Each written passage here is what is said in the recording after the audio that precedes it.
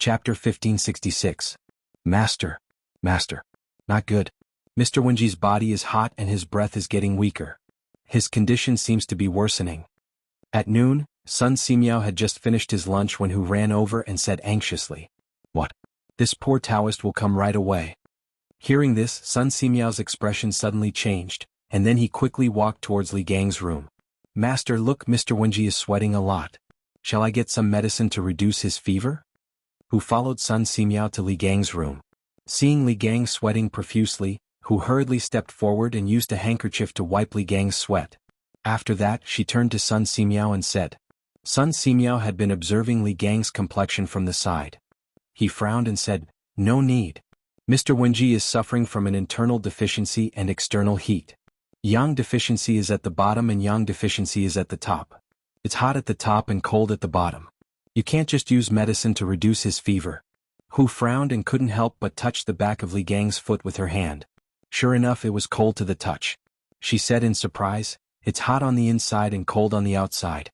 "Master, Teacher Wenji?" Speaking of this, she couldn't say the rest of her words and a trace of deep sadness flashed in her eyes. Sun Simiao sighed and said, "Alas. You guessed right. This is a sign that his condition is worsening and he is about to die. The remaining life source in Mr. Wenji's body is rapidly dissipating to maintain the circulation of life. Actually, you go out first. Master is going to perform acupuncture for Mr. Wenji." Hu looked at the tired Sun Simiao with tears in her eyes. She shook her head and said, "No, Master. You haven't slept since last night and have been performing acupuncture for Mr. Wenji. If this goes on, you will definitely be exhausted."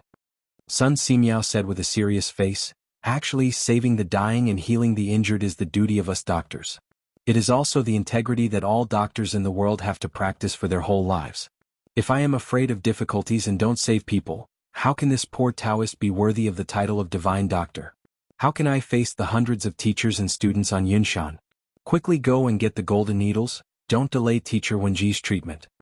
Hu actually looked at Sun Simiao, who had a haggard face and white hair but a resolute gaze. Endless respect grew in her heart. She knew that Sun Simiao could not be persuaded at this time, so she nodded and replied, "Yes, Master." After saying that, Hu turned around and left. Soon, she returned to the room with an exquisite wooden box in her hands. She handed it to Sun Simiao and said, "Master, your golden needle." "Yes. How dare you leave first? Close the door and don't let anyone disturb us."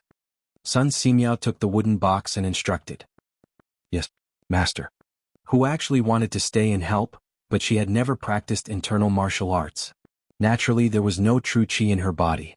Staying here would not help at all. It was better to go out and help Sun Simiao because Sun Simiao could not be disturbed when he was performing acupuncture. "Brother Wenji, hang in there. Little Xian will be back soon." In the room, Sun Simiao looked at Li Gang, who was lying on the bed with his eyes closed and a haggard face. He sighed worriedly and said, Only a few days had passed, but Li Gang looked as if he had aged a few years. It was said that illness came like a landslide. For the 82-year-old Li Gang, this sudden accident was burning the last of his life force, and he could die at any time. In fact, just looking at age, Sun Simiao was older than Li Gang by 6 years. However, Sun Simiao paid attention to health and had been practicing Taoist True Qi. Therefore, the quality of his body was much better than Li Gang's. The same injury on Li Gang might be fatal, but on Sun Simiao, it was estimated that he would be fine after 2 days of recuperation. After sighing with emotion, Sun Simiao went forward to help Li Gang up. Half lying on the bed, he removed his outer robe and took out the golden needles from the wooden box. With lightning speed, he pierced 3 golden needles into the Zhong Ting Jiawei and Juk acupoints on Li Gang's chest. These 3 acupoints were close to the heart, and if the strength was wrong or the position was off, it would be fatal. Ordinary doctors would be extremely careful when piercing these 3 acupoints, but Sun Simiao pierced all 3 at the same time. His movements were as smooth as flowing water, without a trace of hesitation. After the golden needles were pierced into the 3 acupoints, Sun Simiao did not stop. He used his right hand to twirl the golden needles on the Zhongting, Fengwei, and Juk acupoints. Traces of Taoist True Qi passed through the golden needles and slowly into Li Gang's body. Soon, the 3 golden needles began to vibrate together. Sun Simiao opened his palm and an even more majestic True Qi flowed from his palm into the golden needles. Then, through the golden needles, it was guided into Li Gang's heart meridian. Sun Simiao's goal was very simple. He wanted to use his Taoist true qi to supply energy to Li Gang's heart meridian, thereby reducing the consumption of Li Gang's life force. Li Gang's condition had reached such a stage that it was impossible to save him with the power of the medicinal stone. Because all medicine was 30% poisonous, any medicinal herb required the human body to use the liver, kidneys, and other organs to break it down in order for the medicine to work in the body. And all of this required energy to support it. Li Gang was already at the end of his life. It was already difficult for him to maintain the basic activities of life. If he were to take any more medicine, it would undoubtedly speed up his death. Because he understood this, Sun Simiao temporarily gave up on using medicine and switched to the method of transferring qi through the golden needles. It was just that this method of transferring qi through the golden needles consumed too much true qi. In less than 15 minutes, Sun Simiao's forehead was full of sweat. But Sun Simiao did not have any intention of stopping. He was still transferring qi through Li Gang with a serious face. Gradually as time passed, Sun Simiao's face became paler and paler. However, Li Gang's face gradually became rosy. After some time, Sun Simiao finally could not hold on any longer. He lost his balance and almost fell onto the bed. Luckily, old Sun's hands and feet were still agile. He held onto the beam of the bed in time and steadied himself. Taoist son, don't waste your energy. I know that my time is up. I can't drag you down with me.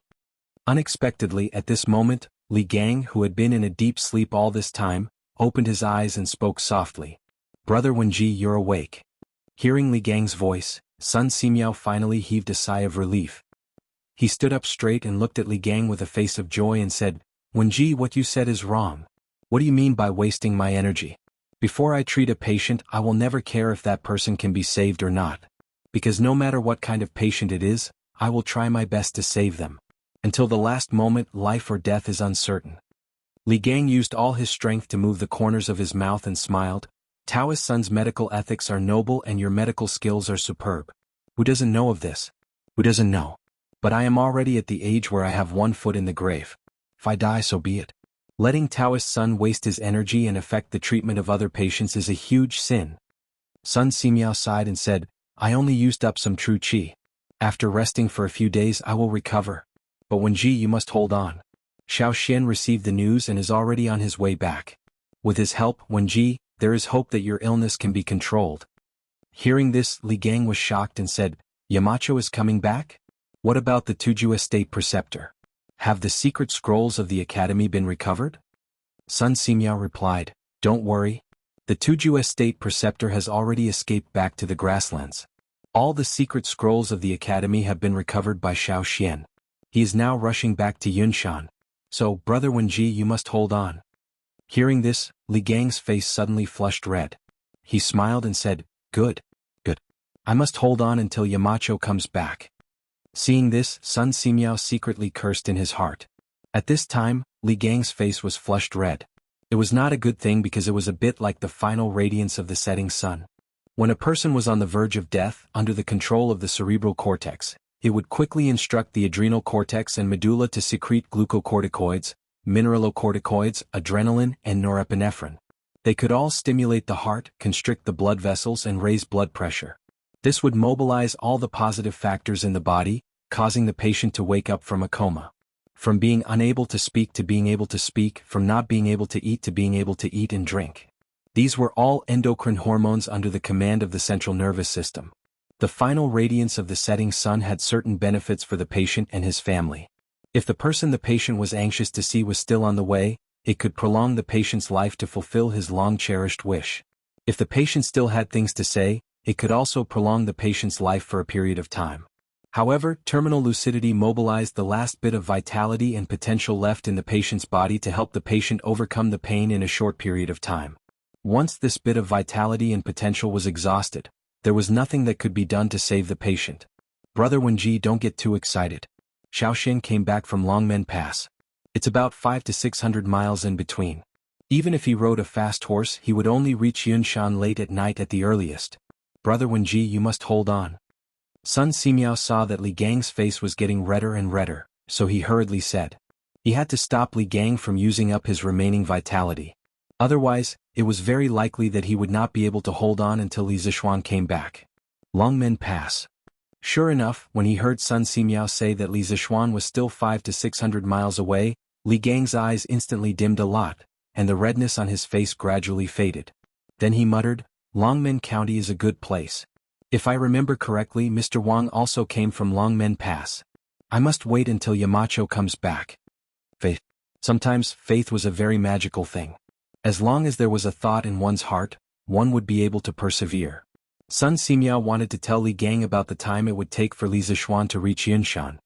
He wanted to instill in Li Gang's heart that he had to persevere until Li Zixuan came back.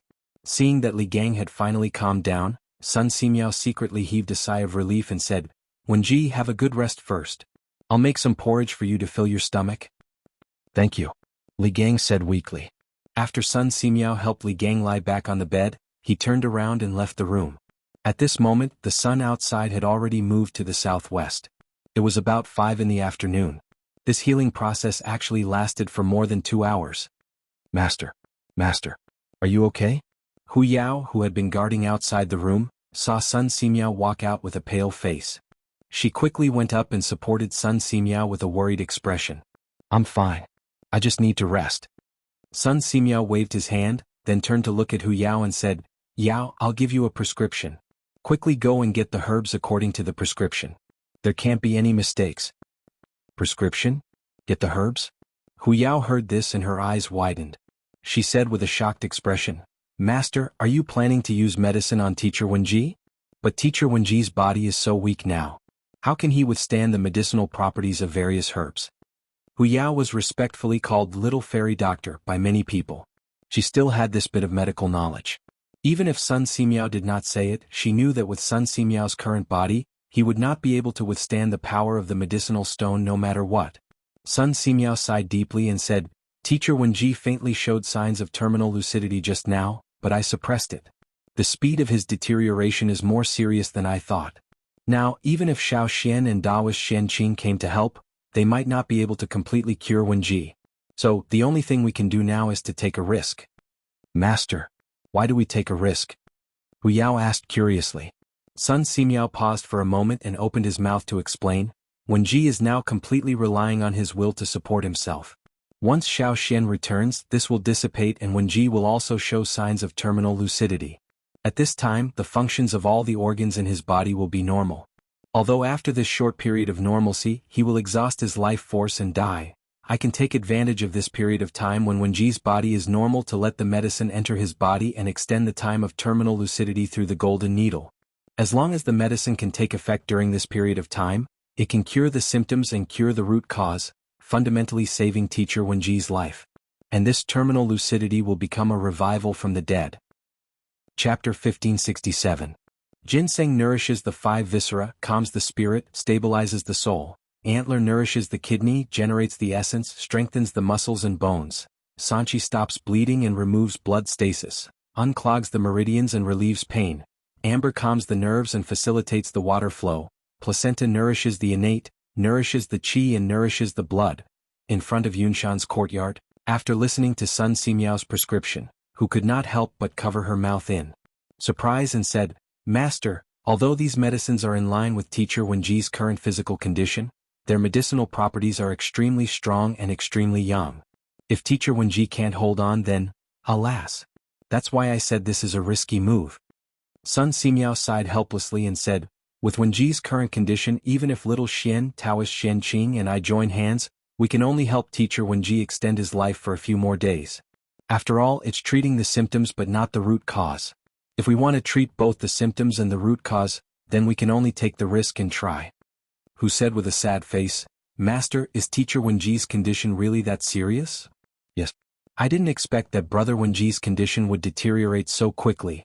Now we can only hope that little Xian and Taoist Xianqing will come back soon. Sun Simiao frowned, stroked his beard and sighed. Then he said tiredly, you go get the medicine quickly. I'll go in and rest for a while. In fact, since last night, Sun Simiao had been taking care of Li Gang in the courtyard. He had performed acupuncture for Li Gang no less than 4 times. Now he was really exhausted. Although he was respectfully called a miracle doctor by the people, he knew that he was far from reaching the level of a miracle doctor. At most, he knew more than ordinary people in pharmacology, pathology, and diagnosis experience. Facing a patient like Li Gang who was extremely weak and could not use medicine, Sun Simiao also felt a little powerless. This was the same principle as a clever housewife could not cook without rice. Sun Simiao, as a doctor, was facing a dying patient who could not withstand the power of medicine. His skills were immediately limited by more than half. Fortunately, he had started to practice Taoist Qi cultivation when he was young. That was why he was able to perform acupuncture on Li Gang and delay his illness. Otherwise, Li Gang would have died a long time ago. Master, quickly go and rest. I'll take care of teacher Wenji. Hu nodded and said, yes. Sun Simiao glanced at Hu Jing, then turned and left. Qingke, why didn't you come to class this morning? During the afternoon break at Yanhuang College, Sun Zifan came to Li Tai's seat and asked. Li Tai yawned. Last night, he and Li Er had stayed up the entire night in the Sweet Nectar Hall. In the morning, when he was snoring in his sleep, he was woken up by an imperial eunuch who asked him to send a telegram to urge Li Zishuan to come back quickly. After the imperial eunuch left, Li Tai tossed and turned for a long time before falling asleep. This was because the news of Li Gang's critical condition made his heart very heavy. Go. Don't mention it. Last night, I accompanied my father in the palace to wait for news from the front lines. I fell asleep at about 5 o'clock in the morning and was even woken up to send an urgent report to Yamacho. How could I have the energy to come to class? Li Tai glanced at Sun Zifan and said unhappily, news from the front lines? Sun Zifan's eyes lit up when he heard this. He exclaimed, Qingke, what news from the front lines? Was that hateful Turkic state preceptor captured? Also, how is Yamacho now? Is he injured? He was so pleased with himself that his voice was a little loud. The other students around heard this and pricked up their ears curiously. Those who were far away couldn't help but come closer, wanting to get the first-hand news. Li Tai looked around and then glared at Sun Zifan. He said in a low voice, what are you shouting for? Do you think your father doesn't know about the news from the front lines? Why don't you go back and ask your father directly? No, it's only Wednesday today. The academy isn't on holiday, so how can I ask my father? Go, what are you looking at? Class is about to start. Won't you all go back to your seats? Sun Zifan complained for a while, but then he realized that he had overreacted and hurriedly waved his hands at the surrounding students. No, Zifan, Qingke, how is Yamacho? Not only are you concerned about Yamacho, but so are we. Wang Meng retorted, unafraid of Sun Zifan's might. The other students immediately joined in the commotion. Wang Meng is right. We are all concerned about Yamacho's safety. Qingke, quickly tell us. That's right. Also, has the Turkic state preceptor who stole the academy's secret files been captured? Mr. Zhang San, Mr. Imo, and Mr. Wenji are all seriously injured. Nothing must happen to Yamacho. Since Yanhuang College was attacked by Wuxia that night, all the secret files were stolen. In addition, the bearded guest and Mo Huai were seriously injured, and the academy's acting Yamacho, Li Gang, was bedridden. For the newly established Yanhuang College, this was undoubtedly a very painful blow. The academy was currently without a leader and everyone was in a state of panic. All the students urgently wanted to hear some good news, especially the students in Class 1 who were closest to Li Zishuan. They were most concerned about Li Zishuan's current situation. Everyone listen to me. Li Tai's face darkened. He could feel the worry and anxiety in the students' voices. Thinking about it, last night's battle in the north wasn't considered a secret. He pressed his hand down and said, last night Wuxia fought with Yamacho at the Dragon Gate. Yamacho was seriously injured, but he was able to take the secret files that Wuxia stole from the academy. After Wuxia broke through the Dragon Gate, he successfully met up with the Ashina Serpent's army? What? Yamacho was seriously injured by Wuxia? I already said that the Turkic state preceptor's martial arts are so high. Yamacho can't fight him alone. Now that Yamacho is also injured, what will the academy do? Fortunately, the academy's files were taken back by Yamacho. What's the point of those files being taken back? For the academy, Yamacho is the most important. With Yamacho, what can Yanhuang College not create? When the students heard that Li Zishuan was seriously injured by Wuxia, they couldn't help but discuss loudly. To them, this news was no different from a bolt from the blue. After a while, the whole classroom was in chaos, and a feeling of panic quietly spread. This was because Li Zishuan was the sky of the Yanhuang Academy. All of them had resolutely joined the Yanhuang Academy because of Li Zishuan. If Li Zishuan fell, it would be tantamount to the collapse of the sky for them. How could this not make them panic? Silence. Everyone listen to me, I'm not done yet. Seeing the students in chaos, Li Tai hurriedly shouted, "Yamacho is fine. Let me finish." Yamacho was later rescued by Taoist Xian Qing of Mount Longhu and is now in peace. Ashina Shirchu's army of 50,000 was surrounded by General Qin's troops and the northern province's soldiers at Yonghe Pass. In the end, Ashina Shirchu and Wuxia were defeated and fled back to the grasslands with more than 1,000 soldiers. Hearing this, the students immediately cheered in surprise. "What? Yamacho is fine? That's great. Qingke, is this news true? Is Yamacho really okay?" "Yes, Qingke. Is this news reliable?" Hearing that some people doubted the authenticity of the news, Li Tai couldn't help but stare. "This news is naturally true. This morning, Yamacho was urgently summoned back by my imperial father. They should arrive at Yunshan tonight. If you don't believe me, you'll know when the time comes." "What? Yamacho is already on the way back to Yunshan?" Sun Zifen was surprised. "That's right." Li Tai nodded. "Teacher Wenji is critically ill and Divine Dr. Sun can't deal with it alone. Yamacho and Taoist Xian Qing are both skilled in medicine. With their help, Teacher Wenji's illness can be cured." "Teacher Wenji is critically ill." Hearing this, everyone's hearts couldn't help but sink. Then, in their minds, the scene of Li Gang standing in front of the students and facing the peerless master Wu Jie alone appeared, causing many of the students' eyes to turn red. "Qingke, after school in the afternoon, let's go visit Teacher Wenji." Qin Huayu sighed and said. "Okay." Li Tai nodded.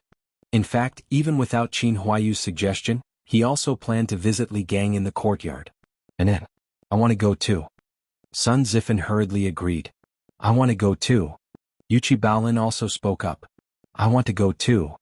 I want to go too." Not long after, all the students in the classroom started shouting at the same time. The sun was setting in the west. On the official road outside Yongji City in Puzhou, Li Zixuan was riding alone. As for Xian Qing, he had already been left far behind.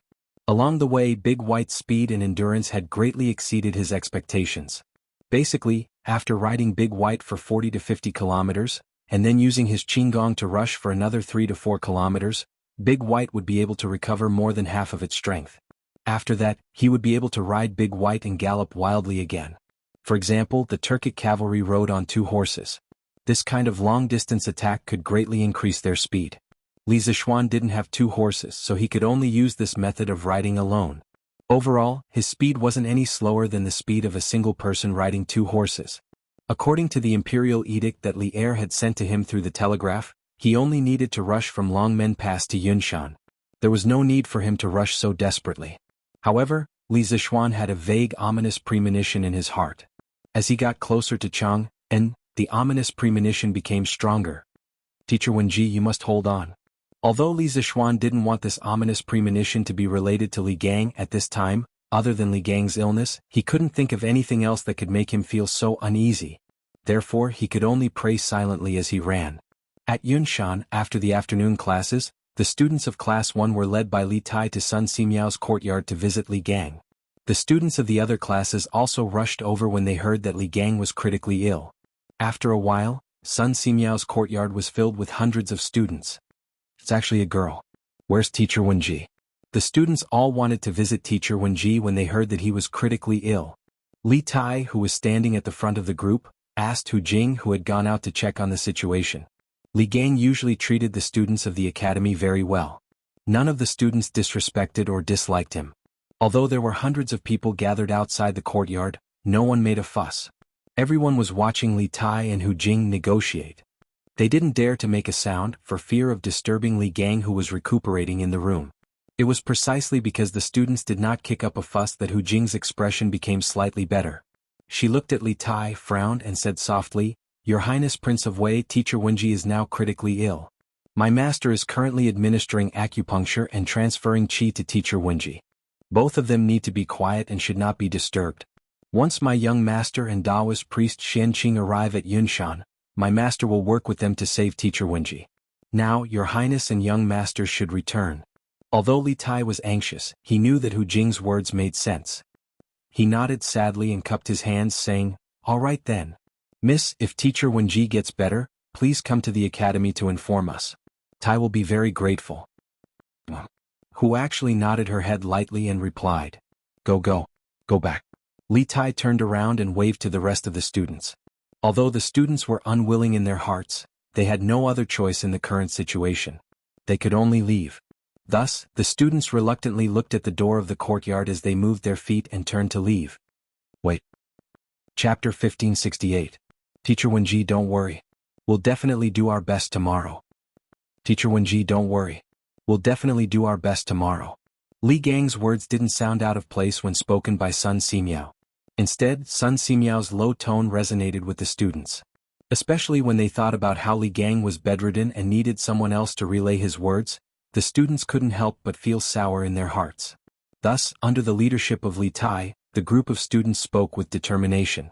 Finishing their words, the students bowed towards the direction of the courtyard before turning around and leaving. The academy had a self-study session at night. After listening to Li Gang's words, the students' hearts were filled with energy as they planned to shine in this final exam. At the very least, they couldn't disappoint Li Gang. Boyang, help me get a meal from the cafeteria later. I won't be going. Eh? I was just about to say that. Wenbo, why don't you help me get a meal? I suddenly remembered that I still haven't figured out the question that Teacher Su taught yesterday. You only haven't figured out one question. I still have a few questions that I haven't figured out in the previous math exam. Hurry up and help me get a meal. I'm going back to the classroom to study. It's settled then. After the exam, I'll treat you to a big meal at the Drunken Immortal restaurant. No. I don't want to go to the Drunken Immortal restaurant. I want to study. After leaving the courtyard, the students hastened their footsteps and walked towards the academy. Many students didn't even bother to eat dinner in order to be able to cram before the exam. At this time, if anyone were to disturb their studies, that person would be their life and death enemy and would definitely not be forgiven. Master, are you hungry? I'll go and cook for you. After the students left, the courtyard instantly became quiet. Hu actually raised his head and looked towards Sun Simiao and asked. Sun Simiao thought for a moment and said, No need to trouble yourself. Go to the academy's cafeteria and get some porridge. Brother Wenji can only eat this now. Yes, master. Hu actually responded and hurriedly went to the kitchen to get cutlery. Sun Simiao looked in the direction where the students left and sighed with a complicated expression. A moment later, he returned to Li Gang's room with his hands behind his back. Daoist son, have the children gone back? When Li Gang heard the sound of the door being pushed open, he quickly opened his eyes and turned his head to look at Sun Simiao. They're all going back. Sun Simiao walked to the bedside and bent down to check Li Gang's pulse. It's good that he left. It's good that they're gone. These children are still young and have a good time to learn. How can they waste their time on an old man like me? Hearing this, Li Gang's face relaxed as he muttered to himself. Sun Simiao frowned. After an entire afternoon, Li Gang's pulse had become even weaker. This meant that Li Gang's life was rapidly draining away. This was not a good sign. According to this speed, Li Gang probably wouldn't be able to last until dawn tomorrow. What? Is it because my body can't take it anymore? Li Gang had lived for a long time and had the ability to observe people's expressions. He quickly noticed Sun Simiao's serious expression. After thinking for a while, he understood. However, there wasn't the slightest fear on his face. Instead, he smiled faintly. Life and death were nothing. After these few days of struggling back and forth between life and death, Li Gang had already seen through life and death. In fact, his heart was already prepared for death. Brother Wenji, the students of the academy all hope that you can recover as soon as possible. You must hold on. She actually went to the cafeteria to get some porridge. Eat some before you rest. I estimate that Xiaoxian will be back in a few hours. Regarding Li Gang's illness, Sun Simiao chose to avoid talking about it. At this time, the most important thing was to stimulate Li Gang's desire for life. Yamacho, Li Gang murmured, and his eyes suddenly became deep. Then he turned to look at Sun Simiao. When their eyes met, Li Gang sighed and said, Taoist son, this old man is not afraid of death, but this old man also doesn't want to die.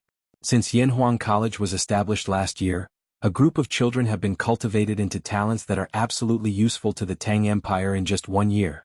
Any one of these children is 100 times better than those weak scholars at the foot of the mountain who only know how to talk and talk without any illness. In Yanhuang College, this old man saw the hope of a prosperous Tang Empire and a prosperous Central Plains. This old man can't bear to part with this new and high-spirited college, and even more can't bear to part with this group of vigorous and hard-working children. This old man really wants to see Yanhuang College become the most respected institution in the Tang Empire. This old man also wants to see all these students become talents and take charge of various areas in the Tang Empire. therefore this old man can't bear to die. At the end of his speech, a drop of turbid tears slid down from the corner of Li Gang's eye. After hearing this, Sun Simiao couldn't help but fall silent. The time he spent in Yunshan was shorter than Li Gang, only about half a year. However, he was also a teacher at Yanhuang College and a medical student. He often interacted with those vigorous students. To be honest, his heart that had long seen through the mortal world and was without joy or sorrow couldn't help but waver. If he were to leave Yunshan now and wander around the world, Sun Simiao asked himself honestly, it was very likely that he would be reluctant to leave. Yunshan was a very magical place. Everyone who came here would be reluctant to leave in the end. Li Gang, Sun Simiao, and the other teachers were like this. In the future, those students who graduated from Yanhuang College would also be like this. How is Yunshan? Has Li Zishuan returned? In Ganlu Hall, Li Er had returned after dinner to review the memorials. As soon as he sat down, he asked. Zhao Song stepped forward and bowed. Your Majesty, everything is as usual at Yunshan. However, I heard that Teacher Wenji's health is not good. As for the Marquis of Yong, he should not have reached Chang, and yet. Continue to investigate. If Li Zishuan returns to Yunshan, report to me immediately. Li Er's gaze was deep. He frowned and pondered for a moment. Then he looked at Zhao Song and ordered. Although Li Gang was the teacher of the hidden crown prince, Li Gang, this didn't stop Li Er from admiring the old man's knowledge and character. If possible, Li Er was even willing to send all the imperial physicians to Yunshan to treat Li Gang's illness. However, even if all the imperial physicians were sent, it would be futile. In the morning at the Yunshan residence, Sun Simiao had told Li Er that Li Gang's current condition could not be treated with medicine, and it was not something that could be cured with medicinal stones. He could only rely on the golden needle to pass qi to prolong his life. How could ordinary imperial physicians help? Moreover, if Sun Simiao, the peerless divine physician, couldn't treat his illness, what use would the rest of the imperial physicians be? This old servant obeys. Zhao Song bowed and accepted the order. Giddy up. Giddy up. Li Zishuan, who was the subject of countless people's thoughts, was running rapidly on a mountain road 10 miles north of Xinfeng County. The place he was at was called the Taihang Mountains in modern times. In ancient times, it was called the Taibai Mountains. It was surrounded by forests and there was only one main road in the middle for people to walk on. In the middle of the forest, the sounds of insects and birds could be heard everywhere. Anyone walking on this road alone would feel afraid. Although Li Zishuan lived in a village in his previous life, he had never walked on a mountain road in the middle of the night. It was impossible for him to say that he wasn't afraid at all. Although he had transmigrated into a different body, his soul was still the same. Naturally, his personality wouldn't change either. However, in this life he had martial arts and was one of the top fighters in the Jianghu. As the saying goes, the skilled are bold. With martial arts, Li Zishuan wasn't scared to the point of cowering in fear even if he was walking on a road in the middle of the night. Furthermore, he was in a hurry to return to Yun Mountain to save Li Gang. How would he have the time to think about such nonsense? Therefore, no matter how dark and scary the forest on both sides of the road was, he didn't turn his head to look at it. He only focused on controlling Big White to run forward. Isn't that the direction of the Serpent Spirit Mountain? Why is there a fire at the top of the mountain? Because it was a cloudy night and there was no moon, the night sky was as dark as ink. Therefore, the fire at the top of a mountain 2 miles ahead of Li Zishuan was particularly eye-catching. Li Zishuan discovered the abnormality at the top of the mountain almost immediately. What surprised him wasn't the fire at the top of the mountain, but the location of the mountain. It was the Spirit Snake Mountain. Back then, Li Zishuan had driven the celestial lamp to the top of the Spirit Snake Mountain and bombed it from all directions. Therefore, he was very familiar with the location of the Spirit Snake Mountain. He was very sure that the mountain with the fire was the Spirit Snake Mountain. Strange. The 7 cultivators of true virtue has already been exterminated. Why is there still a fire at the Spirit Snake Mountain? Could it be that there are still remnants of the 7 cultivators of true virtue living there? Li Zishuan frowned and couldn't help but mutter to himself in a low voice. Although he had all kinds of doubts in his heart, he didn't have any intention of changing his route. After all, the most important thing right now was to return to Yin Mountain and save Li Gang. Li Junjin, you're crazy. The dragon head said that no lights are allowed on the Spirit Snake Mountain at night. Who told you to light a fire? On the Serpent Spirit Mountain, a burly man in gray clothes saw someone burning a bonfire on the edge of the cliff in the west. He hurriedly walked forward and recognized the identity of the man beside the bonfire. Then, the burly man in gray clothes sternly scolded. Lord Meng, The man sitting beside the fire was Li Junxian. When he heard someone coming from behind him, he quickly stood up and said, "Lord Meng, my brothers went down the mountain today and caught a chicken. I happen to be good at roasting chicken, so I wanted to roast a chicken in the middle of the night to show my respect to Lord Meng. Lord Meng, please forgive me. Please don't report this to the dragon head." After saying that, Li Junxian waved the roasted chicken with a wooden stick in his hand. The rich and fragrant aroma of chicken immediately rushed toward the man in gray. The man in black's expression froze for a moment before he laughed heartily. "Ah, since it's your kind intention, I won't be polite. Quick, put out the fire and don't let anyone see it." "Yes, Lord Meng." Chapter 1569. Mr. Wenji. After Li Zishuan got off his horse, he didn't even have time to rest. He directly rushed into the courtyard and sensed the fluctuation of true energy in the room near the west side. Then, without thinking, he walked in that direction and pushed the door open. Li Zishuan's heart ached when he saw the haggard Li Gang lying on the hospital bed with his eyes closed. He felt both grief and self-reproach as he called out to Li Gang. "Xiaoxian, you're back." Sun Simiao's body trembled, which almost affected the acupuncture. After stabilizing his hands, Sun Simiao turned around and said excitedly. At the same time, his tensed heart finally relaxed. However, this relaxation caused his entire body to become unsteady. Taoist Sun. Li Zishuan saw Sun Simiao's excited face at first, but then he put his hand on his forehead and his body swayed. He quickly stepped forward and supported Sun Simiao. At the same time, a pure Taoist genuine qi, no, it was Taoist true essence, followed Li Zishuan's palm and passed into Sun Simiao's body from his back.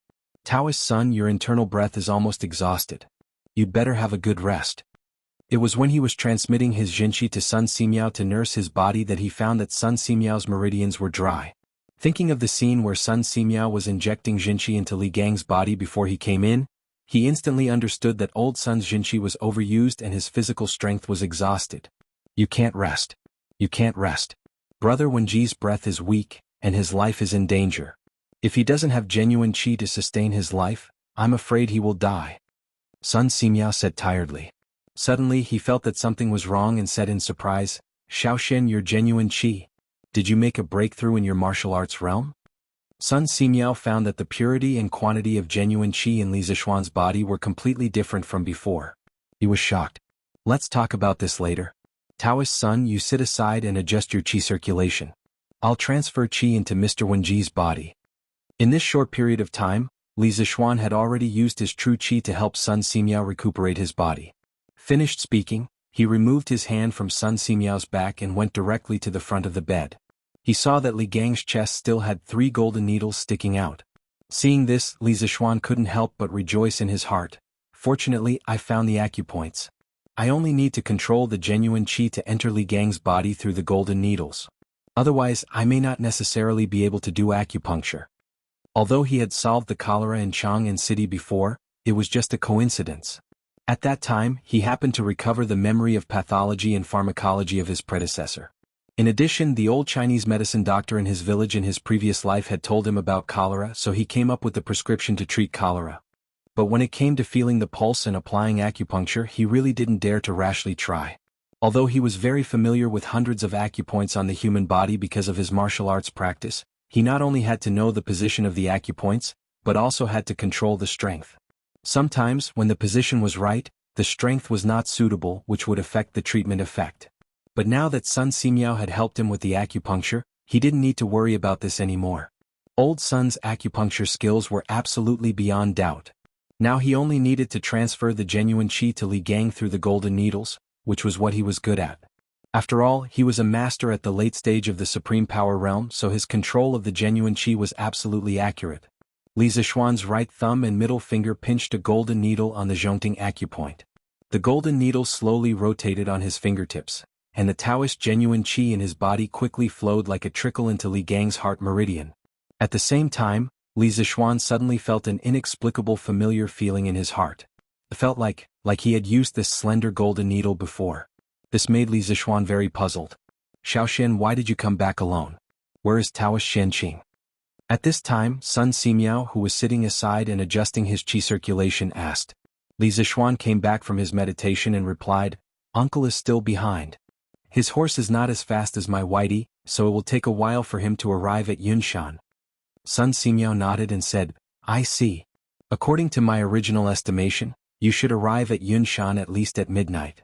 Now you have arrived nearly 4 hours earlier. It must be because of your Whitey.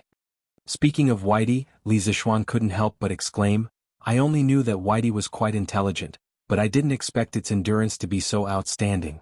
This time, Whitey really played a big part in rushing back to Yunshan from Jianghu province. Mr. Wenji's heart seems to be beating more vigorously. Sun Simiao was shocked when he heard this. He quickly got up and said, Really? Let me take a look. After that, he quickly walked to the bed, leaned over and pressed Li Gang's pulse, and began to feel Li Gang's pulse. After a while, Sun Simiao straightened up and said with joy, Indeed. Little Shin, it seems that your true qi is more effective than mine. I reckon that Brother Wenji will wake up soon. Li Zishuan frowned and said, Although Mr. Wenji's heart is beating more vigorously now, it is still very weak compared to a normal person. Taoist son, what is the source of Mr. Wenji's weakness? This was a question that he urgently wanted to know. Before returning to Yunshan, he roughly heard about the situation that night from Meng Wenhao. Logically speaking, Li Gang only suffered some superficial wounds at most. His life shouldn't be in danger. Sun Simiao sighed and said, Little Xian, Wenji is already 82 years old this year. Once a person gets older, their limbs, bones and internal organs become more fragile. Although Brother Wenji only suffered some superficial wounds that night, for a person of his age, such injuries can be fatal. It's not his body that is injured, but his vitality. When his vitality dissipates, it will be the day his soul returns to the world. Li Zishuan thought for a moment and asked doubtfully, Since he has lost his vitality, why don't you give Mr. Wenji some medicine to consolidate his vitality? The effect should be better if the medicine is combined with the gold needles, right? Sun Simiao shook his head and said, When Brother Wenji was first sent here, he could still take some medicine. But later, his body became weaker and weaker, to the point where he couldn't withstand the power of the medicine. After all, medicine is 30% poison. He doesn't have the ability to detoxify the poison in the medicine now. Giving him medicine is tantamount to feeding him poison. I see. After hearing this, Li Zishuan knew how weak Li Gang's body was at the moment. Sun Simiao was exhausted from transferring true qi to Li Gang. If he came back later, Li Gang would probably die. Sister Yushi, is Brother Little Shen back? In the main hall of Sun Simiao's courtyard, Han Yushi and Li Lian's family of 3 were all here. As soon as the two sides met, Little Anren ran over quickly and looked up at Han Yushi. Compared to before, Little Anren's face no longer had the innocent smile of the past. His eyes were also red. He must have cried many times this day. Looking at his pitiful appearance, Han Yushi bent down and stroked Li Anren's little face. She said affirmatively, Yes, Anren. Your brother Little Shen is indeed back. He's now inside treating your grandfather. Let's wait outside now. Don't disturb him. Speaking of which, she saw Big White outside the courtyard just now. Naturally, she was sure that Li Zishuan had returned to Yin Mountain. Yes. Li Anren nodded heavily. Then he looked up at Han Yushi with a hopeful expression and asked, Sister Yushi, Brother Little Shen can definitely cure grandfather's illness, right? Looking at the pleading in the depths of Li Anren's eyes, Han Yushi felt very uncomfortable. This reminded her of the way her mother looked at the doctors in the city when she was about to die. It was exactly the same as the way Li Anren was looking at her now. After a moment of silence, Han Yushi said softly, He will. Anren, your grandfather's illness will definitely be cured. Yamacho, you're back? In the room, after about half an hour, Li Gang finally woke up from his deep sleep. After seeing Li Zishuan in front of him, Li Gang was pleasantly surprised. Yes, I'm back. Mr. Wenji, I'm back late. I've made you suffer. Li Zishuan's nose twitched and he almost cried out. Li Gang was already at the age where he could enjoy the rest of his life. Why was he still working hard on Yin Mountain? Why was he injured? In the end, wasn't it because of him, Li Zishuan? It's this old man who made Yamacho worry and run around. Alas, once a person gets old, they'll become useless. Li Gang didn't want Li Zishuan to blame himself too much, so he quickly took over the conversation and said, Mr. Wenji, please don't say that. You're the anchor of Yanhuang College. You can't fall. I'll definitely cure you. Li Zishuan said anxiously as he channeled his true qi into his body. Sun Simiao, who was standing to the side, frowned and hurriedly bent over to take Sun Simiao's pulse. As soon as he took Li Gang's pulse, Sun Simiao's expression changed drastically. Li Gang's pulse was gradually becoming stronger and more like that of a normal person. This was the final radiance of the setting sun, a sign of dying. Master. Mr. Wenji's medicine is ready. Right at this moment, Hu actually walked in with a large porcelain bowl. Steam was rising from the top of the bowl, and the smell of Chinese medicine could be smelled from afar. Li Zishuan couldn't help but frown as he looked at Sun Simiao in confusion. He remembered that old Sun had said that Li Gang's body couldn't withstand the power of the medicine. What did Hu mean by bringing a bowl of medicine over? Put it down? Although he noticed Li Zishuan's puzzled look, Sun Simiao didn't explain anything. Instead he said to Hu calmly, "Yes, master." Hu placed the porcelain bowl on the bedside table and then carefully retreated. Li Zishuan's nose twitched and he took a few deep breaths. He was familiar with medicine and medicinal properties, so he instantly smelled the herbs in this bowl of medicine. Mountain ginseng, purple placenta, deer antler, Panax nodo ginseng amber. Li Zishuan's expression abruptly changed. There was nothing wrong with the prescription itself, and it was even a top-notch prescription for replenishing qi. However, the problem lay in the fact that this prescription was too good. It was so good that Li Gang's body could not bear it, because the medicinal properties were too strong. "Xiaoxian, come out with me for a moment." Sun Simiao put down Li Gang's wrist and said with a serious look. After that, he nodded to Li Gang and signaled him to rest assured. Then he turned around and left the room with his hands behind his back. Okay. Li Zishuan was about to ask Sun Simiao what had happened. He nodded quickly and looked at Li Gang. "Mr. Wenji, please rest for a moment. I'll be back soon." "Ah, go." Ever since he woke up and saw Li Zishuan, the smile on Li Gang's face never stopped. This was because Li Zishuan was his obsession. Being able to see Li Zishuan one last time before he died could be considered as fulfilling one of his wishes. Li Zishuan got up and followed Sun Simiao out of the room. They went to another room next door. He couldn't wait to ask, "Priest Sun, the mountain ginseng, purple placenta, deer antler, Panax nodo ginseng, and amber in that bowl of medicine are all extremely strong young medicines. How can you give them to Mr. Wenji? With his current body, how can he withstand such a strong medicinal effect?" Sun Simiao turned around and looked at Li Zishuan.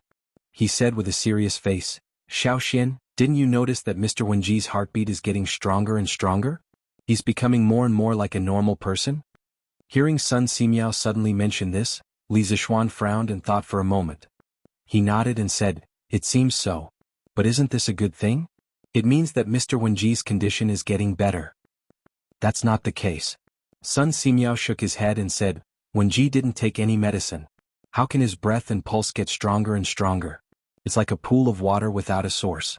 The water level can't rise out of thin air unless there's a storm." Then Mr. Wenji. Li Zishuan also felt that Sun Simiao's analysis was reasonable. He couldn't help but feel his heart skip a beat.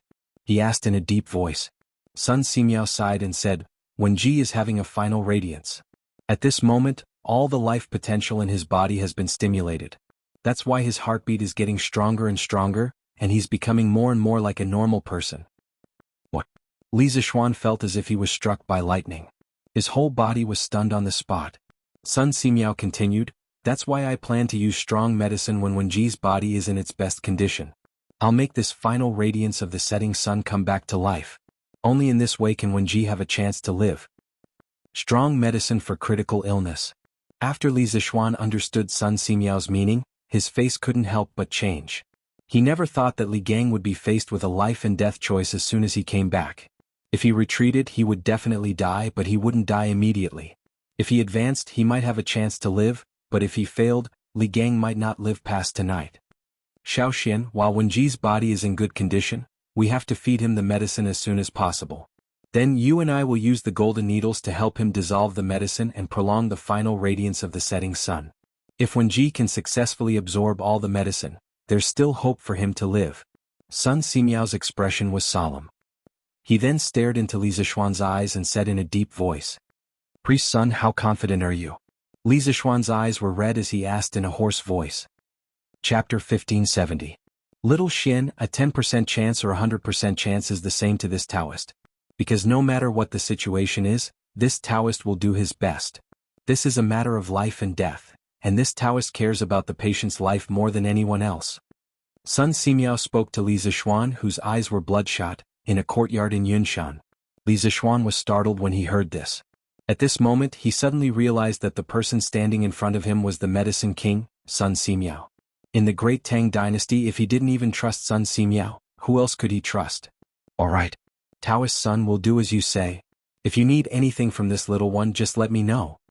Time was of the essence, and Li Zishuan knew that he couldn't delay any longer. Thus he decisively made a decision. Alright. Sun Simiao nodded in satisfaction, and the two of them walked back into the room. Taoist son, the medicine on the table is for this old man, right? As soon as the two of them entered the room, Li Gang, who was lying on the bed, spoke. Li Zishuan looked over and saw that Li Gang had already sat up on the bed. His complexion was rosy and he looked much better than before. However, Li Zishuan didn't feel happy because of this. Instead, his mood became even heavier because the better Li Gang's complexion was, the more vitality he was burning in his body and the less time he could last. Sun Simiao said expressionlessly, "That's right. That was prepared for you. This Taoist actually called him over to serve you medicine." "Let me do it." Li Zishuan stepped forward and said. With that, he picked up the steaming bowl of medicine on the table and walked to the bed. Li Gang smiled gently and said, "Yamacho, there's no need to trouble yourself. This old man feels much better now. I can do it myself." As he spoke, Li Gang stretched out his hands, wanting to take the bowl of medicine from Li Zishuan's hands. Li Zishuan's expression froze. Now that things had come to this, he hesitated.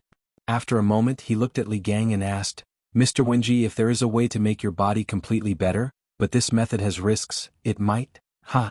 Yamacho, you don't have to say it. This old man is willing to try."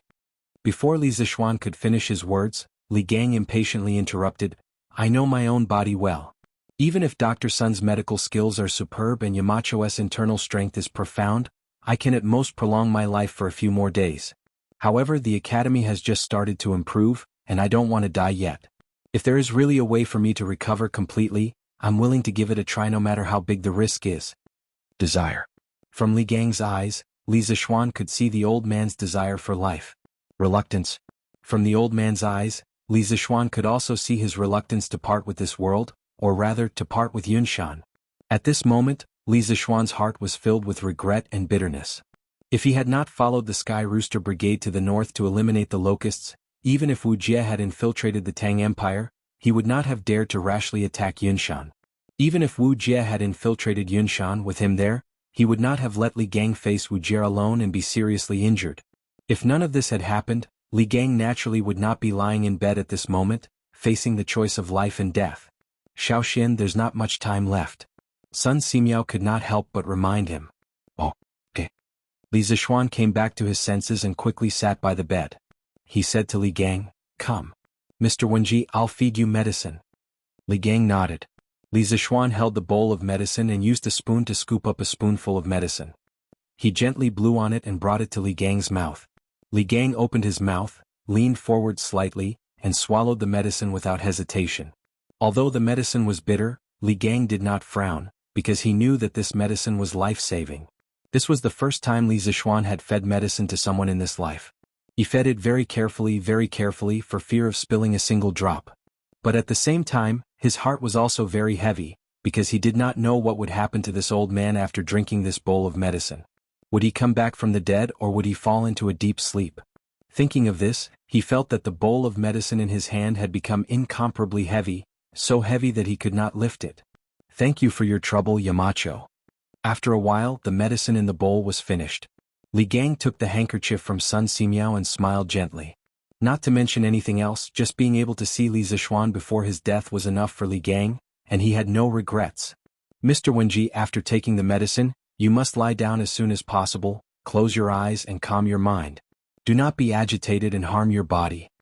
Seeing that Li Gang had finished taking the medicine, Sun Simiao quickly went forward and reminded him. "Okay. Taoist son, do as you please, there is no need to hold back.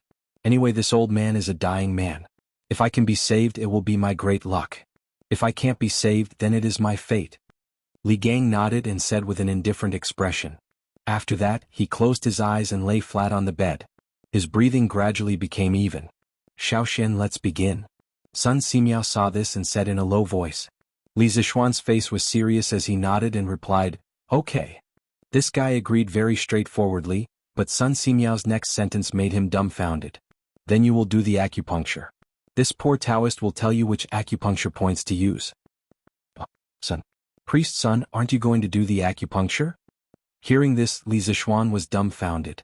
Sun Simiao said helplessly, Mr. Wenji's heart pulse is weak. The person who performs the acupuncture must use qi to control the needle. In my current condition, I can't perform the acupuncture for a long time. Only you, Xiaoxian, can do it for me. Li Zixuan said with a bitter face. But, priest's son, I am not good at acupuncture. Sun Simiao heard this and said with a shocked face, how is that possible? When priest Spirit Void was alive, his acupuncture skills were unparalleled in the world. As his last disciple, how can you not be good at acupuncture? Xiaoxian, are you lying to this poor Taoist? Li Zixuan touched his nose and said embarrassedly, Priest's son, last year when I was in the Zhongnan Mountains, I was accidentally beaten down a cliff by the mountain bandits. There are some things in the past that I can't remember clearly, including the acupuncture skills that my master taught me. This kind of strange thing happened? Sun Simiao said with some disbelief. Li Zixuan was embarrassed, but he couldn't tell Sun Simiao that he was an outsider and that his memory was not completely integrated when his soul crossed over, right? If he really said that, Sun Simiao probably wouldn't believe him. Priest son, how about this? Li Zixuan saw that the rise and fall of Li Gang's chest was gradually stabilizing. He guessed that Li Gang had fallen asleep. He knew that he couldn't delay any longer. Just at this moment, a thought flashed through his mind. He thought of an idea and said, Taoist son, I will pass my true qi to you. You can perform acupuncture. This way you won't have to worry about your true qi drying up. Sun Simiao's eyes lit up, but then he frowned and said, Xiaoxian, this method is feasible, but for you the consumption of your true qi will be very terrifying. It will be faster than you using your true qi to perform acupuncture. Have you thought about it? Li Zixuan gritted his teeth and said, I have thought about it. Don't worry, priest son, I can definitely hold on. In addition, my martial uncle is also rushing back to Cloud Mountain. With martial uncle around, teacher Wenji will definitely be fine. Sun Simiao thought about it and then nodded. That's good. Let's begin. After saying that, he took a wooden box from the table next to him and took out 2 golden needles from the wooden box. Then, Sun Simiao took a deep breath and suddenly moved his hands at the same time. 1 upward and 2 downward, he stabbed Li Gang's Fengmen and Jian acupoints. Li Zixuan, who was standing at the side, saw Sun Simiao's amazing acupuncture technique and couldn't help but be immersed in it for a moment. Xiaoxian, quickly transfer your true qi to this poor priest. Just as Li Zixuan was immersed in Sun Simiao's extraordinary acupuncture technique, Sun Simiao's words woke him up from his contemplation. Okay. Li Zixuan hurriedly responded. Then he put his palm on Sun Simiao's back and controlled his true qi to slowly enter Sun Simiao's body. He and Sun Simiao were both Taoists. Although they practiced different qi-nourishing skills, they were essentially of the same origin and there was no mutual rejection of true qi. However, Sun Simiao was right about one thing. That was, by transferring true qi to others and then letting others use qi to control the needles, the consumption of true qi would be even greater. Fortunately, Li Zixuan was now a martial arts master at the late stage of the Supreme Power Realm. The amount of true qi he had was not the same as before. According to Xian Qing's words, Li Zixuan not only had true qi in his body, but also the true essence that only the masters of the Supreme Power Realm had. This was what Li Zixuan was relying on now. With the support of Li Zixuan's true qi, Sun Simiao's movements became faster. In just a few breaths, Li Gang's body was covered with 12 golden needles. When Sun Simiao was inserting the needles were quickly and smoothly pushed in at the right time. Li Zixuan was amazed by Sun Simiao's performance. He thought to himself that Sun Simiao was indeed a miracle-working doctor. With just this acupuncture technique, he could dominate the world for hundreds of years. As time passed slowly, Sun Simiao's movements became faster and faster. Correspondingly, Li Zixuan felt that the consumption of true qi in his body was getting faster and faster. According to the consumption rate of true qi, Li Zixuan felt that the true qi in his body would be exhausted in 2 hours at most. Thinking of this, Li Zixuan could not help but frown. At this moment he finally felt that it was tricky. Li Gang, who was lying on the bed, had more and more golden needles on his body. The pain caused by the needles piercing his skin did not keep Li Gang awake. Less than half a quarter of an hour after Sun Simiao inserted the needles, Li Gang had fallen asleep. The frequency of his chest rising and falling was slowly decreasing. Although the speed of decrease was very slow, Li Zixuan next to him noticed it. Oh no! Mr. Wenji's breathing rate has changed from 18 times per minute to 14 times per minute. It seems that the bowl of decoction is harming the original vitality in his body while consolidating his corporeity. It can't go on like this. Li Zishuan had been paying attention to Li Gang's breathing rate, so he could notice such a small change as the loss of 4 breaths per minute. A normal person's breathing rate was 16 to 18 times per minute. Now Li Gang's breathing rate was only 14 times per minute. Li Zishuan thought that it was a bit serious. It meant that Li Gang was probably in a deep coma now, and the vitality in his body was rapidly decreasing. After hesitating for a while, Li Zishuan carefully mobilized the spiritual qi of heaven and earth in his body, which was the jinqi that Xian Qing mentioned. He did not dare to transfer all of this jinqi to Sun Simiao. Although Sun Simiao had practiced some Taoist kung fu, he did not practice it for fighting. Therefore, the toughness of Sun Simiao's meridians was far weaker than the warriors in the same realm. For this reason, Li Zishuan separated a very small trace of the jinqi in his body, pushed it out of his meridians, and then passed it to Sun Simiao through his palm. Sun Simiao's body suddenly trembled because he suddenly felt a very lively and vigorous qi enter his body. Then this trace of qi was not under his control at all. It directly drifted out of his meridians, followed his palm, and then followed the golden needle in Li Gang's chest and drilled into Li Gang's heart meridian. Humph! Li Gang, who was in a deep sleep, suddenly groaned. His pale face quickly became rosy at a speed visible to the naked eye. Seeing this, Sun Simiao could not help but be overjoyed. He murmured, "It's done. The decoction is finally working. Wenji's body is gradually getting better. Little Xian, work harder. We must buy time for Wenji." Seeing that the trace of jinqi did not cause any harm to Li Gang, Li Zishuan could not help but let out a sigh of relief. At this moment he heard Sun Simiao's excited shout. Li Zishuan hurriedly said, "Daoist son, just do your best. I can still hold on." Sun Simiao let out a light sigh and nodded, "Good. Then I'll continue with the acupuncture." With that, Sun Simiao took out 3 more golden needles from the wooden box and pierced them into Li Gang's Shinkei Shermen and Zhongzhu acupuncture points. "Your Majesty! Your Majesty! Good news! Good news! Sweet Du Hall." Li Er finished reading the memorials and was preparing to return to the harem to rest. Suddenly Zhao Song walked in quickly from outside and said excitedly, "Your Majesty Marquis Yong, and has returned to Cloud Mountain. He is now working with Dr. Sun to treat Teacher Wenji." "What? Li Zishuan is back?" Li Er was stunned at first, then he was overjoyed. He stood up and said, "This kid came back so quickly? I thought he would only reach Cloud Mountain after midnight." Zhao Song smiled and said, "The Shuo province is more than 600 miles away from Cloud Mountain. It is indeed a miracle that Marquis Yong and could come back so quickly. I didn't expect it either." Li Er walked 2 steps with his hands behind his back, then he turned around and said to Zhao Song, "Send someone to inform Dugu Xn that if there are any changes in Teacher Wenji's condition, immediately send someone to inform me. The night guards of Chang and City and the palace are not to obstruct the messenger from Cloud Mountain." If it was not for the fact that it was already late at night, Li Er would have personally gone to Cloud Mountain. However, he was the emperor after all. If news of him not staying in the palace at night but bringing his guards out of the palace or even out of the city were to spread, wouldn't his subordinates be furious? Therefore he could only rely on Dugu Xin to send someone to deliver the message. "As you wish." Hearing this, Zhao Song was not surprised.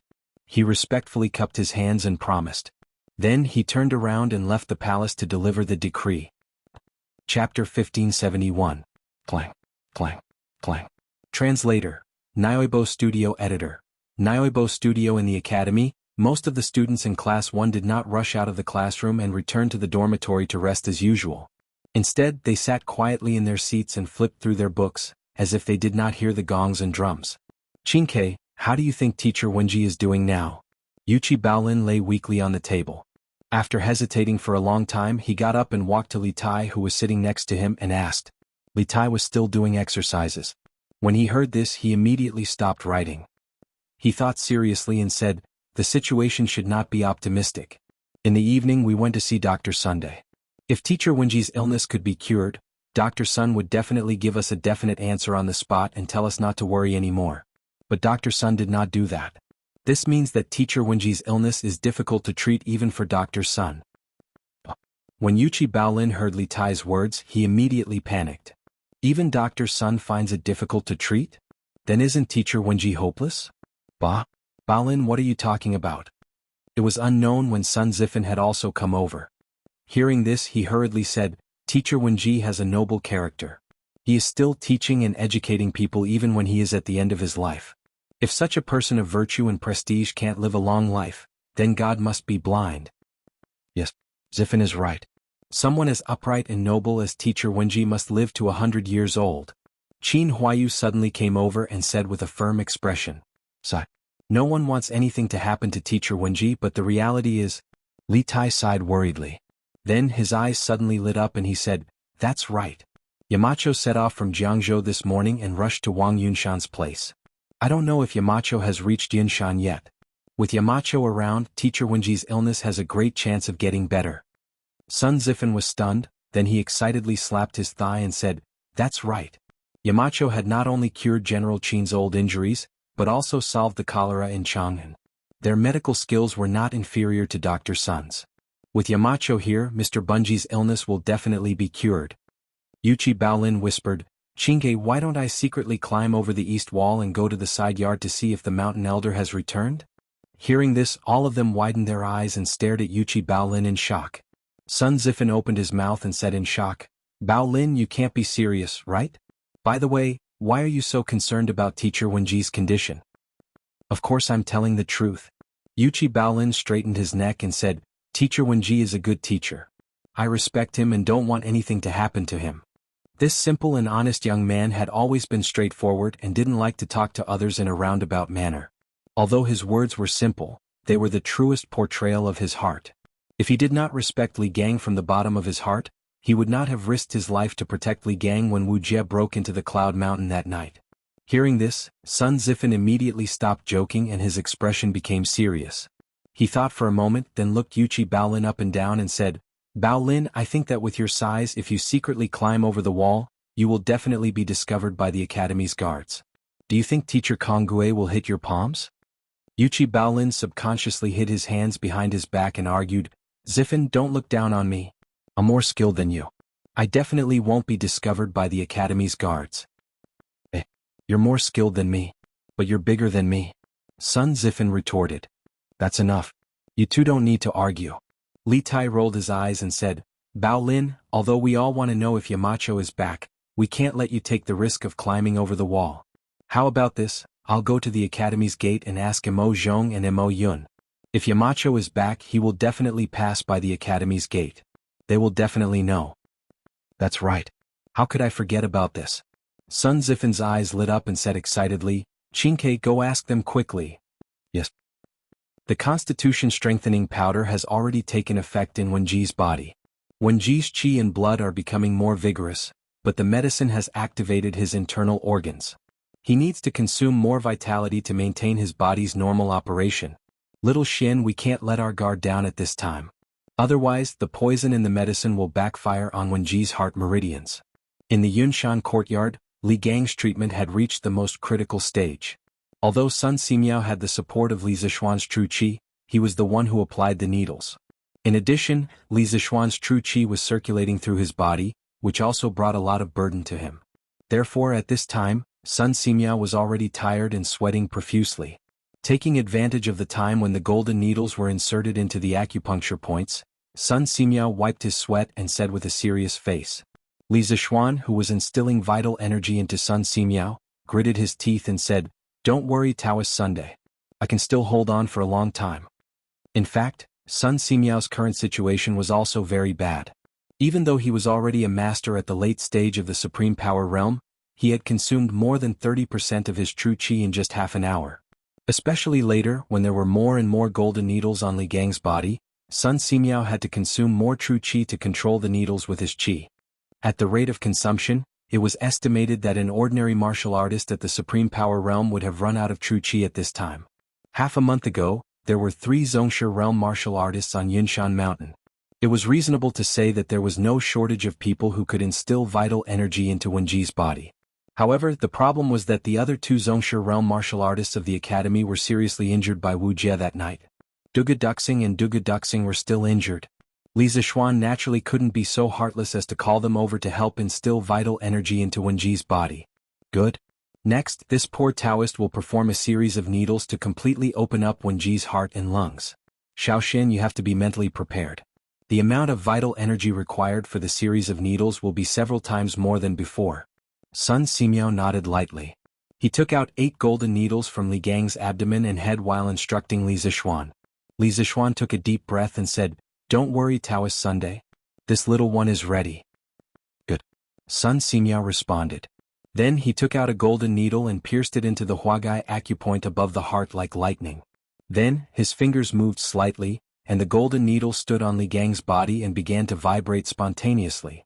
Then Sun Simiao didn't stop. He took out another golden needle and pierced it into the Yutong acupoint. A moment later, this golden needle also began to vibrate spontaneously. After that, Sun Simiao did the same thing and used the golden needles to pierce the Zhongting, Fanwei, Tonggu, Yumen and Shinfeng acupoints. Li Gang's Yuxiong acupoint suddenly showed a situation of 7 needles.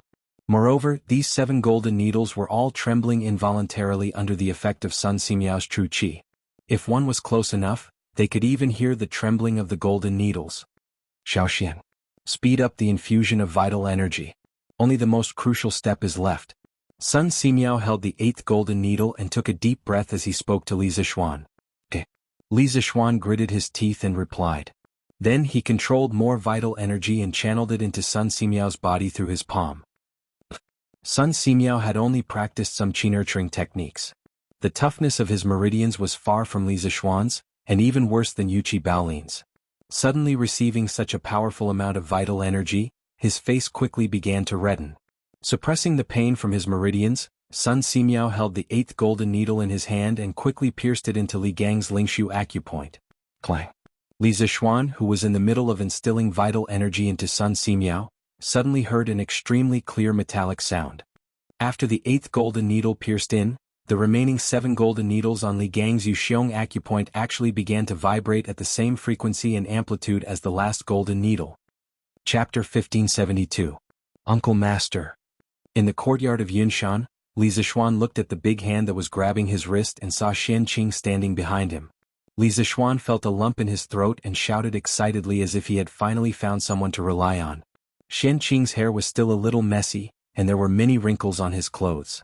He must have ridden too fast on the horse, causing his clothes and hair to become messy.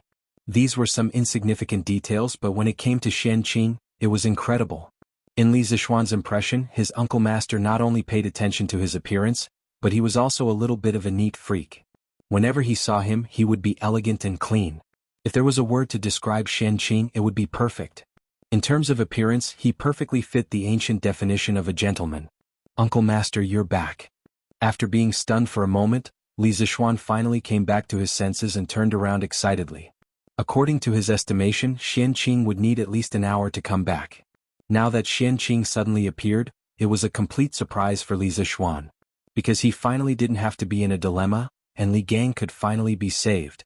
"Yes, Uncle Master is back." Xianqing patted Li Zixuan's shoulder and smiled faintly. His smile seemed to have some kind of magical power, which made people unable to help but calm down.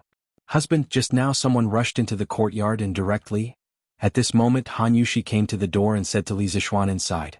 Just now, a black shadow had barged into the courtyard indiscriminately. What was even worse was that after the black shadow entered the courtyard, it didn't go anywhere but rushed straight to Li Gang's room. Han Yushi was worried, so she personally came over to check on the situation. Li Zixuan quickly walked over and said to Han Yushi, "Wife, that person is not anyone else.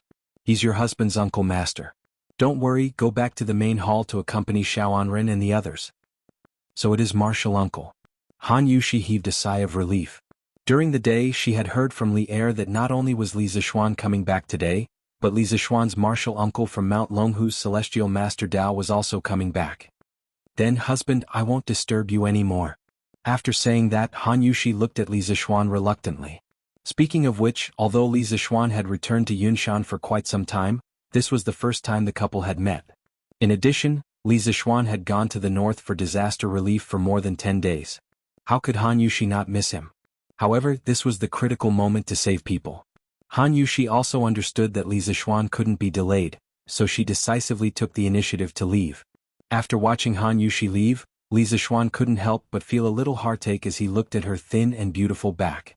However, he adjusted his mentality in the blink of an eye. He reached out to close the door and then turned to the bedside. He pointed at Qianqing and introduced him to Sun Simiao. Daoist son, this is my martial uncle. What do you think about my martial uncle starting the needle? Without waiting for Sun Simiao to speak, Qianqing said, Daoist son, tell me how to start the needle. Although my medical skills are not as good as senior brothers, I think I should be able to start the needle. Sun Simiao nodded and said, I've heard that Daoist Qianqing cultivates both medicine and martial arts. With you starting the needle, I'm naturally relieved. Good. Let's start over there. Qianqing didn't hesitate at all. He directly stepped forward and came to the bedside. He took a deep breath and was ready to start the needle for Li Gang. Sun Simiao slowly opened his mouth and said, Concentrate and calm your qi. Let the qi go to the dantian. Break the blue spirit and shaohai. Move a part of the genuine qi to the thumb.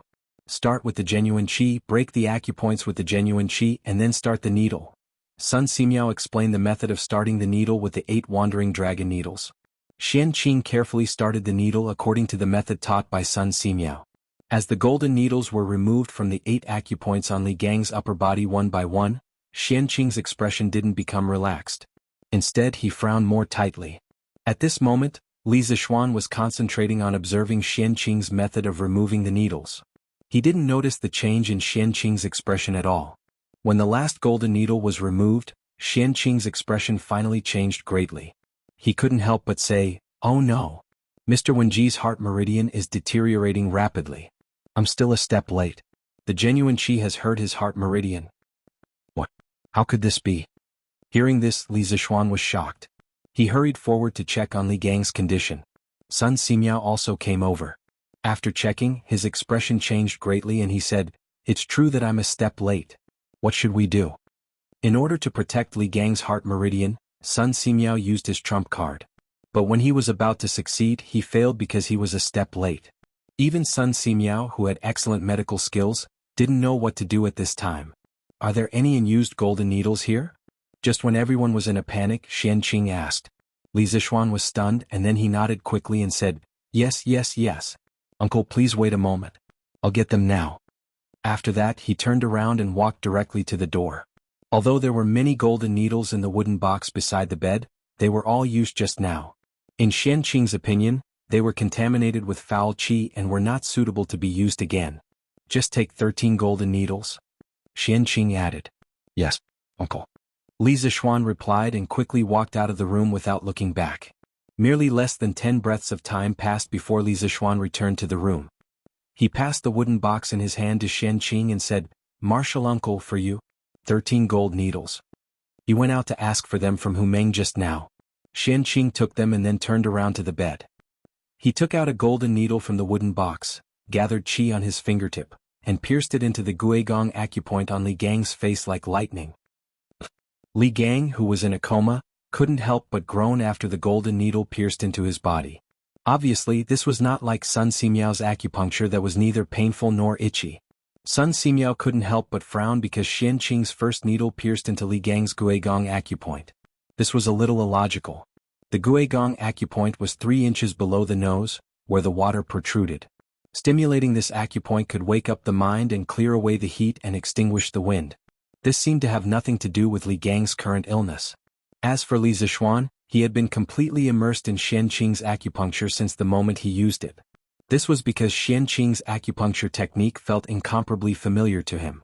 It was as if he had seen it in a dream before. Under the control of qi, the golden needle rotated 13 times in Li Gang's guigong acupoint. Then Qianqing took out another golden needle and did the same thing, piercing it into Li Gang's guixin acupoint. Then guixin acupoint, guixin acupoint, guixin acupoint. In just a few breaths, Qianqing had already pierced 6 needles.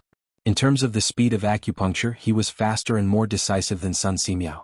Watching him perform acupuncture was like watching him kill enemies on the battlefield. One sword cut off a melon's head, clean and neat. There are 13 acupoints for people who are suffering from 100 evils. For the body of needles, it starts from guigong acupoint, then guixin acupoint, guixin acupoint, guixin acupoint, guixin acupoint, guixin acupoint. 13 ghastly needles. The ghastly 13 needles. At this moment, Sun Simiao had already seen through Qianqing's acupuncture technique. He suddenly came back to his senses and exclaimed in disbelief. The Ghost Gate 13 needles was created by Bian Ke during the Warring States period. The corresponding 13 acupuncture points were Ghost Seal, Ghost Palace, Ghost Cave, Ghost Fortress, Ghost Road, Ghost City, Ghost Hall, Ghost Pillow, Ghost Heart, Ghost Leg, Ghost Faith, Ghost Camp, Ghost Song and Ghost Minister. Those with weak heart meridians and insufficient vitality would never relapse after being cured by the ghastly 13 needles. It could be said to be a medical miracle. Other than protecting the heart and replenishing vitality, the Ghost 13 needles could also be used to treat insomnia, depression, and rage. It was said to be able to drive away all kinds of evil. It was a special treatment method of acupuncture and was also the most magical part of acupuncture and moxibustion. The first needle stops in the Ghost Palace. The left needle goes down and the right needle goes out. Under the big fingernail of the second hand, the famous Ghost Xin stabbed 3 centimeters deep. The 3 needles under the big fingernails were called Ghost Piling Tu Fun. 4 needles were inserted into the Daling acupoint behind the palm. 5 needles were inserted into the Ghost's heart. 5 needles of the Shinmai meridian is the Ghost Path. The fire needle is 3 times and 7 times shiny. The 6th needle goes down the spine 1 inch into the hair and is called Ghost Pillow.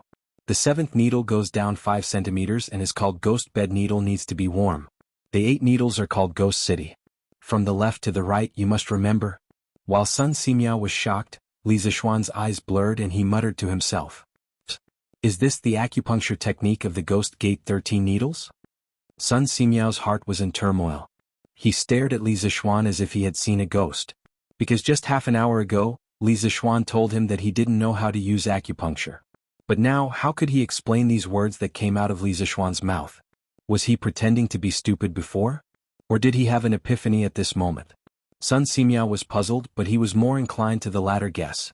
Li Zixuan had an epiphany at this moment. That's right, Li Zixuan did have an epiphany at this moment. To be precise, he finally found the memory of the previous owner of his body using acupuncture to save people. In his memory, spiritual master Lingshu's best acupuncture technique was the Ghost Gate 13 needles. Under his influence, the previous owner of this body had already memorized the acupuncture technique of the Ghost Gate 13 needles. He also had a lot of acupuncture experience.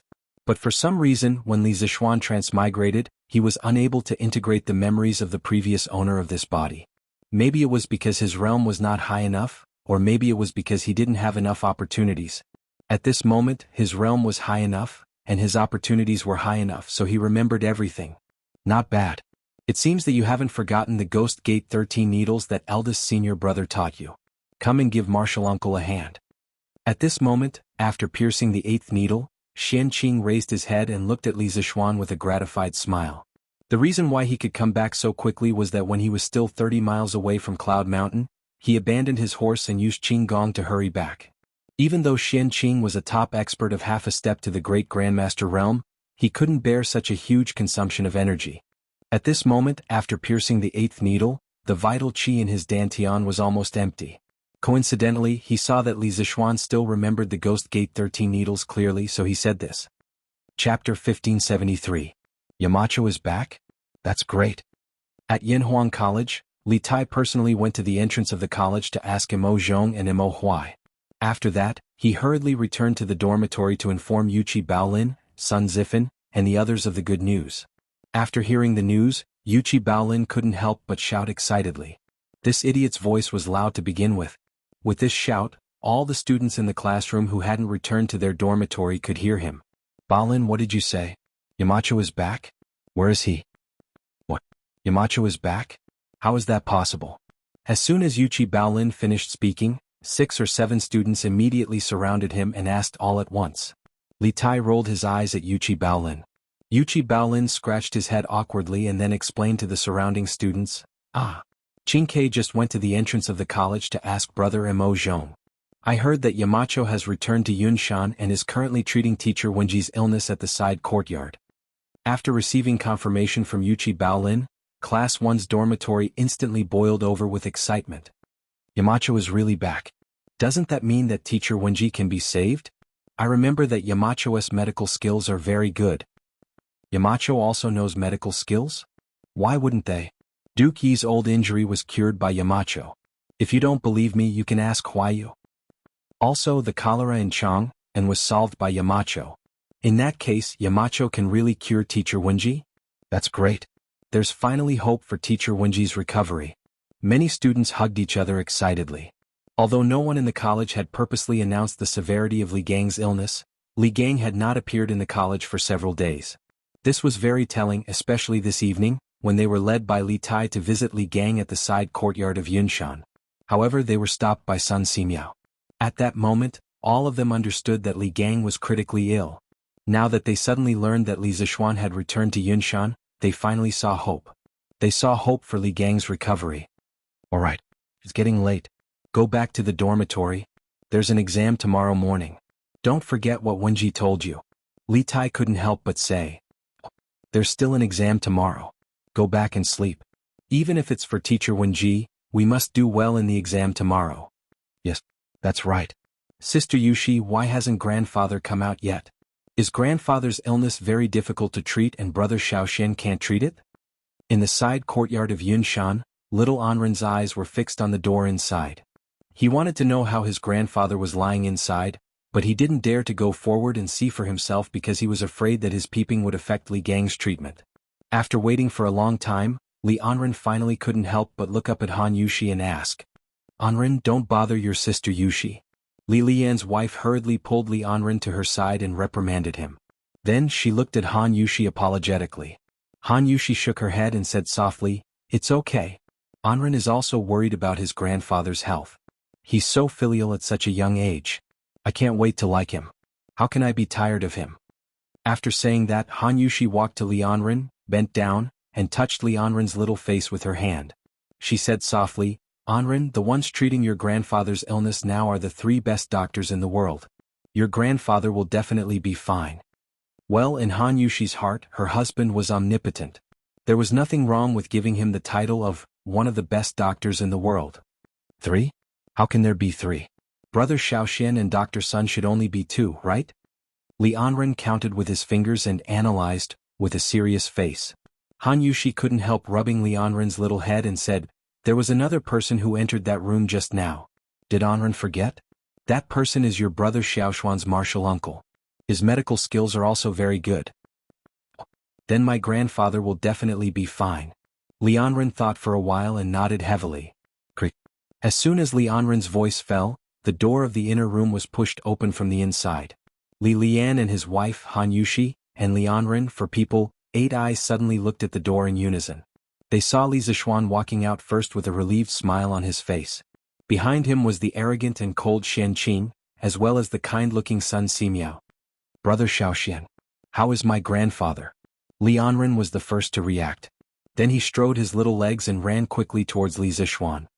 Ah, little Anren. Your grandfather is fine. Having just pulled Li Gang back from the gates of hell, Li Zishuan was in a good mood. When he saw Li Anren running towards him, he quickly bent down, lifted Li Anren up and laughed loudly.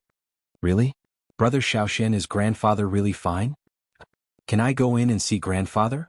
Li Anren's eyes widened, and his little face was full of surprise. Li Zishuan smiled and nodded. Of course you can. After that he put Li Anren on the ground again and said, But Anren, don't stay in there for too long. Your grandfather has just recovered from a serious illness and needs to rest more. Do you understand? It was said that filial children were more likable.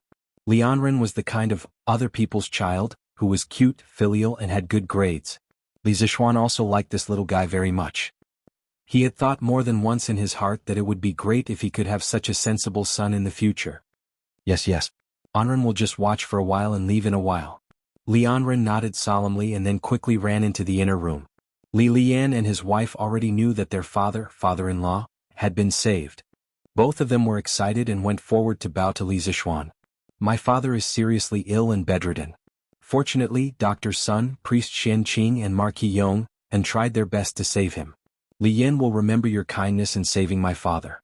If the 3 of you have any requests in the future, even if it means going through fire and water, I, Li Lian, will do my best to repay you. After that, the couple bowed to Li Zishuan, Sun Simiao and Xian Qing solemnly. Brother Lian's sister-in-law, please get up. When Li Zishuan saw this, he quickly went forward to help Li Lian up and used his eyes to signal Han Yushi to help Li Lian's wife, Lu Shi, up. Chapter 1574. With Yamacho's words, the guards of the Mo family can die without regrets. In front of the gate of Yanhuang College, Mo Huai's eyes were red as he solemnly bowed to Li Zishuan. Can they really die with no regrets? Li Zixuan raised his head with a heavy heart and looked at the dark sky in the distance. He sighed softly and said, "Who would want to die if they could live? Even ants drag out their lives, let alone humans. We are not them, so how can we know that they can die without regrets? They all died because of Yanhuang College and because of me. I can't absolve myself from the blame." Li Zixuan was not a sentimental and weak young master who could not bear to see blood. Since he inexplicably transmigrated to the Tang Empire last March, he had personally beheaded many villains in the past year. It was reasonable to say that he was indifferent to the life and death of others, but that was only for the lives of outsiders. The guards of Yanhuang College had accompanied Li Zixuan for a long time. Now that they had suddenly left, Li Zixuan could not help but fall into deep self-blame. He felt that these people had died because of him. If he had not tricked Mo Huai would not have gathered all the remaining disciples of the Mo family to Yanhuang College. Naturally, those disciples of the Mo family would not have been killed by Wuxia who had sneaked into Yunshan. This was the cause of the past and today's karma was planted. Yamacho. Seeing Li Zixuan's dejected face, Mo Huai took a step forward and wanted to comfort him. But as soon as he spoke, he was interrupted by Li Zixuan. "Mr. Mo, you don't have to comfort me. I'm fine." After saying that, Li Zixuan forced himself to calm down. Then he looked at the teachers of the academy and said in a deep voice, "From tomorrow on, Yanhuang College will set up a Hall of Heroes. The memorial tablets of all the guards who died in the attack on the academy will be displayed in the Hall of Heroes of the academy. They will be respected by the teachers and students of the academy forever. The academy will take care of the families of these heroes. I, Li Zixuan, swear to God that as long as I am alive, I will never let the families of these heroes suffer any grievances. If I violate this oath, I shall be punished by heaven and earth." Yamacho no. As soon as Li Zixuan's voice fell, everyone's expression changed. One had to know that the ancients revered the heavens and earth and attached great importance to oaths. Under normal circumstances, no one would make such a heavy oath like Li Zixuan. Li Zixuan shook his head. He did not care about these things. Anyway, he would definitely do what he said. Naturally, he did not have to worry about breaking his oath and being punished by the heavens. Enough. It was getting late. The academy has an exam tomorrow. Gentlemen, please go back and rest. After a short pause, Li Zixuan cupped his hands and said to the crowd, "Yamacho, you should also rest early." The teachers of the academy all cupped their hands and said to Li Zixuan.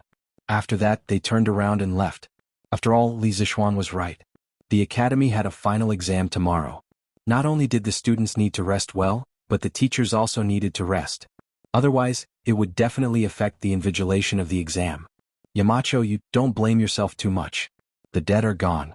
You have done enough. Yen Silu followed behind them and hesitated for a while. In the end, he still walked in front of Li Zixuan and said in a serious tone, "Yes." Li Zixuan faintly nodded his head. As for whether or not he took it to heart, only the heavens knew. Yen Silu sighed and turned around to leave. At this time, the bearded man also walked over and said his first sentence of the night, "Yamacho, you have become stronger again." In fact, Li Zixuan had already learned to restrain his aura, but he still didn't expect the bearded man to see through his realm. He was slightly surprised at first, but then he smiled bitterly and said, "So what if I become stronger?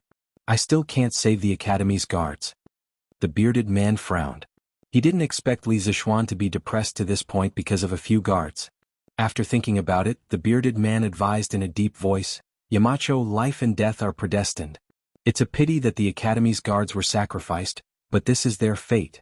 Even if they don't stay in Yanhuang College, even if Wuxia doesn't attack at night, they are likely to encounter other dangers. In addition, if Yanhuang College wants to stand tall in the world, it will certainly encounter a lot of troubles and accidents in the future. Yamacho, you are a person who does great things. Don't be depressed because of a few lives." "Yes, I got it." Li Zixuan narrowed his eyes and replied. The bearded man knew that Li Zixuan wasn't someone who could be persuaded with just a few words. Thus, he gave up and said indifferently, 2 days later, after my injuries have healed, I will be going out to sea. This time I will really leave. Yamacho, take care." Li Zixuan was stunned and said with slight surprise, "So soon?" The bearded man replied, "It's already the middle of July. If I don't leave now, I won't be able to leave. I won't say any more, I will go back to rest. Yamacho, you should also rest early." Chapter 1575. Husband, it's time to get up. Wife, it's not dawn yet. Sleep a little longer. Husband, you have to attend the morning court today. Get up quickly. Oh, I'm not getting up. There are so many civil and military officials in the court. It doesn't make a difference whether I'm there or not. If I don't go, His Majesty may not find out. Wife, don't be noisy. Let me sleep a little longer. Husband, are you getting up or not? I'm not getting up. Husband, are you getting up or not? Ah. I'll get up, okay? Wife, stop scratching me. After a tough struggle, Li Zixuan finally got up from the bed reluctantly. It turned out that even a martial arts master at the late stage of the Grandmaster realm was afraid of being scratched. In addition, Li Zixuan couldn't help but sigh. His wife seemed to have been led astray. Before Han Yushi got married, due to her family background, not only did she have to take care of her father, but she also had to take care of her younger brother. She could be considered half of the Han family's pillar. Therefore, at that time she had to be hardworking and strong to support half of the family. In fact, she also had the lively nature of those girls her age, however, due to various reasons. She suppressed these natures. Now that she was married and did not have to work for the family's livelihood, those suppressed natures were gradually released. After all, she was only 15 years old. In modern times, oh, by the way, wife, did you feed Whitey last night? It's all thanks to Whitey that I was able to come back so quickly from Jianghu this time. In fact, before Han Yushi woke Li Zixuan up, she had already prepared breakfast, yangcha noodles. Li Zixuan asked in a muffled voice as he slurped the noodles in his bowl. Compared with him, Han Yushi's table manners were more elegant. Hearing Li Zixuan's question, Han Yushi gently bit off the noodles in her mouth. After swallowing, she said, "As soon as you came back last night, I asked General Lu to feed Whitey with the best grass. Husband, don't worry about him. My wife is so thoughtful." Li Zixuan was slightly relieved. Suddenly he felt that something was wrong. He thought for a moment, then stared and asked, "Aya, all right. Wife, after I go to the morning court, prepare some breakfast for Junior Marshal Uncle. When your husband returns from the morning court, we'll go back to Lantian County together in the afternoon. Junior Marshal Uncle is the closest person to me on Mount Longhu other than Master. I must bring him to see father and mother." Husband, Junior Marshal Uncle, he woke up long ago. Han Yushi hesitated for a moment before she spoke. Little Marshal Uncle is already up? Where is it? Li Zixuan was stunned. He quickly put down his bowl and chopsticks and looked around. Han Yushi was speechless. Husband, don't look for him. Little Uncle Master went out early in the morning to practice his swordplay. He said that Cloud Mountain was beautiful and full of spiritual energy. It was a treasure land for cultivation, and it was a pity not to practice his swordplay early in the morning. Then he went out with his sword. He even said that we don't have to wait for him to eat. Oh, Junior Marshal Uncle is really diligent. Li Zixuan murmured with emotion when he heard that. This guy didn't feel ashamed at all. Instead, he continued to shamelessly pick up his bowl and slurp it down. This was because his ambition had never been to cultivate martial arts. The reason why he was able to reach his current realm was basically all due to luck and luck.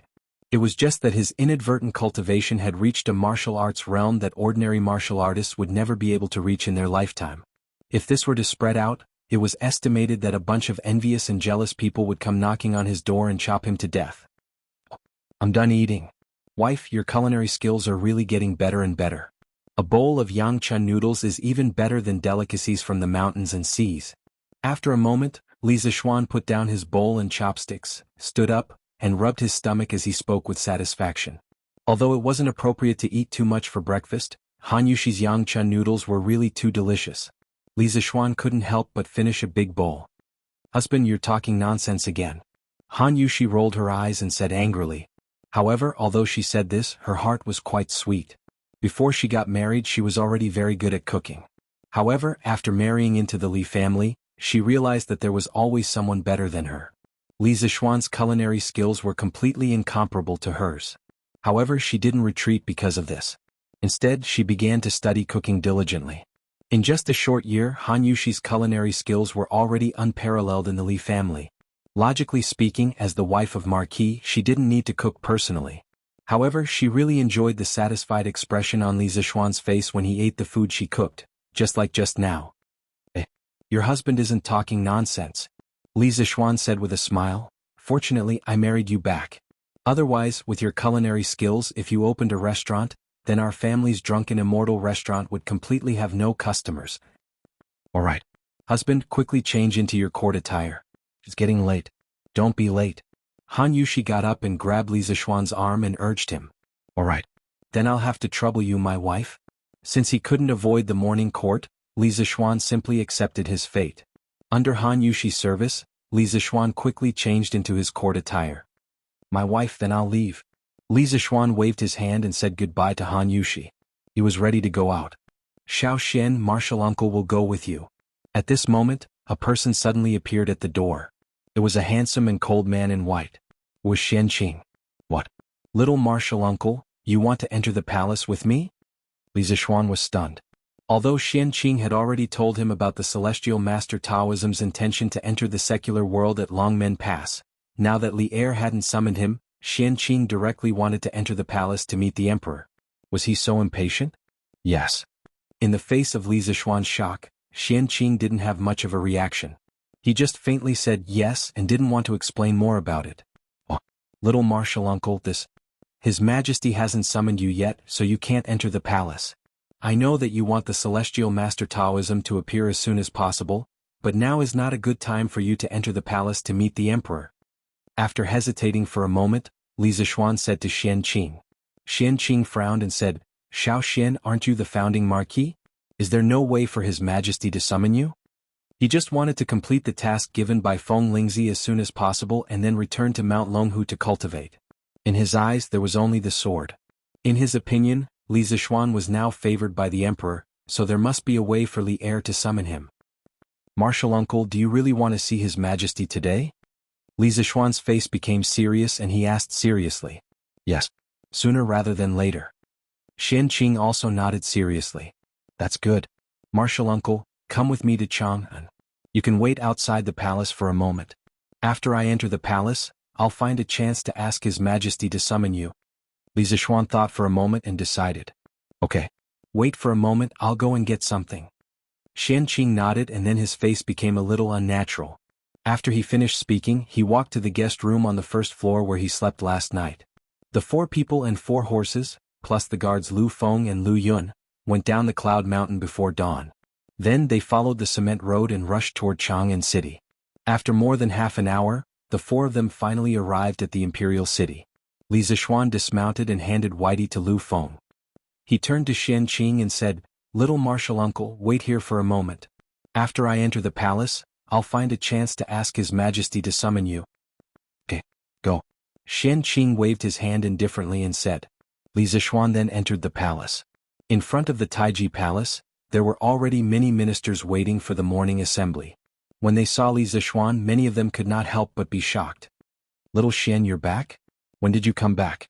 Niu Jinda, Li Jing, Duan Jixuan, and the other generals were the first to welcome him. Old Niu asked in surprise. Uncle Niu, I returned to the Cloud Mountain last night and then received His Majesty's imperial order to attend today's assembly. Didn't I rush over? Li Zixuan cupped his hands and explained. Chapter 1576. Greetings, Your Majesty. Rise, all my beloved subjects. In Taiji Palace, after a round of greetings, the morning court session officially began. Before the morning court session, I have a piece of good news for all my beloved subjects. Li Er seemed to be in a good mood today. Before the officials went forward to report to the court, he spoke first. Hearing this, all the officials in the palace perked up and listened carefully to what Li Er was about to say. Li Er paused for a moment, then smiled and said, Last night, with the help of Dr. Sun, Taoist Xianqing, and the Marquis of Yong, and Teacher Wenji is out of danger. He only needs to rest for a few days to fully recover. What? Wenji's illness is cured? Hearing this, the palace was instantly filled with the whispers of the officials. Li Gang was an old official of 4 dynasties. Not only did he have a good reputation among the scholars, but he was also familiar with many of the officials under Li Er's rule. Xiao Yu was one of them. Previously, when they heard that Li Gang was seriously ill, Xiao Yu and the other old officials had even formed a group to visit Yunshan, but they were all stopped by Sun Simiao. Now that they heard that Li Gang's illness was cured, Xiao Yu and the other old officials who had dealings with Li Gang were all overjoyed. Teacher Wenji has been through 4 dynasties. He is upright and outspoken, serving the country and the people. It can be said that he is loyal to the core.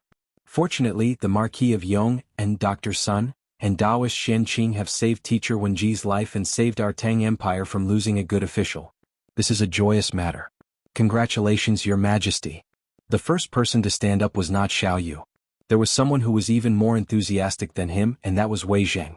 This time the old flame didn't scold anyone. Instead he stood up to congratulate Li Er. This made old Li wonder if the sun had risen from the west. Congratulations, Your Majesty.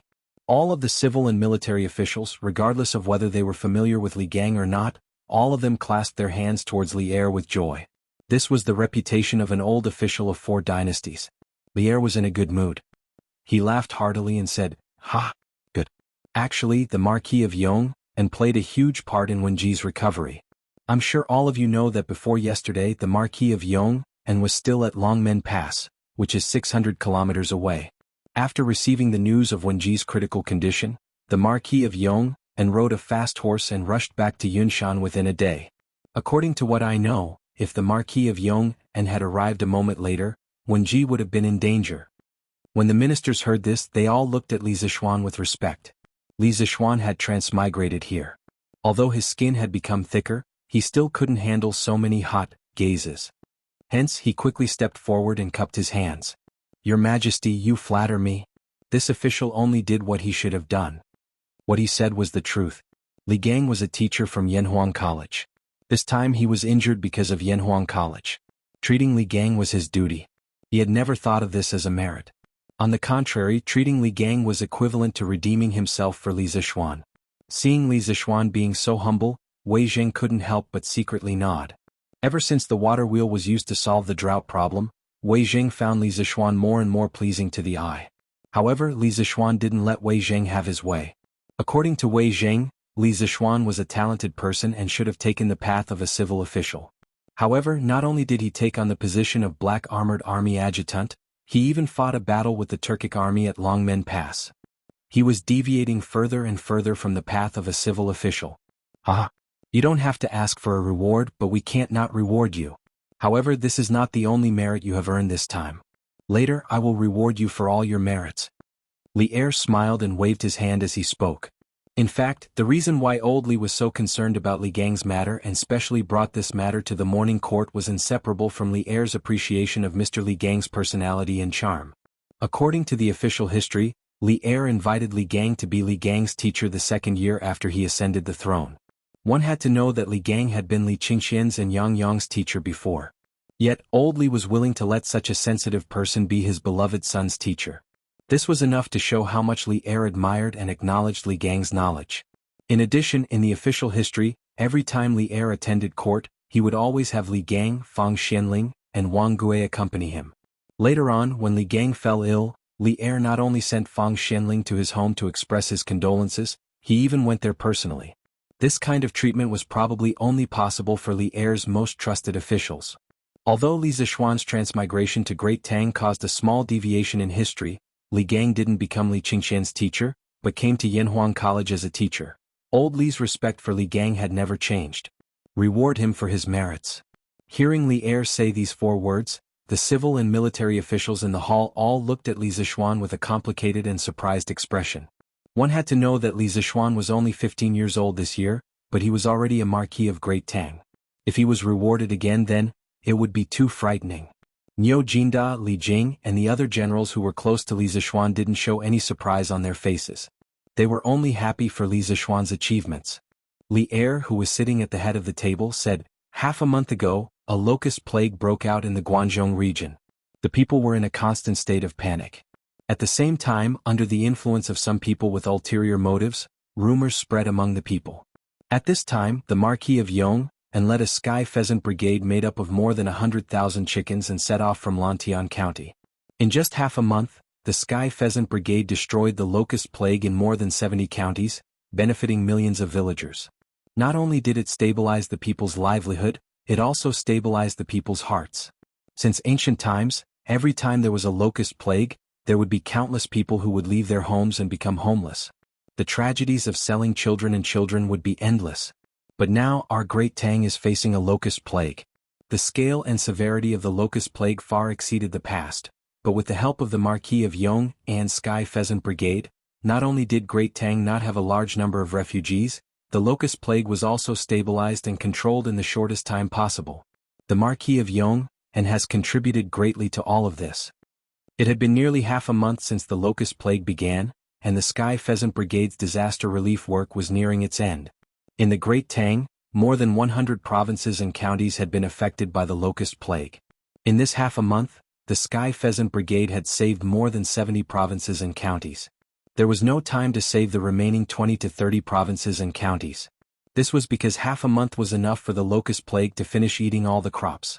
The people of these provinces and counties could only rely on the imperial court to provide relief food.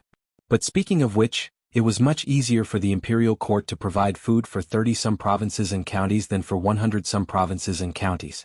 Given the Great Tang's current grain reserves, there was no problem in providing relief food to 30-some provinces and counties at the same time. Thus, Li Zishuan's Sky Pheasant Brigade had done Li Er a great favor this time. Otherwise, the Great Tang would have suffered a great loss. At the very least, once the disaster relief was over, the imperial court would not have the energy to organize an army to attack the steppe. Li Zishuan's Sky Pheasant Brigade had greatly reduced the losses caused by the locust plague. It was precisely because of this that Old Li had the confidence to issue a war mobilization order to the officials of the 6 bureaus. Within 3 months, the officials of the imperial court would organize an army of 300,000 and set out for the steppe. Your Majesty, the Marquis of Yong, and first built the water wheel to alleviate the drought and feed the people. Now he is using the Sky Pheasant Brigade to eradicate locusts and stabilize the people. This old subject believes that the Marquis of Yong, and has rendered great service to the country and should be rewarded. As soon as Li Er finished speaking, Wei Jing stepped forward and said. Although Wei Zheng was unwilling to see Li Zishuan promoted too quickly, Old Wei was wholeheartedly convinced by Li Zishuan's great contribution in eliminating the locust plague. In the words of the modern people, Li Zishuan did not deserve to be slandered this time. Fang Xianling frowned and wanted to object. However, after thinking about it carefully, he felt that it would be unreasonable if he did not reward the Marquis of Yong An's great contribution. This was a contribution that would make people wholeheartedly convinced and unable to have any thoughts of objecting. Thus he stepped forward and clasped his hands. Your Majesty, the Marquis of Yong, and has put an end to the locust plague and prevented the Great Tang from starving. He has rendered great service to the country and the people. He should be rewarded. Zhang Sun Wuji's eyes flashed and stepped forward. Your Majesty, Prime Minister Fang is right. This old official agrees. The old cunning fox's thoughts were actually quite complicated. Li Zishuan became the Marquis of the Great Tang Empire at such a young age. To be honest, even he was shocked by the speed of his promotion. Now that Li Zishuan had made another great contribution, Zhang Sun Wuji was no longer as fearless as his name suggested. To be honest, he was starting to feel some fear towards Li Zishuan. He was afraid that in a few years, Li Zishuan would directly replace the positions of these old fellows. As for these old fellows, they could only retire early. However, even though he had fear in his heart, Zhang Sun Wuji could not directly object at this moment. This was because Li Zishuan was also a staunch official of the Crown Prince's faction. If he were to object at this moment, wouldn't he be leading an internal strife? The influence would be very bad. Your Majesty agrees. Fang Xianling and Zhang Sun Wuji expressed their opinions one after another. Very quickly, the position of the civil officials appeared to be one-sided. Your Majesty agrees. The military camp led by Niu Jinda and Li Jing also bowed and seconded at this moment. This was Li Zishuan. If it was someone else, they might not be able to get the support of both the civil and military camps at the same time. As the person involved, Li Zishuan could be said to be extremely conflicted at this moment. Firstly, he really did not want to be promoted. This was definitely not a lie. He really did not want to be promoted. His current official position was enough for him to live a carefree life for the rest of his life. The higher the official position, the greater the responsibility. If Old Li were to arrange another important position for him, wouldn't he be busy to death every day? But on the other hand, if he were to reject the reward under such circumstances, wouldn't he hurt the hearts of people like Niu Jinda and Li Jing who were sincerely thinking for him? Would he be labeled as someone who did not know what was good for him? After weighing the pros and cons in his heart, Li Zishuan gritted his teeth and finally took a step forward. He bowed and said, Your Majesty, the matter of the Sky Pheasant Brigade going up north to exterminate the locusts was not done by me alone. That was done by His Highness King of Shu Cheng Chumo, and hundreds of children from the Han family village and Plum village who worked tirelessly for thousands of miles. Until today they are still exterminating the locusts in the north. Compared to them, this little bit of merit that I have is not worth mentioning. If your majesty wants to reward me, I implore your majesty to reward me along with these children. If not, I will not be able to accept this reward. Chapter 1577. Translator, Henyi Translations Editor. Henyi Translations. Actually, Li Zixuan didn't have any other intentions when he wanted to help Li Zixuan keep the Academy's confidential files. It wasn't because he coveted Li Zixuan's knowledge and wanted to take it for himself. The scrolls themselves were of no use to him, as only the people of the Yanhuang Academy could understand them. The reason why Li Er wanted to personally take over the safekeeping of the Academy scrolls was mainly to prevent the scrolls from being stolen by people from other countries. Overall, it was a form of protection for the Academy. But no matter what, those confidential files were the core secrets of the Academy, and the crystallization of the wisdom of all the Academy's teachers and students. Once Li Er touched those files, Li Zixuan would inevitably have a knot in his heart. That was why he came up with such a method of raising the first and then suppressing the second, but Li Zixuan rejected it. It had to be said that old Li truly valued Li Zixuan. Otherwise he would not have been so cautious and overcautious. In any era, capable people would not only be respected, they would also receive preferential treatment. In the entire Great Tang, the only people who could receive such treatment from Li Zixuan were probably Fang Xianling, Zhang Sun Wuji, Qin Qiong, and the other founding ministers who had accompanied Li Er in his campaigns. Xiao Xian, you. Hearing Li Zixuan reject Li Zixuan's reward again, Niu Jinda couldn't help but feel anxious. He wanted to persuade him, but Li Jing stopped him. Jinda, don't be rash. Xiao Xian should have his own considerations. Li Jing's eyes flashed with wisdom as he spoke softly to Niu Jinda. But, forget it, this old man won't meddle in other people's business. Niu Jinda still wanted to say something, but when he saw Li Jing shake his head slightly, he sighed softly and said. Sitting at the head of the table, Li Er was silent for a moment. Finally, he looked at Li Zixuan and said, Since you insist on not receiving a reward for this matter, then I will not force you. However, you must be rewarded for curing civil and order and eliminating the plague of locusts. Marquis Yong, and if you have any reward you want, feel free to tell me. Li Er was slightly disappointed that his wishful thinking had failed. However, he did not blame Li Zixuan because he did not want to create a rift between him and Li Zixuan. After all, the files in the Academy only recorded part of Li Zixuan's knowledge. Compared to those inanimate objects, Li Zixuan's value was undoubtedly greater. There was no need to make Li Zixuan feel uncomfortable because of some inanimate objects. Capable people all had pride. Li Er understood this very well. He could also tolerate such people. That was why Wei Zheng could often point at his nose and scold him in court. If Li Er could tolerate Wei Zheng, then naturally he could tolerate Li Zixuan. Standing below, Li Zixuan was slightly stunned. He thought to himself that Li Er had given him a blank check to fill in. But could he really fill in whatever he wanted to fill in as he pleased? Obviously not. Anyone with a bit of intelligence would understand that he could not be too arrogant at this time. Li Zixuan cupped his hands and said, Thunder and rain are all thanks to your majesty's kindness. From a commoner to today's Marquis of the Tang Empire, it is all thanks to your majesty's support. I am already very grateful and dare not ask for more. Li Zixuan felt that Li Zixuan was a little strange today. As for what was strange, he could not pinpoint it at the moment. If he really had to pinpoint, it would probably be that he was too attentive. There were some rewards that Li Zixuan did not want, but Li Er insisted on giving them to him. This made Li Zixuan feel that something was wrong, so he might as well reject all the rewards that Li Er gave him. After all, some of the rewards were hot and he did not lack money or status now. Why should he take the risk? You brat. Although Li Er did not understand what Li Zixuan was thinking, he was still angered by Li Zixuan's slippery personality. He pointed at Li Zixuan and said, You do not dare to ask for extravagant things, but I want to reward you.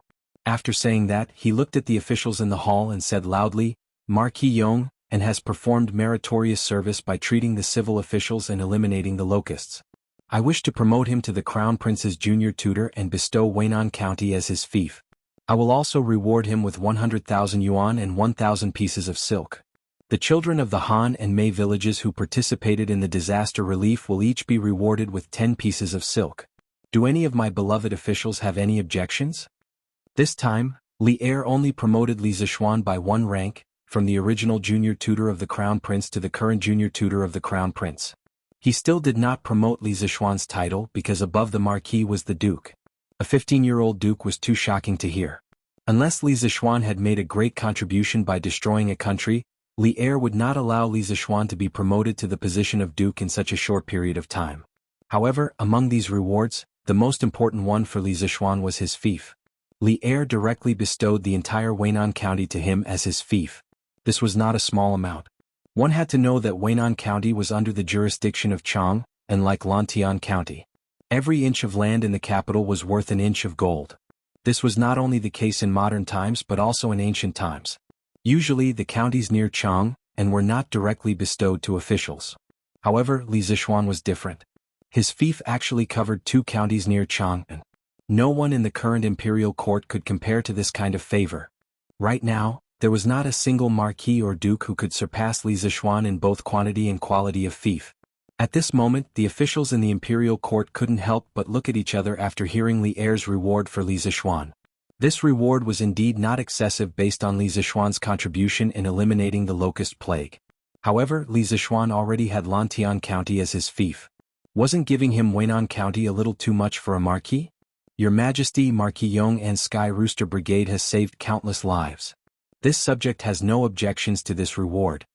Xiao Yu stepped forward and cupped his hands. Li Zixuan cured Li Gang. This made Xiao Yu have a good impression of Li Zixuan. Furthermore, Li Zixuan's contribution in eliminating the locust plague was completely worthy of Li Er's reward. What reason did Xiao Yu have to not support this? This subject also has no objections. Wei Jing also stepped forward. This subject has no objections. Finally, all the civil and military officials expressed their support. Li Er smiled and said, "Good. Then the reward for Marquis Yong, and is decided." Since both the emperor and his subjects had agreed to this reward, what reason did Li Zixuan have to object? He could only bow and say, "This subject Li Zixuan thanks your majesty for the reward." Li Er nodded and then looked at the officials and said, "Everyone, if you have something to report, please report. If not, the court is dismissed." This meant that today's morning court had officially begun. After a moment of silence, Wei Jing stepped forward and said, "Your Majesty, this subject has a report." Seeing that it was Wei Jing, Li Er couldn't help but rub his eyebrows and said, "Dear subject Wei, please speak."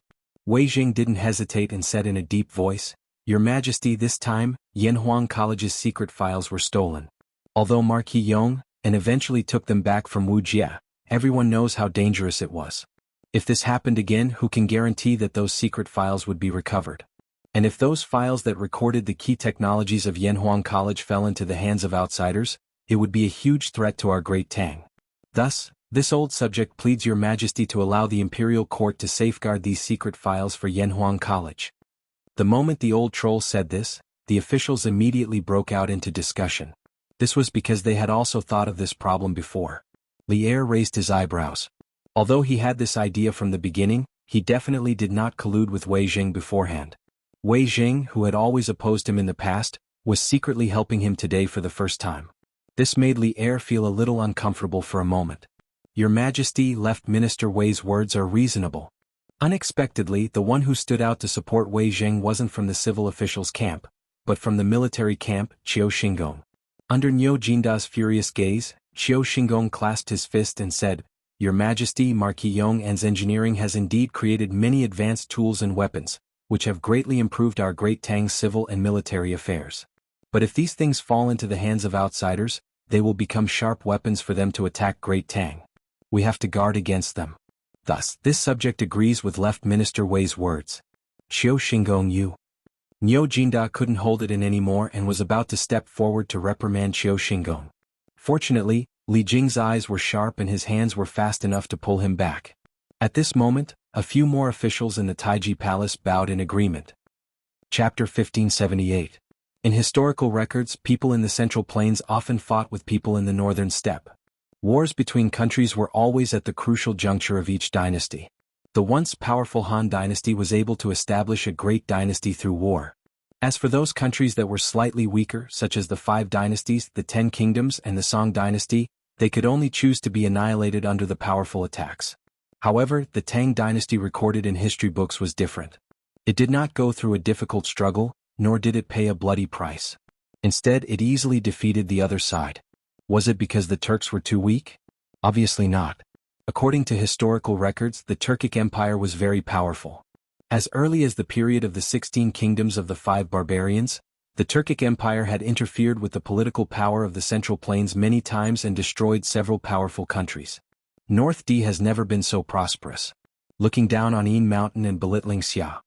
The Turkic Empire at the end of the Sui dynasty and the beginning of the Tang dynasty was not weaker than the Xiongnu before the Han dynasty. In fact, it was much stronger. The Tang dynasty's victory over the Eastern Turks was attributed to Li Er's great talent and the Tang dynasty's military strength. That was why it was so easy to defeat the Eastern Turks. Moreover, the Tang dynasty's military genius, Li Jing, was even deified. It was said that he only had 3,000 men to defeat the Eastern Turks. It was possible that Li Jing was able to defeat the Eastern Turks with 3,000 men. However, it was not because of Li Jing's military talent or the Tang dynasty's military strength. Think about it, there were not many records of this unprecedented war in the history books, and there were no records of any large-scale battles between the two sides. The Eastern Turks seemed to have surrendered easily without a fight. This phenomenon was very abnormal. Emperor Wu of the Han dynasty had spent a lot of manpower and money to attack the Xiongnu. The Turks were very likely to be stronger than the Xiongnu. No matter how strong the Tang dynasty was, it could not have defeated the Turks so quickly. But why was the Turks destroyed by the Tang dynasty, which was slightly weaker? Other than the Tang dynasty's commander Li Jing's outstanding military talent, the more important thing was that the Tang dynasty was blessed by the heavens. Heaven's protection sounded very mysterious, but it really did exist. Firstly, the Sui dynasty with the help of Zhang Sun Sheng had split the Turks into two parts, the Eastern Turks and the Western Turks. Although the Turkic Empire's strength was still there, its internal divisions had already taken shape and were very difficult to resolve. In this context, although the Tang Empire had been beaten into a sorry state by the Turkic Empire in the early days of its founding, the Turkic Empire had not been truly unified. The two sides had either engaged in internal friction or were unable to focus on attacking the Tang dynasty. In addition, in history when the Tang Empire was preparing to go to war with the Turks suddenly suffered from ice and snow disasters for 2 consecutive years. The history books recorded that in the first year of Jingguan, heavy snow fell in the country, several feet of flat land, sheep and horses died, people starved. In the second year of Jingguan, snow fell in midsummer in the country of Jieli. How serious was this disaster? In truth, this was not a disaster limited to the Mongolian grasslands, but a disaster that affected the entire northern hemisphere. The Tang dynasty was also affected. In the second year of Jingguan, the Yellow River region of China, especially the Hebei region, also suffered from a snow disaster. Even if the Turkic Khaganate went deep into the Tang dynasty to plunder, they would not gain anything. The temperature in the northern hemisphere plummeted, and the severe snow and frost caused a large number of livestock to freeze to death, causing an unprecedented famine. In order to maintain his military strength, Sheli Khan had no choice but to forcefully collect military supplies from the various tribes of the grasslands. However, this action caused the resistance of many tribes in the Turkic Empire. After all, the Turkic Empire was no longer united. Thus, it was under this background that Li Er had launched a war against the Turks. The Turkic Empire had long since lost its indomitable fighting power, so this massive war between countries had been fought so quickly and easily. After the destruction of the Eastern Turks, Emperor Taizong of the Tang dynasty issued an edict. Since last year, the tribute has been reduced one after another. There is no need to trouble the generals of Wei and Hua, no need to wait for Jia and Chao. The Chanyu bows his head and passes his arm across the street. From this edict, one could see that after the Tang dynasty sent out its soldiers, it encountered almost no resistance. Many Turkic tribes, in order to survive, surrendered one after another. Li Er could only sigh. There was no need for generals to work, no need for stratagems, and the Eastern Turks had been destroyed. But now, Li Er was planning to start the country war with the Turks 1 year ahead of schedule, making it very difficult to determine the outcome. This was because the Turks at this time were still extremely powerful. At the very least, no one dared to disobey Sheli's orders on the steppe. Thus, Li Zishuan was resolutely opposed to sending troops to attack the Turks in 3 months. Your Majesty, this subject believes that attacking the Turks at this time is extremely inappropriate. Within Taiji Palace, Li Zishuan struggled internally for a moment before clasping his hands and solemnly speaking. These words caused an uproar among the officials. All the officials knew that Li Zishuan was a warmonger. Back when the prime minister of the Jianri dynasty had come to the Great Tang to propose marriage, Li Zishuan had directly rebuked him, and Li Zishuan had even threatened to fight. And when the diplomatic mission had visited the Great Tang, not only had Li Zishuan been on guard at every turn, he had even targeted them at every turn. It was clear that he was not afraid of stirring up trouble. This sort of warmonger, who was tough on foreign affairs, upon hearing that the Great Tang was about to attack the Turks, his first reaction was not to raise both hands in approval, but to oppose. All the officials felt that the sun had risen from the west today. Seated at the head of the table, Li Er frowned and sternly asked, "What's inappropriate about it? Shelley disregarded the Great Tang, disregarded us, and dared to send soldiers to Yanmen Pass. As the ruler of the Great Tang, why can't we return the favor?" Those familiar with Li Er knew that Li Er was somewhat angry at this time. This was because Li Zishuan had always been a junior that Li Er valued greatly. But today, Li Zishuan's stance on the war between the Great Tang and the Turks had greatly disappointed Li Er. To think that the talent that he had painstakingly nurtured was a cowardly scoundrel, how could Li Er not be angry? How could he not be pained? "Your Majesty, since the Sui dynasty, when the Turks were divided into the Eastern and Western Turks, the Turks had already been in chaos internally. In addition, there was a snowstorm last year, causing the Turks to lose a lot of food. These are all signs that the Turks' national strength is gradually declining." Meeting Li Er's disappointed gaze, Li Zishuan calmly cupped his hands and said. Li Er indifferently said, "Since that is the case, shouldn't we send troops to destroy Shelley now?" Li Zishuan quickly shook his head and said, "That is not the case. Your Majesty, although the Turks have encountered internal strife and natural disasters, Shelley's strength has been preserved well, and the national strength is still stronger than our Great Tang. In this official's opinion, since the Eastern Turks' national strength is already declining, why shouldn't our Great Tang wait a little longer?" Wait. Then how long do you think we should wait?" Li Er coldly laughed and said in an unfriendly tone. At this moment the officials in the hall also looked at Li Zishuan. Li Zishuan almost cursed in his heart. Wait until when? Of course, wait until next year. But once he said that, Li Er would definitely get to the bottom of it and ask him why he should wait until next year. Then would he have to tell old Li that at the end of this month, there would be seasonal abnormalities on the grasslands and snow in midsummer? No one would believe him even if he said that. "Your Majesty, this official thinks that it would be best to wait until next year." Under the pressure of everyone's eyes, Li Zishuan finally opened his mouth and replied. At the same time, Li Zishuan's mind was spinning, and he began to think about how to answer Li Er's next question. Next year? Why wait until next year? As expected, after hearing Li Zishuan's answer, Li Er directly asked. Li Zishuan straightened his clothes and cupped his hands with a solemn expression. "Your Majesty, the Turks met with a snowstorm last winter and many cows and sheep froze to death. If another snowstorm occurs on the grasslands this year, the Turks will definitely suffer another heavy blow. At that time, if Shelley wants to maintain his current military strength, he will have to ask for food from the other tribes of the grasslands. This will increase the dissatisfaction of the tribes of the grasslands toward Shelley, and the internal friction of the Eastern Turks will definitely worsen. At that time, when your Majesty sends troops to attack the grasslands, you will easily defeat Shelley." After Li Zishuan finished speaking, the officials all opened their mouths in shock. They did not expect that Li Zishuan's reason to persuade Li Er to stop fighting would be so childish. "Yes, childish." Below the hall, Qiu Xingong coldly laughed and said, "Humph, Marquis Yong, and the premise of all your assumptions is that there will be another snowstorm in the grasslands this year, but who can guarantee that it will snow this year? War is not a game. How can you make the emperor postpone the country war plan based on your guess? What a joke." Qiu Xingong did not take Li Zishuan's words seriously, but Li Er, Zhang Sun Wuji, and Fang Xuanling's expressions all changed at this moment. Others might not know, but they knew that Li Zishuan had predicted a locust plague last year, and in the 6th month of this year the locust plague came as scheduled, completely proving how accurate Li Zishuan's prediction was. Now that Li Zishuan said, if another snowstorm occurs on the grasslands this year, it instantly alarmed the sensitive nerves of Li Er, Fang Xianling, and Zhang Sun Wuji. Was this a casual remark, or a prediction of the situation of the grasslands this winter? Li Er, Zhang Sun Wuji, and Fang Xianling all had this question in their hearts at the same time. After Qiu Xingong finished speaking, he thought that Li Er would quickly praise his point of view, but he stood there and waited for a long time, and did not hear Li Er's voice, which made his heart sink gradually. The civil and military officials in the imperial court also felt that the atmosphere in the hall was not right, so they all lowered their heads and did not say a word. After keeping silent for a long time, Li Er finally opened his mouth and said, "This matter can be discussed later, I am not feeling well and am a little tired. Today's morning court will end for now. Court dismissed. Li Zishuan, stay behind. After saying that, Li Er did not give the officials a chance to greet him, and directly stood up and walked towards the back of the hall.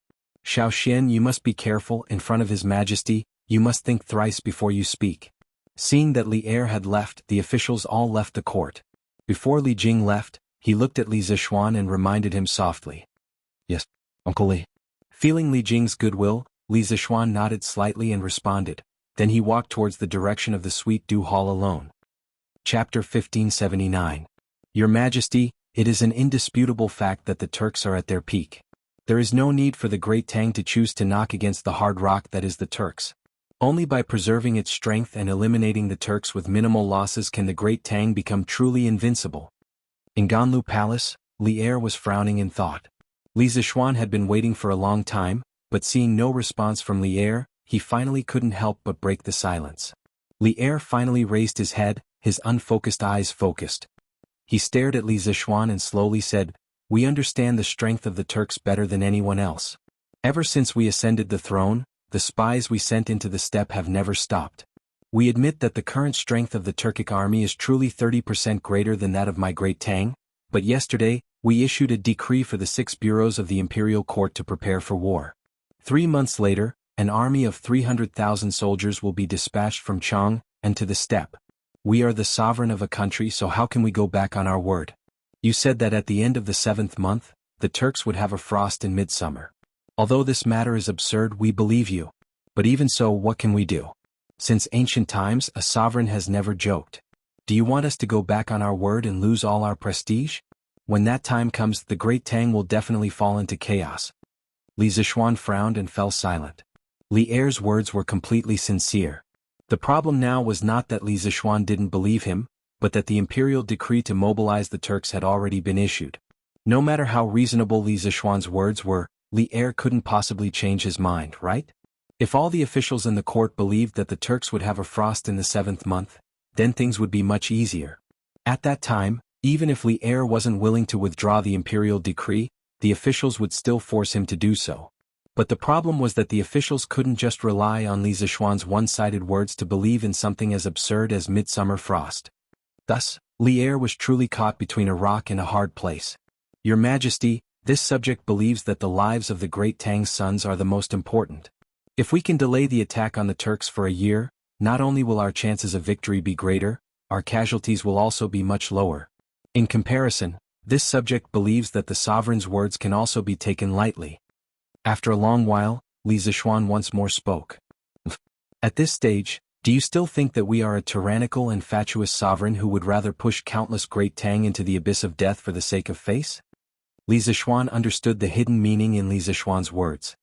He slammed the table and stood up, his face full of anger. There is no turning back for an arrow that has been shot. The sacred decree of war has already been issued, and the 6 branches of the imperial court are making intensive preparations for this war. If we were to suddenly issue a decree at this time ordering the officials to stop preparing for war, the officials of the imperial court would definitely think that we are afraid of the Turks. There is no wall in this world that does not have a crack. If the officials were to spread this news to the common people of the world would definitely panic. Even if the Turks were to encounter a great snowstorm this year, even if Shelley's strength would be greatly damaged as a result, would the Great Tang at that time be able to organize another attack against the Turks? As the saying goes, the first drum builds the spirit, the second will weaken, and the third will be exhausted. Rather than the morale of the army falling apart in the future, it would be better to gather the army now and attack the steppe in one go. Although the Turks are strong, our Great Tang does not necessarily have no chance of victory. We have wise and resourceful civil officials, valiant and brave generals, as well as the celestial lamp, telegraph, telescope, gunpowder, peerless divine weapons and invincible armor. Why can't we fight the Turks fair and square? Only by defeating the Turks when they are at their strongest will the Great Tang have the capital to be unrivaled in the world, and only then will the surrounding small countries not dare to provoke the Great Tang. Back then you were still full of mettle, declaring that you would make the Great Tang unrivaled in the world. Now that you have gone to the north, why have you become so fearful? Could it be that your backbone and courage have been beaten up by the Turk state preceptor? Li Er's voice was like thunder, and his words were like a storm hitting Li Zishuan's face. The entire Sweet Dew Hall reverberated with his angry roar. Zhao Song, who was standing in the corner of the hall, could not help but feel anxious. This was the first time he had seen Li Er so furious in front of an official. Although Li Er had often been angered by his officials in the past, old Li would not directly vent his anger in front of his officials. He would only smash his cup after the officials had left. Thus, Zhao Song was somewhat worried about Li Zishuan's current situation. This official did not. Li Zishuan was not frightened by Li Er's thunderous anger. He looked straight at Li Er, his eyes red and his voice hoarse as he retorted, "This official does not fear the Turks. This official's blood is still hot, and my heart is still red. This official loves the land beneath my feet, and even more so, I love the simple and brave people of the Great Tang.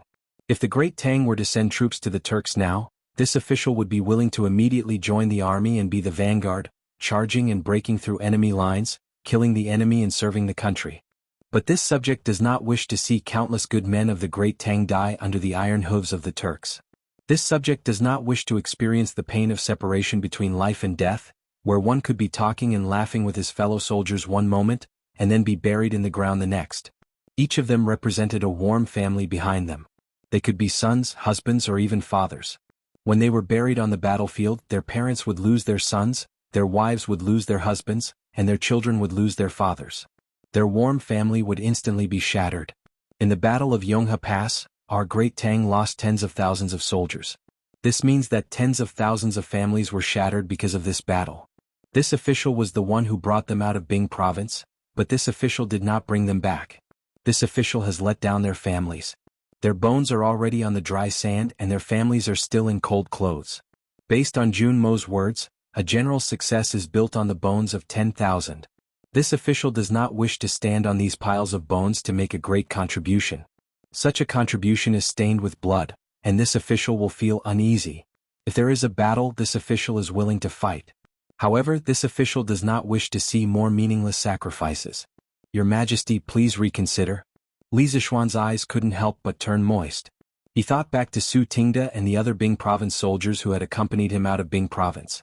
Just how high-spirited had they been when they had first left Bing province? They had believed that they could seize the advantage by anticipating the enemy's moves, but who could have expected the Turks to invest so much capital, dispatching 50,000 elite wolf cavalry? The defense lines at Yanmen Pass, Yonghe Pass, and Madu Pass had all been destroyed. Meanwhile, of the 30,000 soldiers that Li Zishuan had brought out of Bing province, only several thousand were left. Every time Li Zishuan thought about this gruesome battle, he felt like a knife was being twisted in his heart. Based on Jun Mo's words, a general's success is built on the bones of 10,000. From the late Tang poet Chao Song's 6 Years of Life, Li Zishuan was taken aback by this poem. After a few moments of silence, he stood up, a complicated expression on his face, and walked up to Li Zishuan. Patting him on the shoulder, he sternly said, "Brat, since ancient times people have died in war. If not for those soldiers who risked their lives on the battlefield, how could my Great Tang have enjoyed its current peace? When we first stepped onto the battlefield, we were just like you. We also experienced the heart-wrenching pain of seeing one of our fellow soldiers leave us one by one. But we will not run away, nor will we be unable to recover from this setback. This is because we know that only by bringing peace to this country can we prevent even more people from bleeding on the battlefield. However, we can think of a way to reduce the number of deaths." Li Zishuan earnestly said. "Think of a way? The way you speak of is to have us order the officials of the 6 bureaus to stop preparing for the expedition? Is it to have the people of the Great Tang know that their sovereign is a cowardly sovereign who fears the Turks? Or is it that you have a way to have the people of the Great Tang believe that the Turks will suffer another snowstorm this year?" Li Er coldly snorted and continued, "At this point, the best method is to make ample preparations for the expedition in the next 3 months. The soldiers of the Great Tang are not any weaker than the Turks. Moreover, the imperial treasury is abundant, and your workshop has advanced technology. It can provide the soldiers with even more provisions and even better weapons and armor. This way we can reduce the number of casualties. Brat, you were high-spirited and fearless back then. Don't tell me that you don't even have the confidence to defeat the Turks now?" Li Zishuan was rendered speechless by Li Er's lecture. Old Li's words were reasonable, and he had no way to refute them. Given the current situation of the Great Tang, changing the imperial edict would be too risky and costly. It was better to properly prepare for the expedition. More importantly, although the Turks were stronger in this period, the Great Tang was also stronger than it had been in history. Its treasury was abundant, and its national strength was flourishing. The Great Tang's current industrial level was also more advanced than it had been in history. It could produce sharper weapons and sturdier armor, and it also had auxiliary tools like radio transmissions, celestial lanterns, and telescopes. In this situation, it was not impossible for the Great Tang to repeat that glorious victory in history. Thinking of this, Li Zishuan's heart was once again filled with confidence. Since there was no way to change the matter of the expedition to the steppe, he had to think of a way to increase the Great Tang's chances of victory. Although 3 months was a short period of time, he could still do many things. Your Majesty's lecture is right. This subject was momentarily blinded. In the next 3 months, this subject will do his best to help the imperial court prepare for the Turks. Li Zishuan bowed deeply to Li Er's hen and said with a firm expression. Seeing this, Li Er's face finally revealed a smile of relief. He nodded and said heroically, "Good. This is the high-spirited immortal son. So what if the Turks are strong? As long as we work together, the destruction of the Turks is just around the corner." Your Majesty's words are very true. Li Zishuan agreed with a smile. After saying that, he suddenly remembered that he came to the imperial court today with a mission, so he hurriedly cupped his hands towards Li Er and said, "Your Majesty, this subject's martial uncle from Mount Longhu wishes to have an audience with Your Majesty. He is currently waiting outside the palace, Your Majesty." Hearing this, Li Er's eyes lit up. He said in surprise, "Oh? You mean Daoist Shenqing is also in Chang'an? Quick, man. Quickly invite Daoist Shenqing over." Then, Li Er impatiently shouted to the eunuchs outside the hall. "Yes." One of the eunuchs bowed and replied, then turned and left quickly. In the Ganlu hall, Li Er looked at Li Zishuan and asked thoughtfully, "Tell me honestly, why did Daoist Shenqing come to the palace to see me this time?" Longhu Mountain had always been a secluded sect and had never been enthusiastic about the secular imperial power. Therefore, when Daoist Shenqing took the initiative to come to the palace, Li Er immediately felt that something was wrong after the initial excitement. Therefore he asked Li Zishuan. In addition, this time when Li Zishuan was seriously injured at Longmen Pass and his life was hanging by a thread, Daoist Shenqing, who had been cultivating in Longhu Mountain, actually arrived in time. This kind of coincidence that shouldn't have happened. Old Li had been suspicious for a long time. Hearing this, Li Zishuan thought for a moment and replied, "Your Majesty, Martial Uncle came down the mountain this time to carry out a mission given by sect leader. Unexpectedly, when he passed by Lantian County, he found out that I was already at Longmen Pass, so he rushed to Longmen County on a horse and happened to see Longmen Pass being besieged by the Turkic army. Your Majesty should have heard about what happened after that." Li Er nodded and then asked, "You just said that Daoist Shenqing came down the mountain on the orders of sect leader Feng Lingzi. Can you tell me what the mission is?" After the heart-to-heart conversation just now, the emperor and his minister were much closer to each other, so Li Zishuan didn't have much scruples about what he said. When Li Zishuan answered, he also didn't deliberately hide it. "Your Majesty, to be honest, sect leader Feng Lingzi wants the disciples of Celestial Master Taoism to enter the secular world to cultivate. Most of those disciples are proficient in medicine. Sect leader also heard that I have set up a medical school in Yunshan and set up many joint medical centers all over the Tang Empire. Therefore, he wants those disciples of Celestial Master Taoism with excellent medical skills to enter the medical centers and take the pulse of the people. For the people of Taoism, saving the dying and healing the injured, and curing the diseases of the people, is also a kind of cultivation." "I see." Li Er's eyes lit up. After a pause, he nodded and said, "Good. With the help of the people of Celestial Master Taoism, this joint medical center of the Tang Empire will definitely become bigger and bigger. The people of the Tang Empire will definitely have less illness and more happiness. This is a great thing." The Tang Empire respected Laozi as their ancestor and regarded Taoism as their national religion. They took measures to promote Taoism and raise the status of Taoist priests. Emperor Gaozu of the Tang Empire, Li Yuan, stipulated that Taoism is great and Buddha is small, age first and then release later. After Li Er ascended the throne, he immediately reiterated that, "My origin is from the pillar," and collected the hidden and secret Taoist books of the Jin and Wei dynasties to spread the Taoism. As Taoism was beneficial to the orthodoxy and sanctity of the imperial power of the Tang Empire, Li Er had a very good impression of Taoism. When he heard Li Zishuan say that the people of Celestial Master Taoism of Longhu Mountain were planning to enter the secular world to cultivate, Old Li was naturally overjoyed. Your Majesty, Taoist Master Xianqing is outside the hall. At this moment, a little eunuch ran in and bowed. Quickly invite Taoist Master Xianqing in. Li Er was shocked and said excitedly. Your Majesty, but Taoist Master Xianqing is unwilling to remove the sword case. The eunuch had a difficult expression. Li Zishuan quickly went forward and explained, Your Majesty, please forgive me. Little martial uncle is obsessed with swordsmanship and views swords as his life. He has never left his sword. Please forgive him, Your Majesty. I am willing to guarantee with my life that little martial uncle definitely has no ill intentions towards Your Majesty. Li Er smiled indifferently and said, Hef, it's fine. I believe you. Then he looked at the eunuch and said, What are you waiting for? Quickly invite Taoist Master Xianqing in. Yes, sir. Chapter 1580. Li Er had followed Li Yuan to rebel against the Sui dynasty when he was young. He had been fighting on the battlefield for nearly 10 years. Old Li was used to seeing life and death in those martial arts masters. Although Xianqing's strength was very high, Li Er was not afraid that he would suddenly attack in the Sweet Dew Hall. Firstly, his own martial arts were quite good. Secondly, Zhao Song and Li Zishuan were in the hall. Thirdly, he did not believe that Xianqing would suddenly attack and assassinate him in the Sweet Dew Hall. Since ancient times, only tyrants would be easily assassinated. Li Er had always been kind to the people ever since he ascended the throne. He had never done any evil deeds that angered the heavens and the people. As a member of Dao, there was no reason for Xianqing to assassinate him. Thus, Li Er did not mind that Xianqing carried the sword case in. Back then he often met some generals who wore armor and carried weapons here. Why would he care about Xianqing bringing weapons into the hall? Li Er still had this little bit of tolerance. I am Xianqing. Greetings, Your Majesty. After a while Xianqing came to the hall.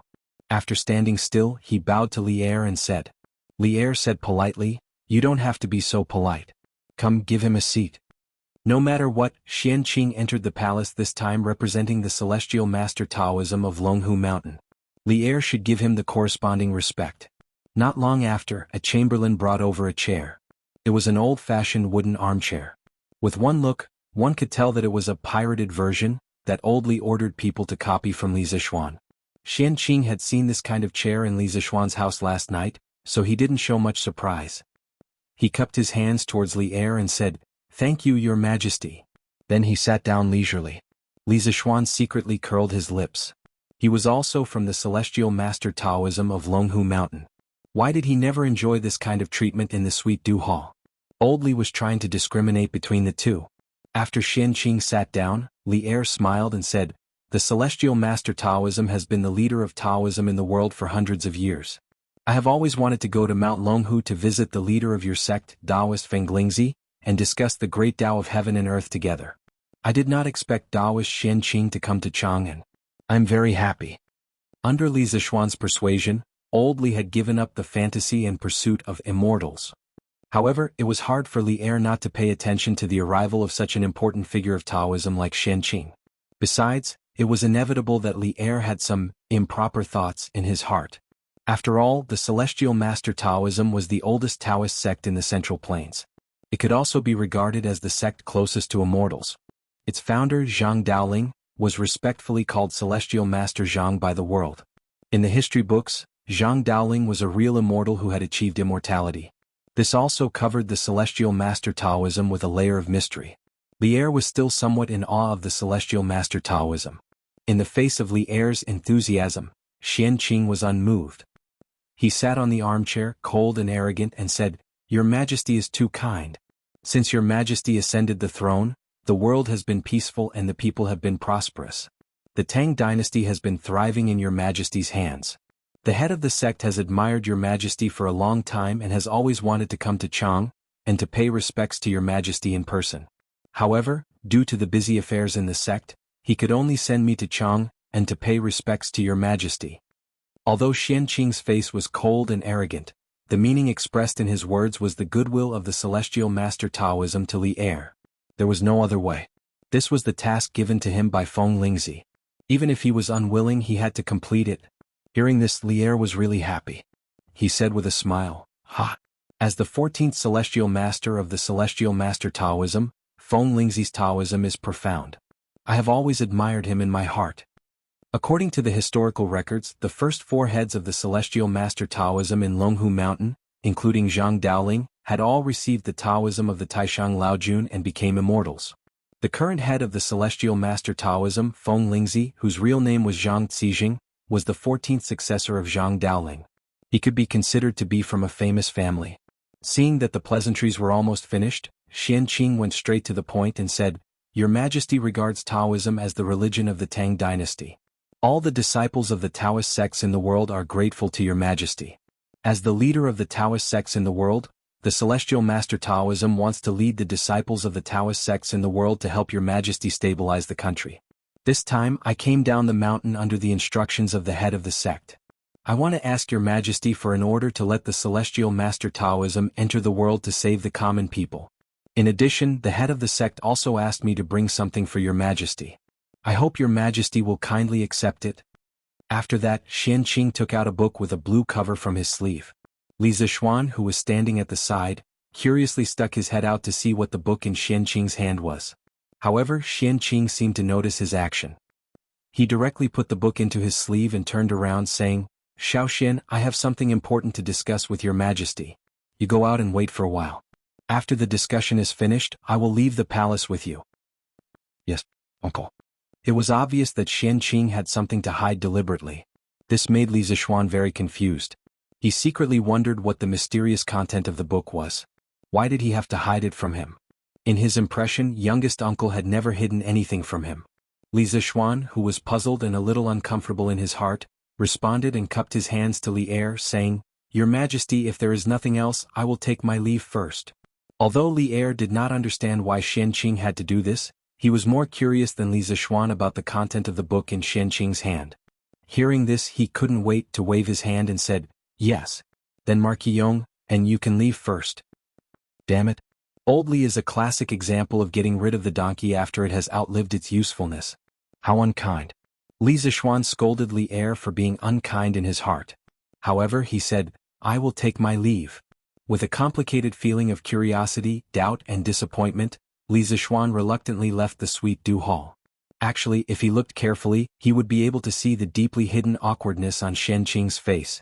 Outside the hall, Li Zixuan, who was angry, wanted to leave the imperial palace and return to Yun Mountain. However, he remembered that this was Xian Qing's first time in the imperial palace. If there was no one to lead the way, it would be easy for him to get lost. Li Zixuan could only wait patiently outside Tai Chi Palace. It was almost 10 o'clock in the morning. Li Zixuan thought to himself, the academy should be having their final exam right now, right? I hope that group of children can do their best and live up to old teacher Wenji's expectations. After returning to Yun Mountain, Li Zixuan knew more and more about the attack on the academy that night. This included Li Gang's passionate and righteous words when he faced Wuxia. This old man was originally a scholar. I know the 4 books and 5 classics. I am familiar with the records of the Grand Historian and the Book of Han. I only have a few plain clothes and no money. I only have a few hundred students. This is this old man's greatest asset. This old man respects the heavens and the earth, respects morality and fears the people. You are just a barbarian. How can I be threatened by you?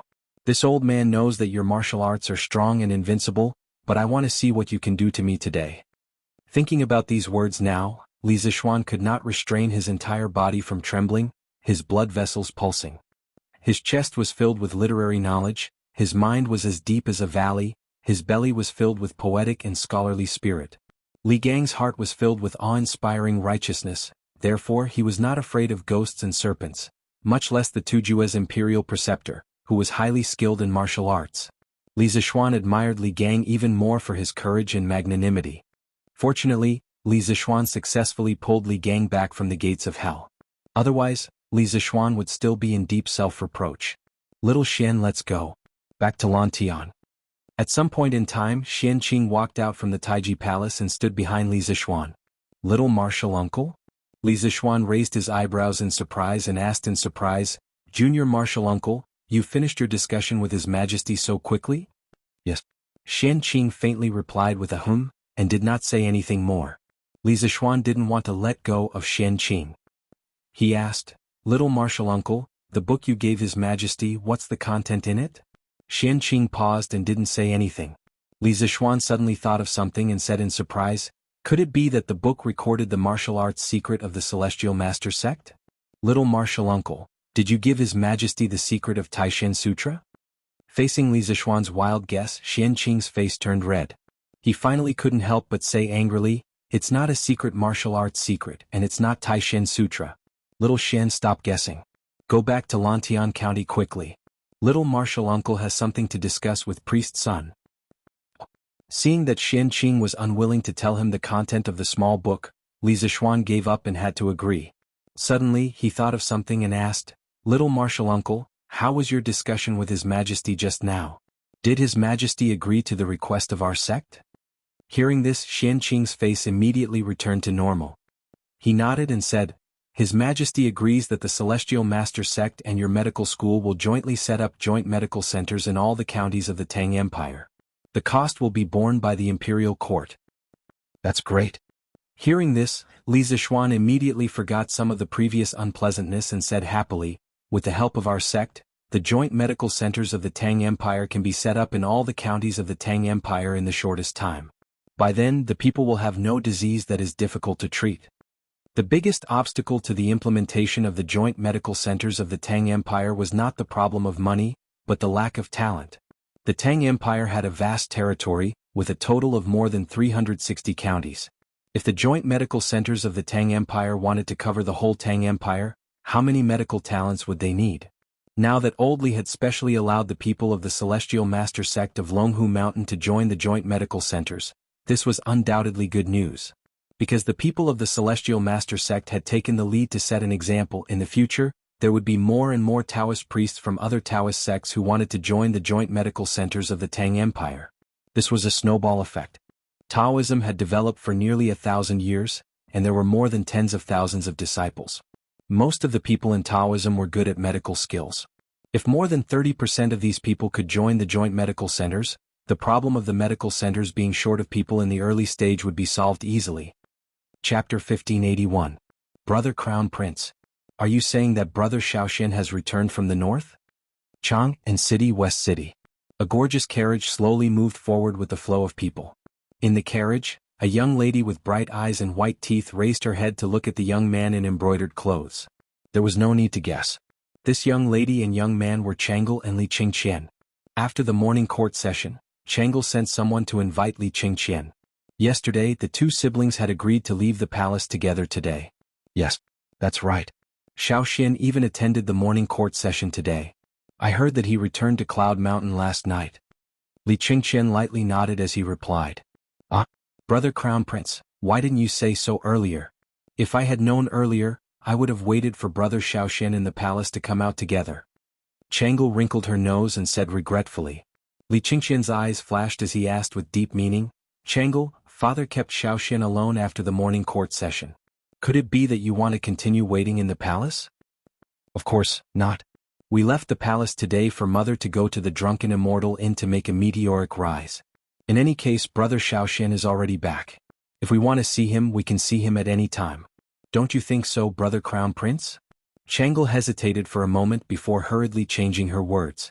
After saying that, she couldn't help but pat her collar and heave a sigh of relief. She secretly praised herself for being quick-witted. Otherwise, she would have fallen into Li Qingqian's trap. Li Qingqian helplessly shook his head.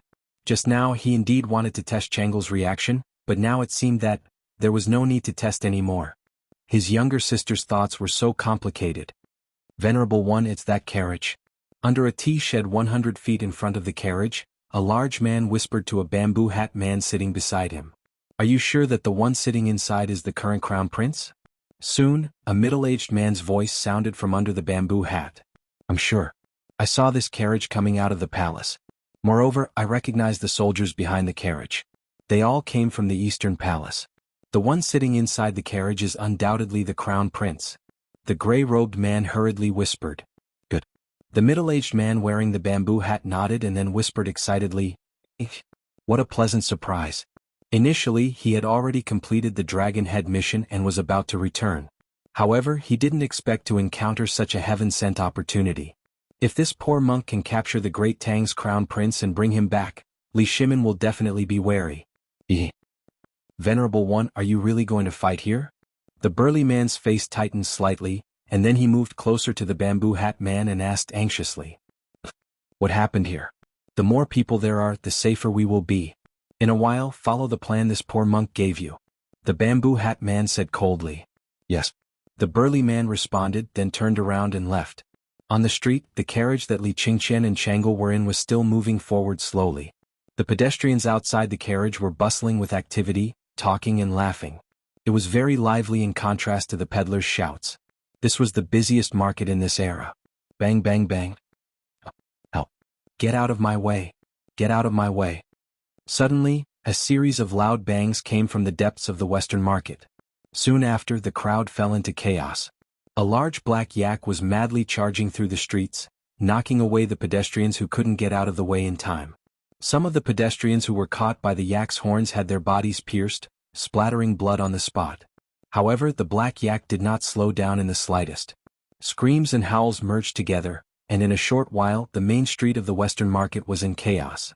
Even worse was that the black yak was like a fugitive, not slowing down in the slightest as it charged toward Li Qingqian's carriage. Protect the crown prince. As the crown prince of the Great Tang, Li Qingqian could not leave the palace alone.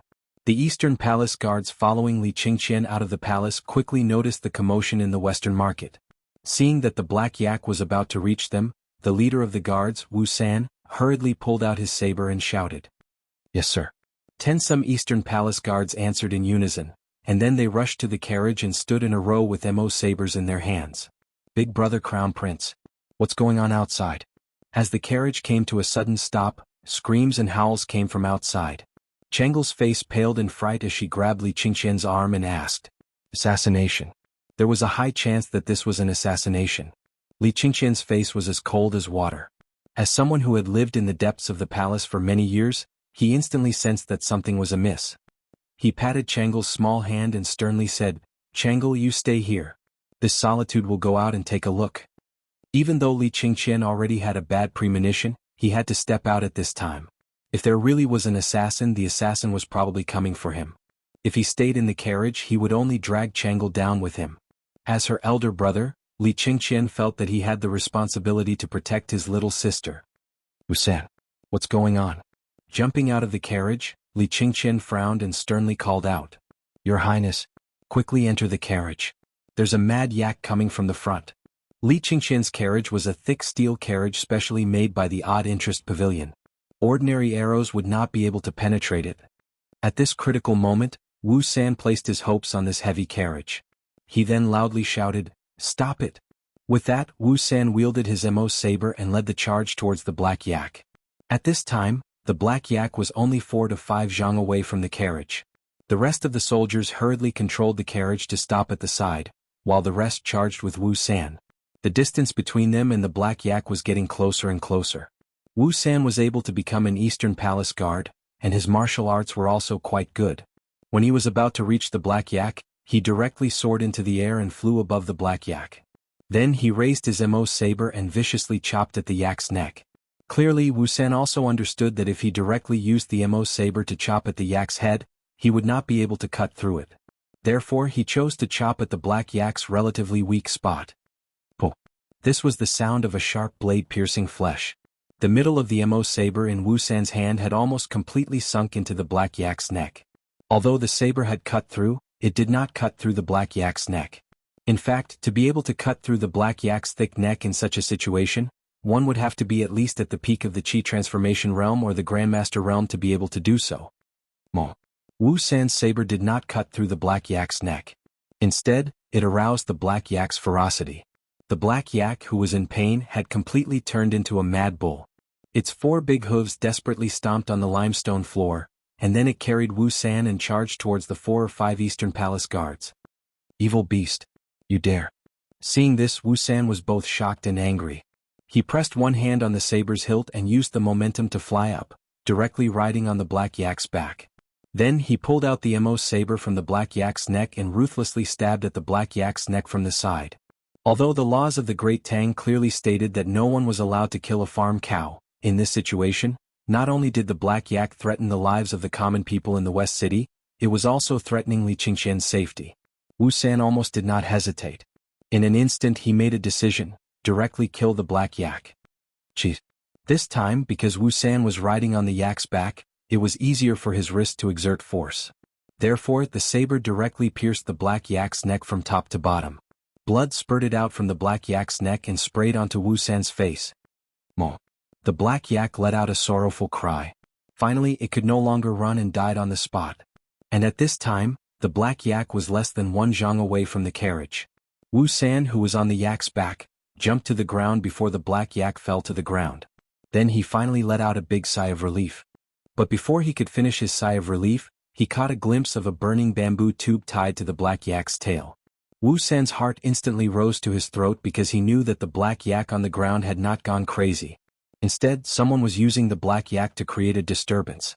Quickly protect His Highness and the princess. Wusan, who had reacted, quickly pulled out the Mo saber from the black yak's neck and shouted loudly. But his warning was too late. Just as Wusan's voice fell, a tall and sturdy man wearing a bamboo hat was flying in Li Qingqian's direction. His speed was so fast that Wusan had no time to react. He could only stare blankly as the man put his hand on Li Qingqian's shoulder. Impudent! What kind of thief dares to commit murder in Chang'an City? Li Qingqian's heart was slightly alarmed when his shoulder was clamped, but his expression was still calm. He looked at the tall and sturdy man beside him and coldly reprimanded. Chang'an City? This place will soon become our world. Ah! The man in the bamboo hat snorted coldly and laughed arrogantly. Then, seeing that Wusan and the others were rushing over with all their might, the man in the bamboo hat waved his sleeve at a nearby stall. The wooden shelves, sheds, baskets and other things were brought to the group of Eastern Palace guards by his powerful true qi. He, on the other hand, lightly tapped the ground with the tip of his foot, grabbed Li Qingqian and leaped into the air, about to escape into the flood of pedestrians. Stop. Let go of brother Crown Prince. At this moment the carriage's curtains moved slightly, and a little girl dressed in a pink palace dress jumped out of the carriage and shouted at the man in the bamboo hat who had just leaped into the air. Chang'e, don't worry about your brother. Quickly go back. Li Qingqian, who was being held in the air, saw Chang'e come out of the carriage and couldn't help but anxiously shout. Chang'e? Ah! I didn't expect good things to come in pairs. It seems that today is destined to be a fruitful day. The man in the bamboo hat lowered his head and looked at Chang'e, then looked at the anxious Li Qingqian. Then he laughed proudly. Then the man in the bamboo hat came back, grabbed Li Qingqian's shoulder and flew down. To be precise, he was flying in the direction of Chang'e. Protect Her Highness. Wusan was shocked and angry. He held the Mo sword and flew in the direction of the man in the bamboo hat. Then he raised the Mo sword above his head and viciously slashed at the man in the bamboo hat. Umph! The man in the bamboo hat sneered. Then he turned the hands that were holding Li Qingqian slightly and sent Li Qingqian's body in the direction of Wusan's slash. Despicable! Seeing this, Wusan turned pale with fright. He hurriedly put away the Mo sword, but at this moment he was already in the air. He wanted to change direction, but there was no point for him to use. He could only continue flying in the direction of the man in the bamboo hat. Die. This word floated out of the wide bamboo hat. Then the man in the bamboo hat stretched out his left palm and viciously slapped Wusan's chest. Wusan, be careful. Li Qingqian was the closest to the man in the bamboo hat and was the first to sense the man's actions. He hurriedly warned him loudly. But how fast was the man in the bamboo hat? By the time Li Qingqian finished speaking, that wide palm had already firmly imprinted itself on Wusan's chest. Pfft! Wusan spat out a mouthful of blood. His entire body was like a kite with a broken string as he rapidly fell down. The fresh blood that was floating in the air reflected the morning sun, making it look very sorrowful. Protect the crown prince. Protect the princess. Quickly call for reinforcements. This was the death cry that Wusan used all his strength to let out before he landed. More than 10 Eastern Palace guards immediately swarmed in front of Chang'e with their Mo swords in hand. In addition, another guard rushed out of the crowd and ran to report the news. You overestimate yourselves. The man in the bamboo hat snorted coldly. Then he used the tip of his foot to pick up a wooden stick on the ground. It was probably scattered by the roadside stall during the chaos earlier. Then the man in the bamboo hat held the wooden stick in his hand and directly rushed forward. Without any movement, the 10 Eastern Palace guards were all swept to the ground by the wooden stick. After knocking down all the Eastern Palace guards, the man in the bamboo hat retreated back to Li Qingqian's side. All of this happened in a flash. From start to finish, it was probably only a few blinks of an eye, and all the Eastern Palace guards were down. This was the absolute difference in strength. And Li Qingqian wanted to take advantage of the time when the man in the bamboo hat attacked, but he couldn't escape because the time interval was too short. It's the Crown Prince. Someone wants to kidnap the Crown Prince. Shi City was originally a bustling place. The commotion caused by the Black Yak earlier had caused many people to flee, but there were still some brave people who didn't go far. At this time, when they saw the situation on Li Qingqian's side, they couldn't help but exclaim. Then, the surrounding commoners all reacted and surrounded the carriage. I advise you not to meddle in other people's business. The man in the bamboo hat, who was walking towards Jianghu, suddenly stopped in his tracks and looked at the crowd that was gradually coming closer. After that, he flashed in front of Jianghu. Jianghu didn't even have time to react before she was grabbed by the man in the bamboo hat. Let go of me. Let go of me. You heinous villain, how dare you commit murder in Chang'an City? My father won't let you off. With her shoulder grabbed, Jianghu wanted to struggle but found that she couldn't exert any strength. The little girl protested loudly in fear and anger. Both of you, brother and sister, come with this poor monk. The man in the bamboo hat snorted softly and then prepared to leave with Li Qingqian and Jianghu. But things didn't go as he wished. Let go of the Crown Prince and Princess. The man in the bamboo hat suddenly felt his legs sink. He looked down and saw a man covered in blood hugging his legs. Chapter 1582. You want to die? Then I'll fulfill your wish. On the main street of the West Market, the bamboo hat man was enraged when the leader of the Eastern Palace Guards, Wuxia, hugged his legs. He snorted coldly and circulated his qi to his legs. A powerful surge of Jinqi suddenly erupted, causing Wuxia to spit out a mouthful of blood. Pfft! Help me. Quick, help me. Wu Sanji felt a surge in his chest.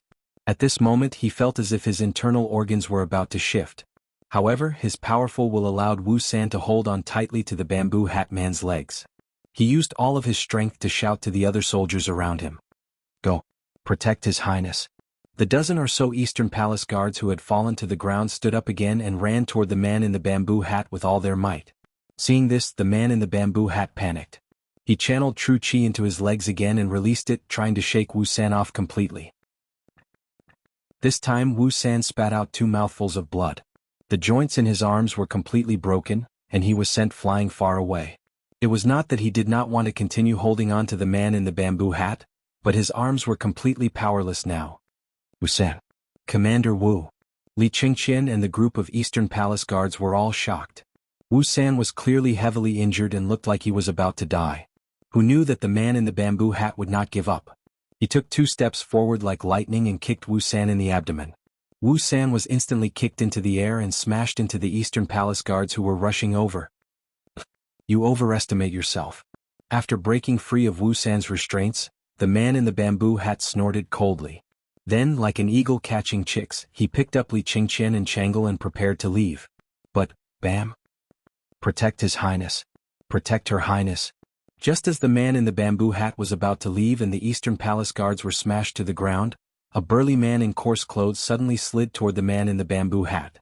When he slid to the feet of the man in the bamboo hat, the burly man did not hesitate to imitate Wu San and hugged the man in the bamboo hat's legs tightly. After witnessing that brief exchange with the burly man on the ground as a demonstration, the surrounding commoners all followed suit and swarmed toward the man in the bamboo hat. Even if they knew that they were no match for the man in martial arts, what could they do? This was the capital, under the emperor's feet. Kidnapping the crown prince and princess right under the emperor's nose? How was that just lawless? This was simply treason. The Tangs worshipped martial arts, especially the people of Chang'an. Their customs were more valiant than those of other places. Someone wanted to kidnap the crown prince and the princess right under the emperor's nose. As Tangs under the emperor's nose, they would not allow such a thing to happen. His Highness. His Highness. His Highness. His Highness. After a while, dozens of people from Chang'an City surrounded the man. They not only surrounded him but also hugged his legs tightly. The reason why the citizens were so fearless was that the Li Tang royal family had won the hearts of the people. Li Qingqian had also done a lot of good deeds before, so the citizens had a very good impression of Li Qingqian. But now that the man in the bamboo hat wanted to capture their crown prince, these citizens would definitely not agree. You're all courting death. The man in the bamboo hat was furious, especially when he felt the ground tremble slightly and knew that it was very likely that the patrolling Marquis of Chang and was about to rush over. His heart was filled with rage and panic. With an angry snort, many of the people around him were sent flying or vomited blood from the shock. The Crown Prince and Princess are under attack in Shi City. Soldiers in the city go to support them. The Crown Prince and Princess are under attack in Shi City. Soldiers in the city go to support them. On the Vermilion Bird Avenue, Li Zixuan and Xian Qing were chatting as they walked. Suddenly, a soldier appeared in their field of vision, and that soldier was running while panting. What? Qingqian and Chang'e were under attack? Hearing that, Li Zixuan and Xian Qing looked at each other and were shocked. He hurriedly urged Big White to come in front of the soldier and asked anxiously, "You said the Crown Prince and Princess were under attack. Who attacked them? How are the Crown Prince and Princess now?" Marquillon. The soldier looked up and saw that the person who asked was Li Zixuan. He immediately became excited and grabbed Li Zixuan's arm, saying excitedly, "Marquis, quickly go to Shi City and save the Crown Prince and Princess. There is a thief wearing a bamboo hat and is extremely skilled in martial arts who wants to do something bad." Li Zixuan took back the Academy's information from Wuxia at the Longmen Pass and became famous in the world. Now, who did not know that Li Zixuan could fight a great Grandmaster Master alone? Therefore, after seeing Li Zixuan, the soldier who sent the message felt like he had seen his savior. Shi City? Extremely skilled in martial arts. Li Zixuan's eyes narrowed. Without any hesitation, he turned his horse around and said to Xian Qing, "Young Uncle Master, I will go save the Crown Prince and Princess. You go back to Yunshan first." Then, without waiting for Xian Qing's reply, he kicked Big White's stomach and rushed to the west side of the city with his horse. "Little Xian, Uncle Master will go with you." Xian Qing quickly made a decision and chased after Li Zixuan's back. He was not interested in fighting and killing at all. However, since the Celestial Master sect of Longhu Mountain had chosen to enter the world, now that he knew something had happened to Li Qingqian, he had to help. Seeing that, the soldier who sent the message could not help but breathe a sigh of relief. He knew that with the help of the two masters, Li Zixuan and Xian Qing, it was basically settled. Even if the man in the bamboo hat was skilled in martial arts, he would definitely not be a match for Li Zixuan and Xian Qing. Chapter 1583. Clang. Just as the man in the bamboo hat was about to hit Chang'e's head with his right palm, a loud and clear sound of a sword suddenly came from the street of Shi Market. The man in the bamboo hat instantly felt a sense of extreme danger. If this palm hit, Chang'e would undoubtedly die, but he would also be seriously injured by this sword. Humph. Of course, the man in the bamboo hat didn't want to die like this. He snorted coldly and directly turned his palm into a claw. He directly grabbed Chang'e's right shoulder and pulled her in front of him. He wanted to use Chang'e to block this sudden and peerless sword. "You're courting death." This sword was the fifth move of the 9 Taishan swords, leaving dust, which was used by Li Zixuan. Li Zixuan rode all the way to the entrance of Shi Market. As soon as he arrived, he saw that the man in the bamboo hat was about to hit Chang'e's head with his palm. Li Zixuan was so shocked and angry that he directly used the fastest move of the 9 Taishan swords to save Chang'e. However, the man in the bamboo hat's reaction was both unexpected and reasonable. In order to avoid hurting Chang'e, Li Zixuan could only forcibly change the direction of the sword to avoid the man in the bamboo hat and Chang'e. However, the man in the bamboo hat's action had also thoroughly angered Li Zixuan. Today's matter was destined to be irreconcilable. Grand Master late stage. The man in the bamboo hat, who had dodged a bullet, couldn't help but feel a little surprised when he felt the momentum from Li Zixuan. He had never expected to meet a master at the Grand Master late stage here, let alone a teenager of 15 or 16 years old. Suddenly, he seemed to think of something and couldn't help but say in a low voice, "You're Li Zixuan." In the whole world, Li Zixuan was probably the only person who could reach such a high level of martial arts at such a young age. Chang'e, who had thought that she was doomed, closed her eyes and waited for her death. However, after waiting for a long time, the bamboo hat man's palm did not land. Instead, she heard the words Li Zixuan. She hurriedly opened her eyes and saw Li Zixuan brushing past her with the wind-chasing sword in hand. At this moment, Chang'e couldn't help but feel a little dazed. When she was at her most dangerous and desperate moment, the man she respected and admired the most finally appeared. Was this fate or was it a coincidence? How could a Grandmaster commit such a despicable act? He really deserves to die. Just when the man in the bamboo hat was shocked by Li Zixuan's arrival, a cold snort came from his left. Then he felt a sharp light locking onto him. The fifth sword of the 9 Taishan swords, leaving dust, a sword leaving dust and desolation. A handsome man in a Taoist robe, holding a long sword, was stabbing towards him at an even faster speed. Powerful. In the face of such a powerful swordsman, the man in the bamboo hat couldn't even think of resisting. He knew that he couldn't hide or resist, so he could only run. As for using the same trick again and pulling Chang'e to his left as a shield, there was no time at all. Because this swordsman's speed was more than 30% faster than Li Zishuan's. When did so many demons appear in Chang'an City? And each one was more powerful than the other? This was the most depressing thing for the man in the bamboo hat at this moment. Venerable. Be careful. The burly man who had been standing beside the bamboo hat man flew over at this critical moment. With a chi sound, the long sword pierced his body in the next moment. The bamboo hat man took the opportunity to retreat quickly, and directly retreated more than 5 feet away. Venerable, leave quickly. The big man spat out blood, but before he died he still worriedly said these 4 words. The man in the bamboo hat didn't stop. He directly jumped up and flew away over the heads of the onlookers. There were 2 guru masters, and one of them was a super sword master who was about to break through the great grandmaster realm. In the face of such a lineup, he didn't even have the courage to stay for a moment, let alone care about the 2 hostages, Li Qingqian and Chang'e. Xiaoxian. You stay here, I'll chase after him.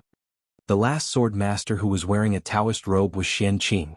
Seeing the man in the bamboo hat jump away, Xian Qing moved his feet slightly and used all his strength to perform the cloud-piercing steps. In a flash, he had already disappeared, leaving only these 4 words in the air. Uncle, be careful. Li Zishuan also wanted to chase after him, but he was worried that there would be an ambush here, so he had to stay and shouted in the direction where Xian Qing disappeared. Chang'e, Chang'e, are you all right? The exchange of blows just now seemed to take a long time to describe, but to an ordinary person, it was only a matter of an instant. It was absolutely not more than 10 breaths of time from beginning to end.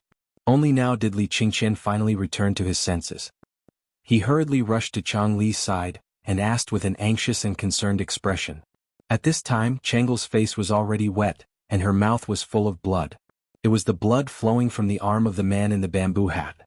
The blood coupled with her weeping face not only didn't make people feel fear, but also made people feel a kind of affection and pity for her.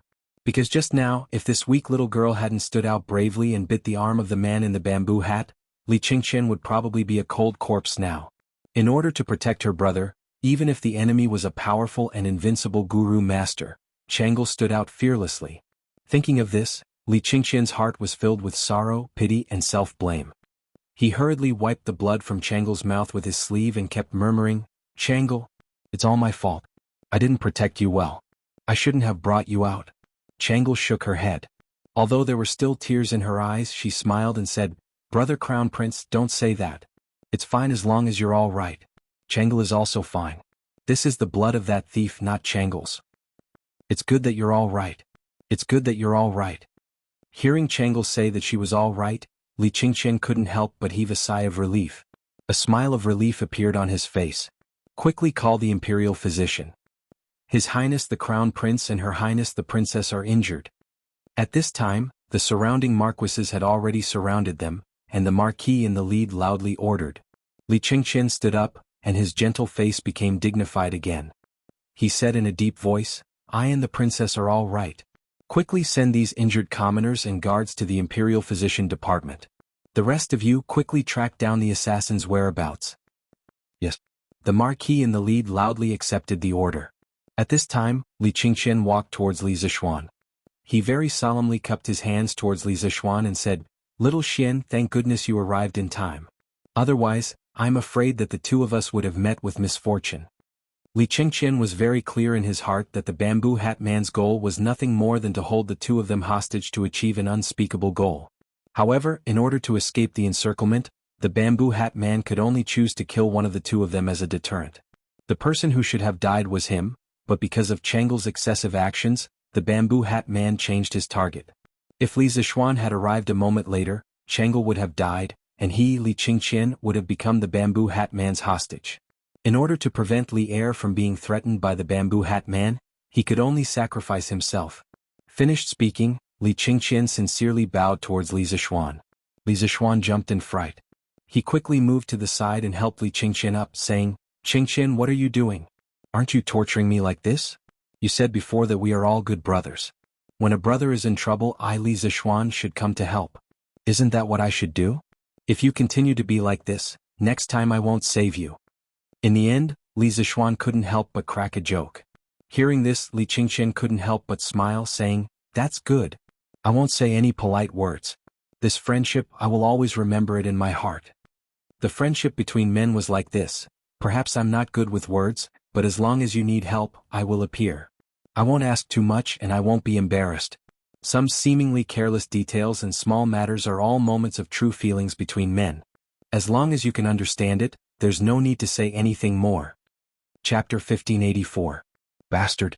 In the land of Chang, and at the foot of the imperial city, there are assassins who dare harm our crown prince and princess. In the future, will there be people who will break into the imperial palace and chop at our head? In the sweet dew hall of the imperial palace, Li Er's furious roar resounded through the entire hall. The palace maids and eunuchs outside the hall could hear the roar from far away. Thus, everyone in the imperial palace fell silent. No one dared to make the slightest mistake at a time like this. And in the hall, Lu Dui of the Court of Judicial Review and Hua Wenjia of the governor's office were in charge of the trials of the Great Tang's prisons, while the other was in charge of the security of the capital. Now that assassins had appeared in Chang, and to openly kidnap Li Qingqian and Chang'e, it was reasonable to say that the two of them should be held accountable. Thus, when they learned of what had happened in Shi City, Lu Dui and Hua Wenjia sent people to deal with it while personally coming to the imperial palace to ask for forgiveness. This old subject is terrified. This old subject is guilty. At this moment, hearing Li Er's harsh words, the two old subjects hurriedly stepped forward and bowed. Terrified? Did we say something wrong? Everyone says that the capital is an important and heavily guarded place, but our crown prince and princess only took a trip out of the imperial palace and were attacked by assassins. When did the security of Chang and fall into such chaos? Li Er slapped the table, his face ashen. Your Majesty, please calm your anger. Your Majesty, please calm your anger. The two old subjects looked at each other and could only say this. At this time, Li Qingqian and Chang'e's life and death were unknown. Whatever the two of them said was superfluous. If something happened to Li Qingqian and Chang'e, the two of them would definitely lose their positions. Only if Li Qingqian and Chang'e were lucky enough to be safe would they be able to make up for their mistakes. Your Majesty. Good news. The Marquis of Yong, In and Taoist Master Xian Qing came to the rescue in time. His Highness the Crown Prince and Her Highness the Princess are both safe. At this moment, a young eunuch ran in from outside the hall and happily bowed to Li Er. Hearing this, Li Er, Lu Dui and Hua Wenjia's gazes all gathered on the little eunuch. What? Qingqian and Chang'e are both fine? What about the assassin? Did Li Zishuan catch the assassin? Li Er leaned forward, unable to conceal the excitement in his voice. At this moment, old Li was extremely glad that he had left Li Zishuan behind for questioning after morning court. Otherwise, Li Zishuan would have already returned to Cloud Mountain. How would he have the time to save Li Qingqian and Chang'e? Reporting to your Majesty, when head steward Zhao brought people to Shi City, Marquis Yong, and Taoist Xian Qing had already rescued His Highness the Crown Prince and Her Highness the Princess from the hands of the assassin. However, that assassin took advantage of the chaos to escape under the cover of his accomplices. Now all the city gates of Chang and have been sealed. Taoist Master Xian Qing and Manager Zhao are searching for the assassin's whereabouts. The young eunuch hurriedly bowed and answered. Li Er's expression turned cold as he said, "Immediately summon Qingqian and Chang'e back to the palace. Order Niu Jinda to lead 5,000 right guard soldiers to assist Zhao Song in searching for Zhao Song's whereabouts in the west of Chang'an. Official Lu, Official Hua, the two of you will lead your men to track down the assassin. Before tomorrow's morning court, you must give me an explanation. I want to see who is so bold as to openly assassinate the princess and crown prince of the Tang Empire in Chang'an." Your servant obeys the decree. The young eunuch bowed and accepted the order. Then he quickly left the hall to deliver the decree. Lu Dui and Hua Wenjia's expressions turned solemn. They cupped their hands and said to Li Er, "Your servant obeys the decree." Speaking of which, the task that Li Er gave them could not be said to be light. One had to know that Chang and was vast and had a large population. It had 108 districts and millions of people. To find an assassin in this place was almost like finding a needle in a haystack. However, even so, they had no choice but to accept this task. This was because if they could not find the assassin when the crown prince of a country was assassinated, Then they, as the minister of the Supreme Court and the governor of the capital, had seriously neglected their duties. Go. Li Er waved his hand and said lightly, "Your servant will take his leave." The two of them looked at each other and cupped their hands to take their leave. After the two of them left the hall, Li Er walked up and down the hall alone with his hands behind his back. After a while, a gentle female voice came from outside the hall. "Your Majesty, how are Qingqian and Changle?" Before the person arrived, the voice came first. A moment later, Empress Jiangsun appeared in the hall. Li Er hurriedly turned to greet her. Holding her hand, he said with a comforting smile, "Don't worry, Guanyin. I just received news that Qingqian and Changle are fine. They are on their way back to the palace. You will see them in a while." "Fine?" Empress Jiangsun opened her mouth in shock, somewhat in disbelief. Li Er nodded affirmatively and said, "They are fine." It was Li Zishuan and Taoist Master Xian Qing who rushed over in time after hearing the news and saved Qingqian and Changle from the hands of the assassin. "That's great." Empress Jiangsun patted the Yuxiangpu, greatly relieved. She then said, "When I heard that Qingqian and Changle had been attacked by an assassin, I was nearly scared half to death. Who would have thought that this time, it was all thanks to the Marquis of Yong'an's intervention? Otherwise, if something were to happen to these two children, how would I live? Your Majesty, has the assassin been captured? Otherwise, if he continues to hide in the city, once Qingqian and Changle leave the palace, they will still be in danger." Hearing this, Li Er's expression froze. After a moment of hesitation, he opened his mouth and said, "This assassin." Not long after, the news that the Crown Prince and Princess Changle had been attacked by an assassin in the Western market spread. There were those who were shocked, those who were furious, and those who were indifferent. However, soon after, the common people learned that the various city gates had already been sealed. Soon after, large numbers of soldiers appeared on the various streets of Chang'an. They each held a portrait and went from house to house, interrogating the whereabouts of the man in the bamboo hat. In a short period of time, the people of Chang'an were in a state of panic. Those ruffians who usually bullied men and women were all extremely careful and well-behaved. None of them wanted to be captured at such a crucial time. This was because this was a major case involving the assassination of the Crown Prince and Princess. If they were caught at such a critical juncture, even if they didn't die, they would lose a layer of skin. Therefore, regardless of whether this large-scale manhunt in the city could catch the assassin or not, the public security in Chang'an city had improved by several levels because of this large-scale manhunt. Many hooligans were arrested and sent to the Supreme Court's prison. Li Zishuan rode Big White, quickly galloping in the direction of the imperial palace. Suddenly, a delicate and pretty young girl wearing a shabby white dress appeared in the middle of the road. Li Zishuan promptly reined in Big White. "Stop." Big White finally stopped the horse's hooves when it was a foot away from the young girl. However, there was no fear on the young girl's face. It was as if she was completely confident that Li Zishuan could control the horse. "Hey, young girl, you." Li Zishuan was just about to ask the young girl why she was standing alone in the middle of the road. Unexpectedly, before he could finish speaking, the young girl opposite him interrupted, "You must be the Marquis of Yong'an?" Li Zishuan was instantly puzzled. "Young girl, how do you know my identity?" Although Li Zishuan often appeared in Chang'an city and there were many citizens who knew him, the young girl in front of him didn't sound like a local from Chang'an. Yes, that's right. Not only did dialects exist in modern society, they also existed in ancient times. This young girl's accent was a bit like that of the Jiangnan region. Therefore, how could Li Zishuan not be surprised that such an outsider actually knew his identity? The young girl smiled slightly, a glint flashing across her eyes. She said, "Just now, when the Marquis of Yong'an rescued the Crown Prince and Her Royal Highness in Shi City, I was also present. Naturally, I knew of Marquis' identity." Li Zishuan was slightly taken aback. Realization dawned on him. "I see. Then what's your name? Why are you blocking my path?" Hearing this, the little girl hurriedly and carefully took out a folded piece of paper from her waist pouch and said, "Marquis, this little girl's name is not worth mentioning. Someone asked me to pass something to you." "Oh, what is it?" Li Zishuan's gaze froze. He hurriedly jumped down from Big White's back. In 3 steps, he arrived in front of the young girl and took the folded piece of paper from her hands. Without waiting for him to unfold the paper, the young girl smiled sweetly and said, "Since Marquis has received the letter, then I will take my leave. Marquis, don't worry, I have never opened this letter.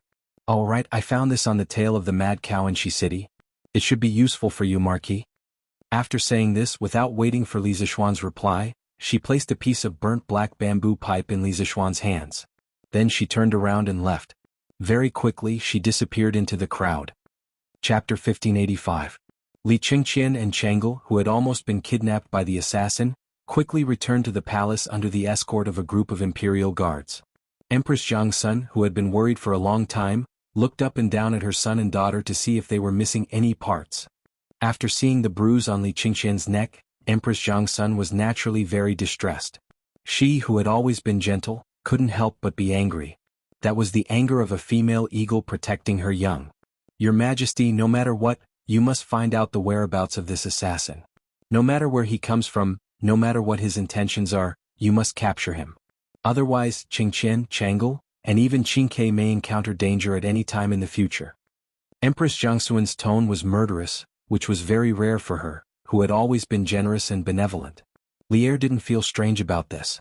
On the contrary, he understood Empress Jiangsun's feelings because he wanted to capture the assassin more than anyone else and then cut him into pieces.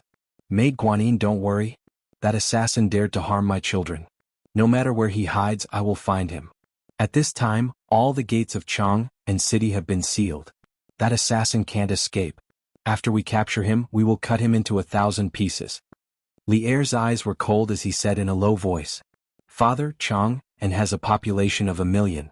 If the city gates are closed for a long time, it will have a great impact on the people's livelihood. Moreover, many people in Chang and city are merchants or farmers outside the city. If father can't catch the assassin, will the city gates be closed for a day? Then if the merchants and farmers outside the city can't leave the city, won't they be unable to return home and cut off their livelihood? I think that the assassin should be caught, but I still hope that father won't affect the livelihood of the ordinary people just to catch the assassin.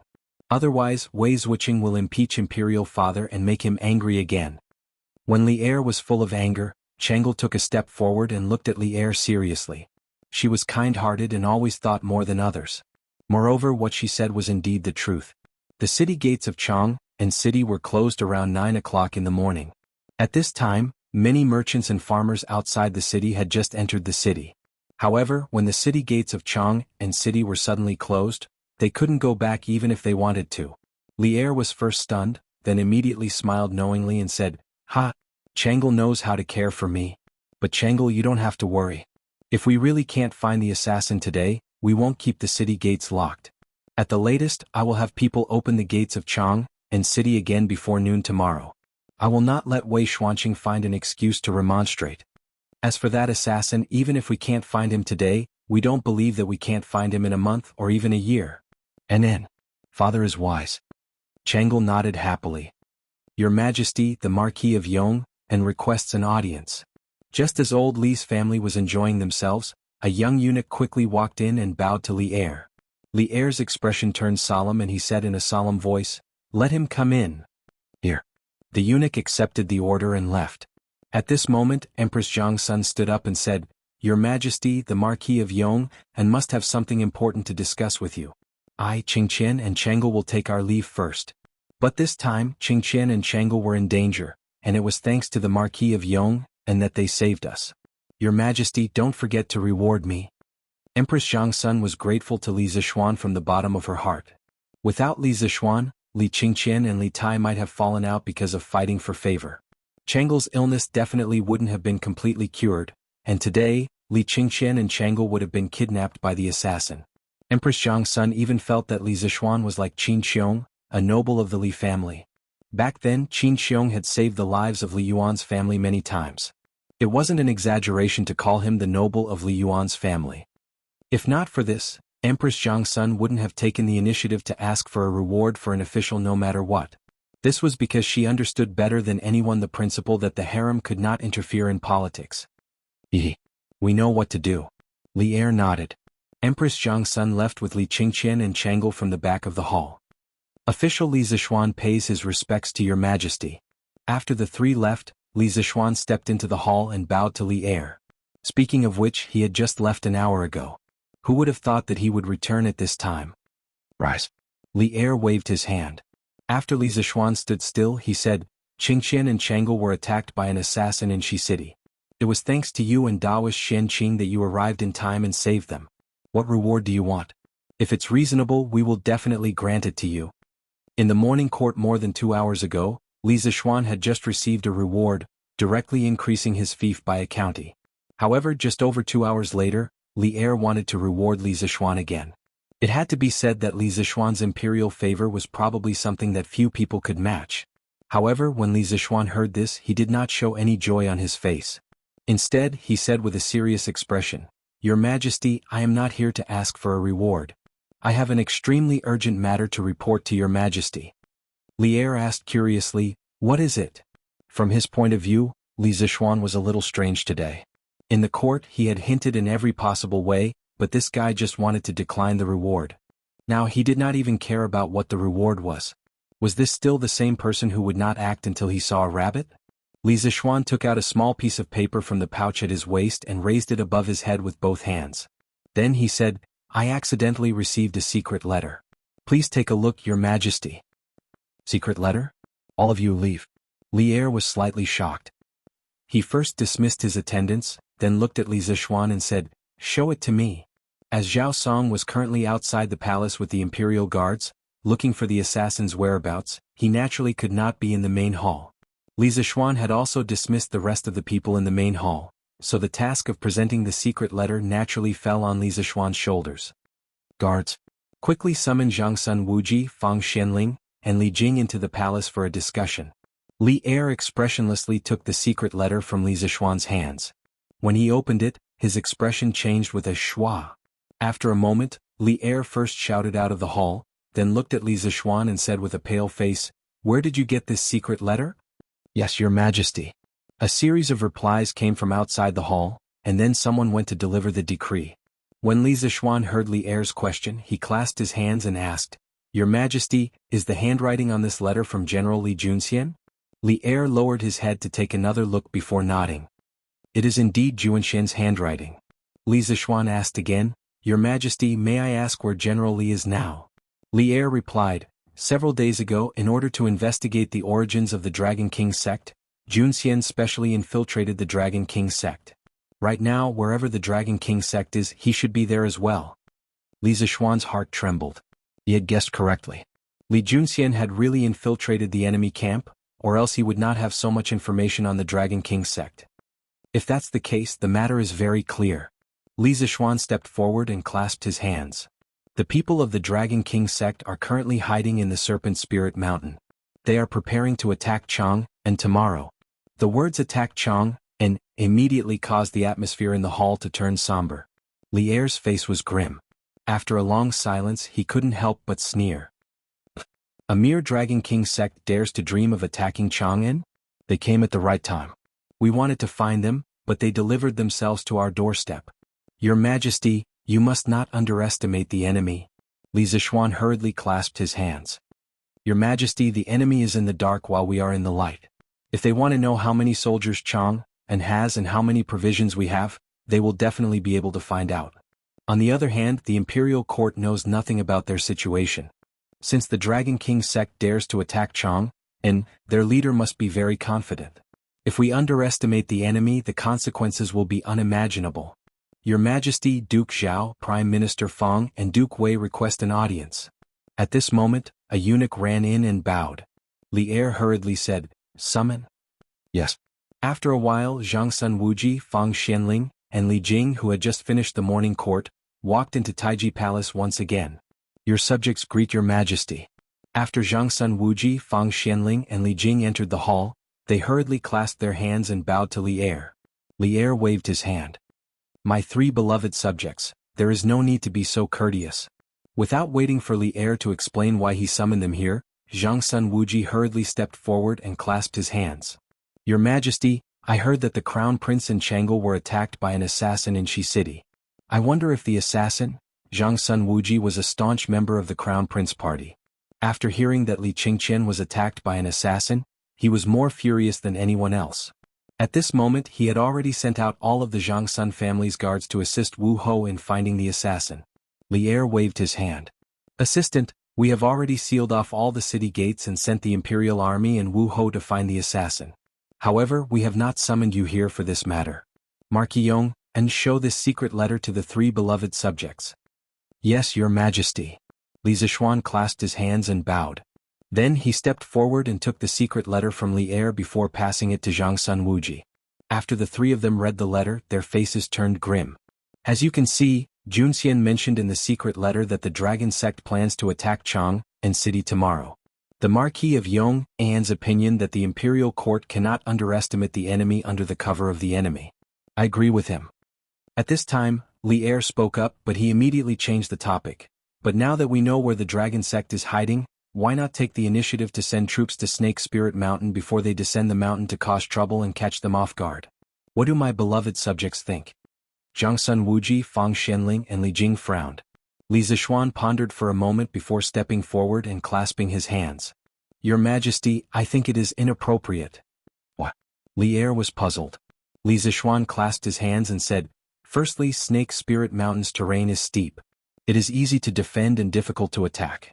When the imperial court sent an army to encircle the 7 cultivators sect, they suffered heavy losses on Snake Spirit Mountain. Now that the dragon sect has the guts to attack Chang and city, they must have at least 30 to 50,000 soldiers. Just based on this point, their strength is 100 times stronger than the 7 cultivators sect. If we attack Snake Spirit Mountain rashly, the imperial court will suffer heavy losses. The gains will not make up for the losses. Chapter 1586. Plot? What kind of plot does the Heavenly Dragon sect have in Chang? In the Sweet Dew Hall, the moment Zhang Sun Wuji finished speaking, Li Er, who was seated at the head seat, could not help but frown. The Heavenly Dragon sect is plotting something. The capital might be in danger. This was the first sentence in Li Junxian's letter. From this, one could see that Li Junxian believed that the most important matter for the imperial court was to investigate the Heavenly Dragon sect's plot and resolve it. But the problem lay in what the Heavenly Dragon sect's plot was. It wasn't written in the letter and no one knew about it, much less resolve it. Thus, the 3 old officials and Li Zishuan all frowned as they tried to figure out what the Heavenly Dragon sect's secret plan was. After a long while, Fang Xianling stepped forward and said, Your Majesty, this old subject believes that the Heavenly Dragon sect's plot is to allow them to succeed tomorrow. They might have tens of thousands of soldiers outside the city and hundreds of spies inside the city. When the time comes, they might really be able to break through the gates of Chang'an. Thus, this old subject believes that although we don't know what the Heavenly Dragon sect's plot is, the imperial court must prepare a response in advance. We must prevent the Heavenly Dragon sect from dividing Chang, and from within. Hearing this, Li Jing nodded secretly. It was obvious that he approved of old Fang's words. Li Er thought for a few moments before turning to Li Zishuan and asking, Marquis Yong, and what do you think? It's here again. Di Renjia's classic line is here again. Even though this was an extremely solemn occasion, Li Zishuan couldn't help but grumble in his mind when he heard Li Er ask, What do you think? But grumbling was grumbling, the problem still had to be solved. Your Majesty, this subject agrees with Fang Xuanling's words. Li Zishuan, who was well-versed in emotional quotient, first affirmed old Fang's analysis. Then, in order to avoid disappointing Li Er, he began to speak of his own opinion. General Li didn't mention anything about the Heavenly Dragon sect's plot in Chang, and so he probably doesn't know either. This meant that this plot was the Heavenly Dragon sect's top secret. However, I believe that other than planting spies in Chang'an City, there is also a possibility that the Dragon sect is using the followers that the Dragon sect had previously developed in Chang and City to plot something that would cause the imperial court to lose its prestige and His Majesty to lose face. By belittling the imperial court and praising themselves, not only would they be able to easily conquer Chang'an City, but they would also be able to quickly win the hearts of the people after conquering Chang'an City and then control the entire world. Today the Crown Prince and Princess Jianghu were nearly robbed in the Western market. It is very likely that this was done by members of the Heavenly Dragon sect. They wanted to kidnap the Crown Prince and Princess Jianghu to threaten His Imperial Majesty and even strike at His Imperial Majesty's prestige. What? Marquis Yong, and you're saying that the assassinations in Qingqian and Chang'an today were done by the Heavenly Dragon sect? Hearing Li Zishuan's last sentence, Li Er's eyes narrowed and his face suddenly turned cold. Li Zishuan cupped his hands and said, Your Imperial Majesty, what this subject has said is only a conjecture. It is a reasonable conjecture based on the evidence that we currently possess. Previously, when the assassin escaped from the Western market, this subject's martial uncle immediately pursued the assassin. However, in the end he was unable to catch up. However, according to martial uncle, the assassin's martial arts originated from the Buddhist sect. Perhaps it is related to Buddhism. In addition, that assassin had many accomplices in Chang'an City. If not for those accomplices, the assassin would not have been able to escape from Martial Uncle's eyes. What is sect? Accomplices? Hearing this, Li Eru's eyes flickered. After pondering for a moment, he looked at Li Zishuan and asked, "You mean to say that the assassin could be the Heavenly Dragon sect's Shakyamuni Dui?" Li Zishuan cupped his hands and said, "This subject has just returned from the north.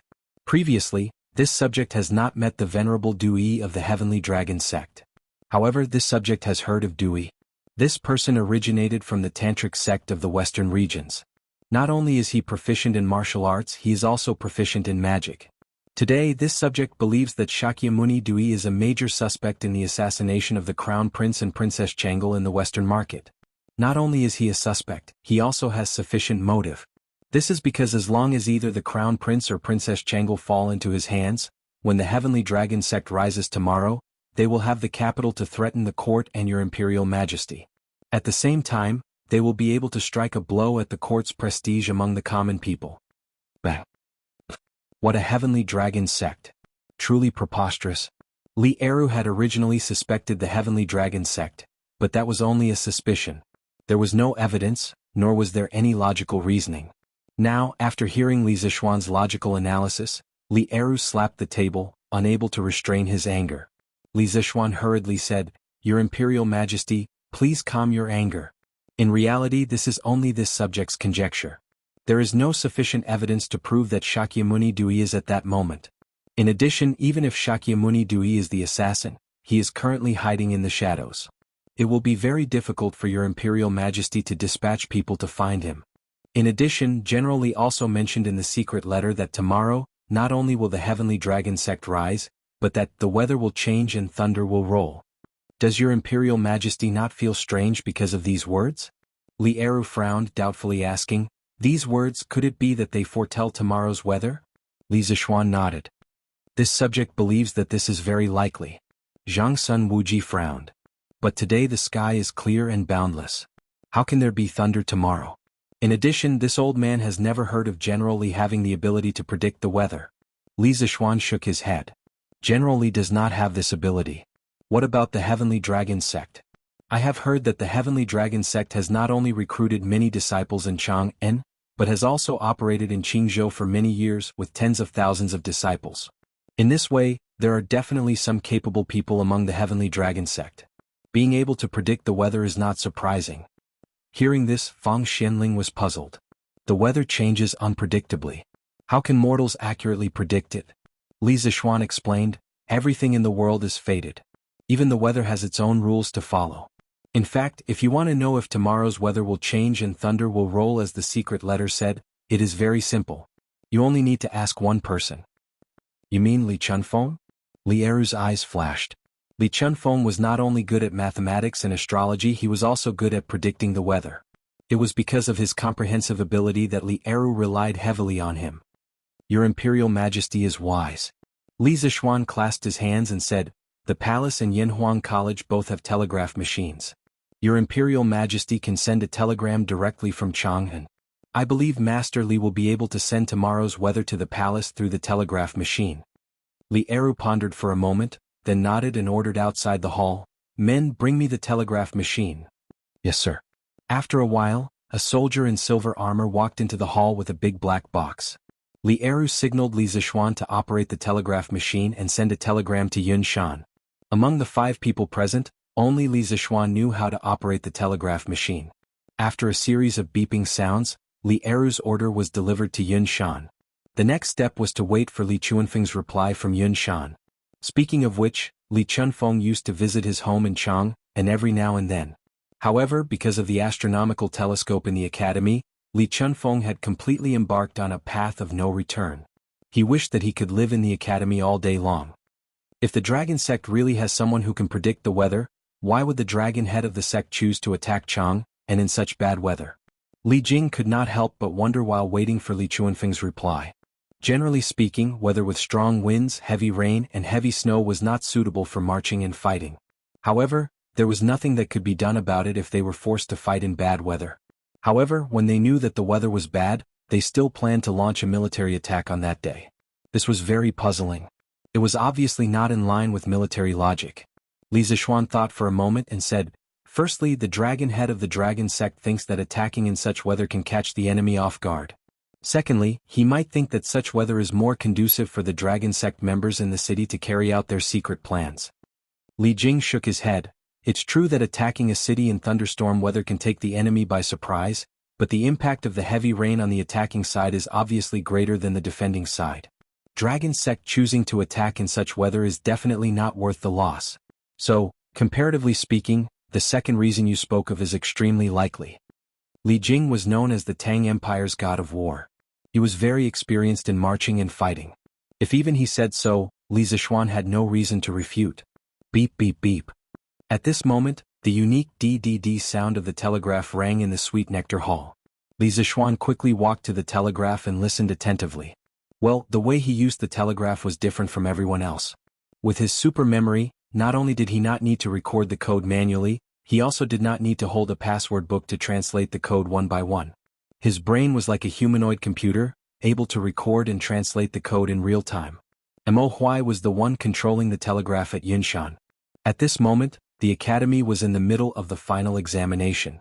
Li Tai did not have time to send a telegram, so Mo Huai, as the leader of the physics department, had to do it himself. Not long after, the DDD sound gradually stopped. Li Zishuan walked up to Li Er and said, "Your Majesty, news from Yunshan has come. According to Priest Li's prediction, there will be thunderstorms in the vicinity of Chang, and starting from tomorrow morning." As soon as he said this, everyone was shocked. At this point, Li Er, Zhang Sun Wuji, and the others had no choice but to believe that there would be thunderstorms tomorrow. Of course, this also proved that the dragon sect was indeed full of capable people. Li Er's face was solemn. After a moment of silence he said, "No matter what, the dragon sect's plot in Chang, and must be thoroughly investigated by tomorrow. Marquis Yong, and since Li Junxian has given you the secret letter, it means that he believes that you can solve the dragon sect's plot. Thus we will leave this matter to you. We will do our best to satisfy your needs." Chapter 1587. Brother Xiao Xian, Chengel is here to thank you. Thank you for saving me and Brother Crown Prince in Shi City, Chengel. Chengel has been learning needlework from Li Er and the others recently. I've embroidered a pair of mandarin duck pouches for Brother Xiao Xian and Sister Yushi. Don't think that Chengel's embroidery isn't pretty. There's mint, cloves, mugwort leaves and patchouli in it. It can get rid of dampness and heat, and it can also refresh the mind and benefit the brain. Outside Taiji Palace, beside the arch bridge near the Gate of Heaven Influence, Chengel hesitated for a moment after seeing Li Jing leave. Then she took out 2 white pouches embroidered with patterns from her waist and handed them to Li Zishuan. She said with some embarrassment, "Oh, Chengel, I saved you and Qingqian out of friendship. Why do you need to spend so much effort to embroider these things?" Li Zishuan felt that he couldn't accept these 2 pouches. They were too ambiguous and could easily be misunderstood by others. It was fine to misunderstand him, but if it involved Chengel, this matter would be serious. After all, Chengel was a princess of the Tang Empire. If she was misunderstood to have an unclear relationship with an official, Li Zishuan was sure that Old Li would definitely take a sword and chase him all over Chang, and to kill him. Chengel said with a determined expression, "That's right. It's because Brother Xiao Xian treats Chengel and Brother Crown Prince as friends that Chengel has to take out my heart to thank you after being saved by you. Also, these 2 pouches weren't sewn by me on the spot. They were already sewn a few days ago. Brother Xiao Xian quickly accept them. Also, let Sister Yushi help me see if there's anything wrong with my embroidery. When will Chengel's embroidery be half as good as Sister Yushi's?" After saying that, the little girl sighed regretfully. Her face didn't reveal any strange expression. This made Li Zishuan wonder if he had been thinking too much. It was just 2 pouches. How could the pure Chengel have those groundless feelings between a man and a woman? He was thinking too much. He was definitely thinking too much. Since that's the case, I'll accept it. Li Zishuan convinced himself in his heart. Seeing that Chengel had been holding out her hands for a long time, he hurriedly stepped forward and took the pouch from Chengel's hands. He put it in front of his eyes and glanced at it. Although the mandarin ducks on the pouch couldn't be said to be lifelike, at least they looked like real ones. This was quite difficult for an 8 or 9-year-old girl. Therefore he couldn't help but say, "Ha! Chengel, you are still young. You don't have to compete with others. When you grow up, no one can compare with your embroidery skills." When Chengel heard that, he immediately lit up with joy and said, "Really? Brother Xiao Xian, Could it be that Changle's embroidery is ugly, so you deliberately said nice things to comfort Changle? Li Zishuan said with a straight face. How is that possible? Changle, it's rare for you to have such excellent embroidery at such a young age.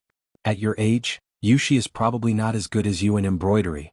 But then again, Changle, you are the princess of the Tang Empire and the pearl in His Majesty's palm. You don't have to study embroidery too deeply. Changle was happy at first, but then she couldn't help but secretly say in her heart, the princess of the Tang Empire is also a woman. She also has to take care of her husband and children. She only dared to say these words in her heart. In reality, even if she had twice the courage, she wouldn't dare to say it to Li Zishuan face to face. Alright. I've accepted the gift. I have to go do my work. Just now, His Majesty gave me a task. If I don't do it well, your brother Xiaoxian will be punished. Looking at the position of the sun in the sky, Li Zishuan estimated that it was almost noon. He hurriedly put away the 2 pouches and said.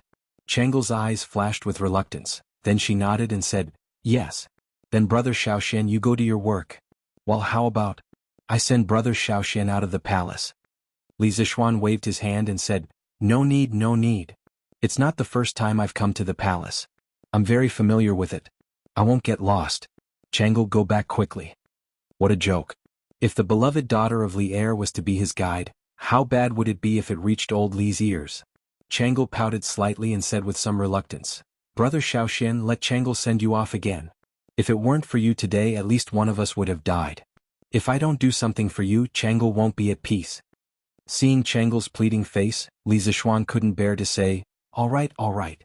Then brother Xiaoxian will have the honor of letting Changle be your tour guide today and tour the palace. Brother Xiaoxian, what's a tour guide? Tour guide. The so-called tour guide is someone who guides tourists to enjoy the beautiful scenery.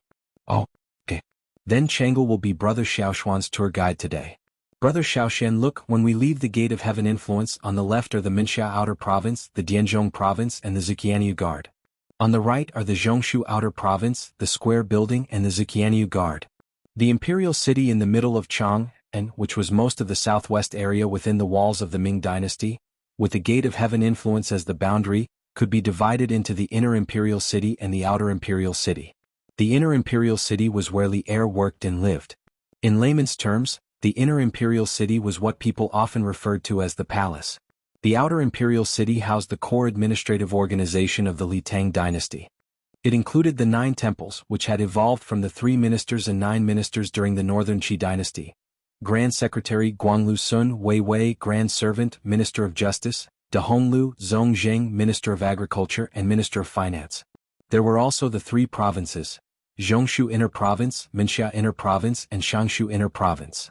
There were also the 6 ministries, Ministry of Appointments, Ministry of Revenue, Ministry of Appointments, Ministry of War, Ministry of Justice and Ministry of Works.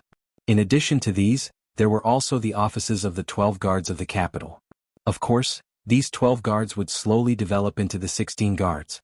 Speaking of which, if Changle hadn't introduced all the offices here today, Li Zishuan wouldn't have been able to recognize many of them. The main reason was that this fellow rarely interacted with the various departments of the imperial court, so naturally he wasn't familiar with the specific locations of these offices. Isn't this the Imperial Ancestral Temple? What are they moving inside? If one went right from the Gate of Heaven influence and then went south, they would be able to leave the imperial city through the Gate of Peace. At this time, Li Zishuan happened to see a group of eunuchs carrying sacks of something into the Imperial Ancestral Temple. He couldn't help but ask, Brother Xiaoxian, you don't know. Previously, Imperial Father ordered the 6 ministries of the Imperial Court to prepare to attack the Turks.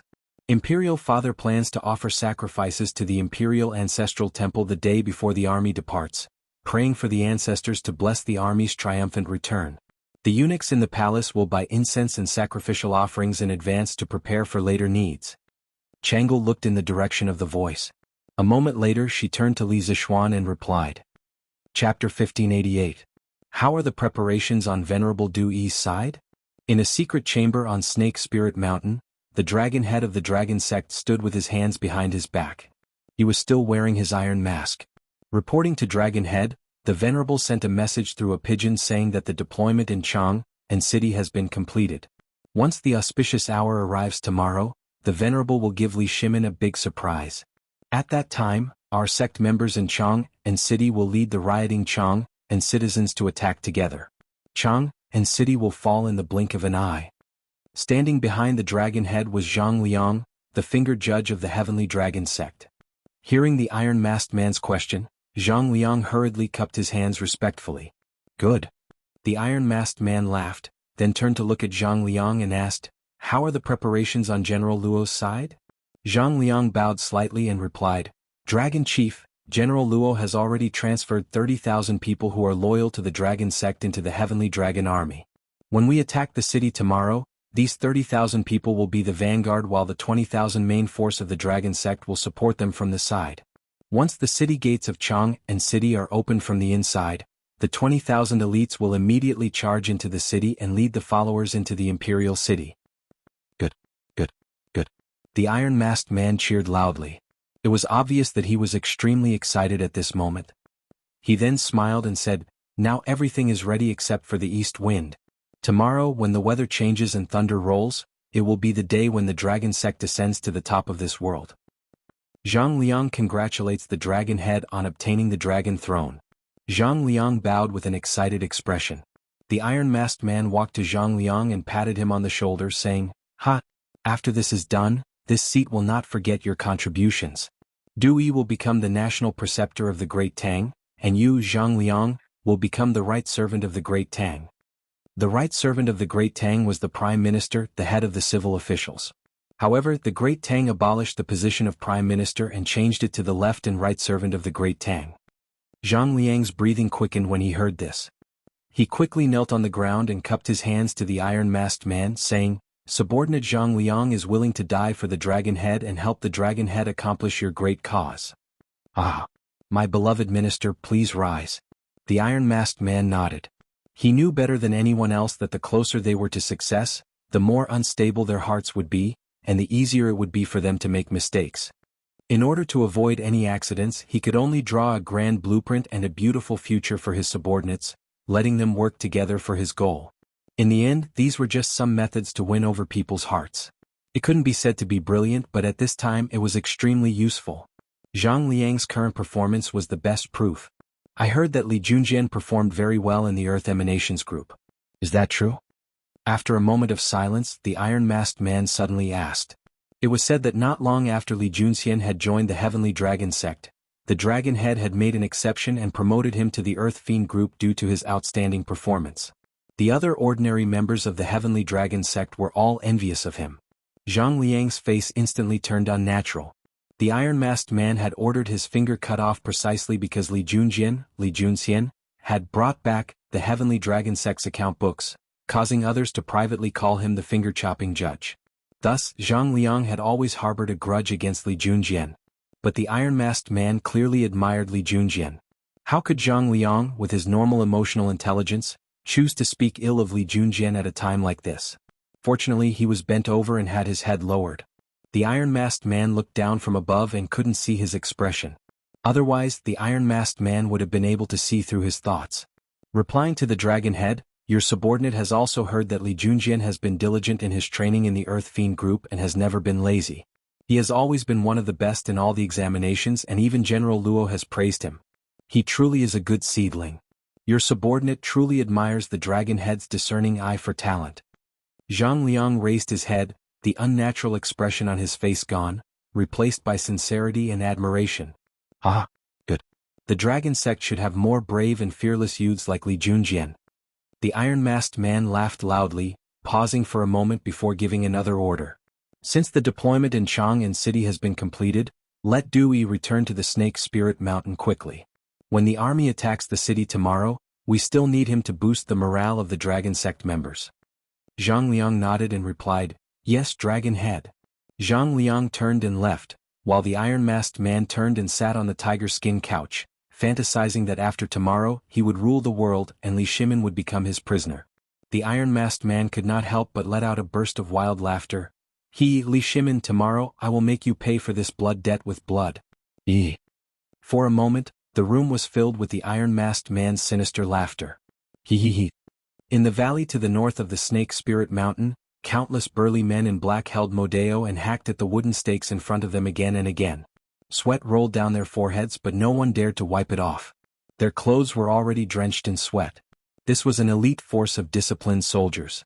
Li Junxian was among them, and at his level of martial arts, this sort of training was naturally easy and casual for him. But he was a member of the Heavenly Dragon sect, and his public identity was that of a hunter.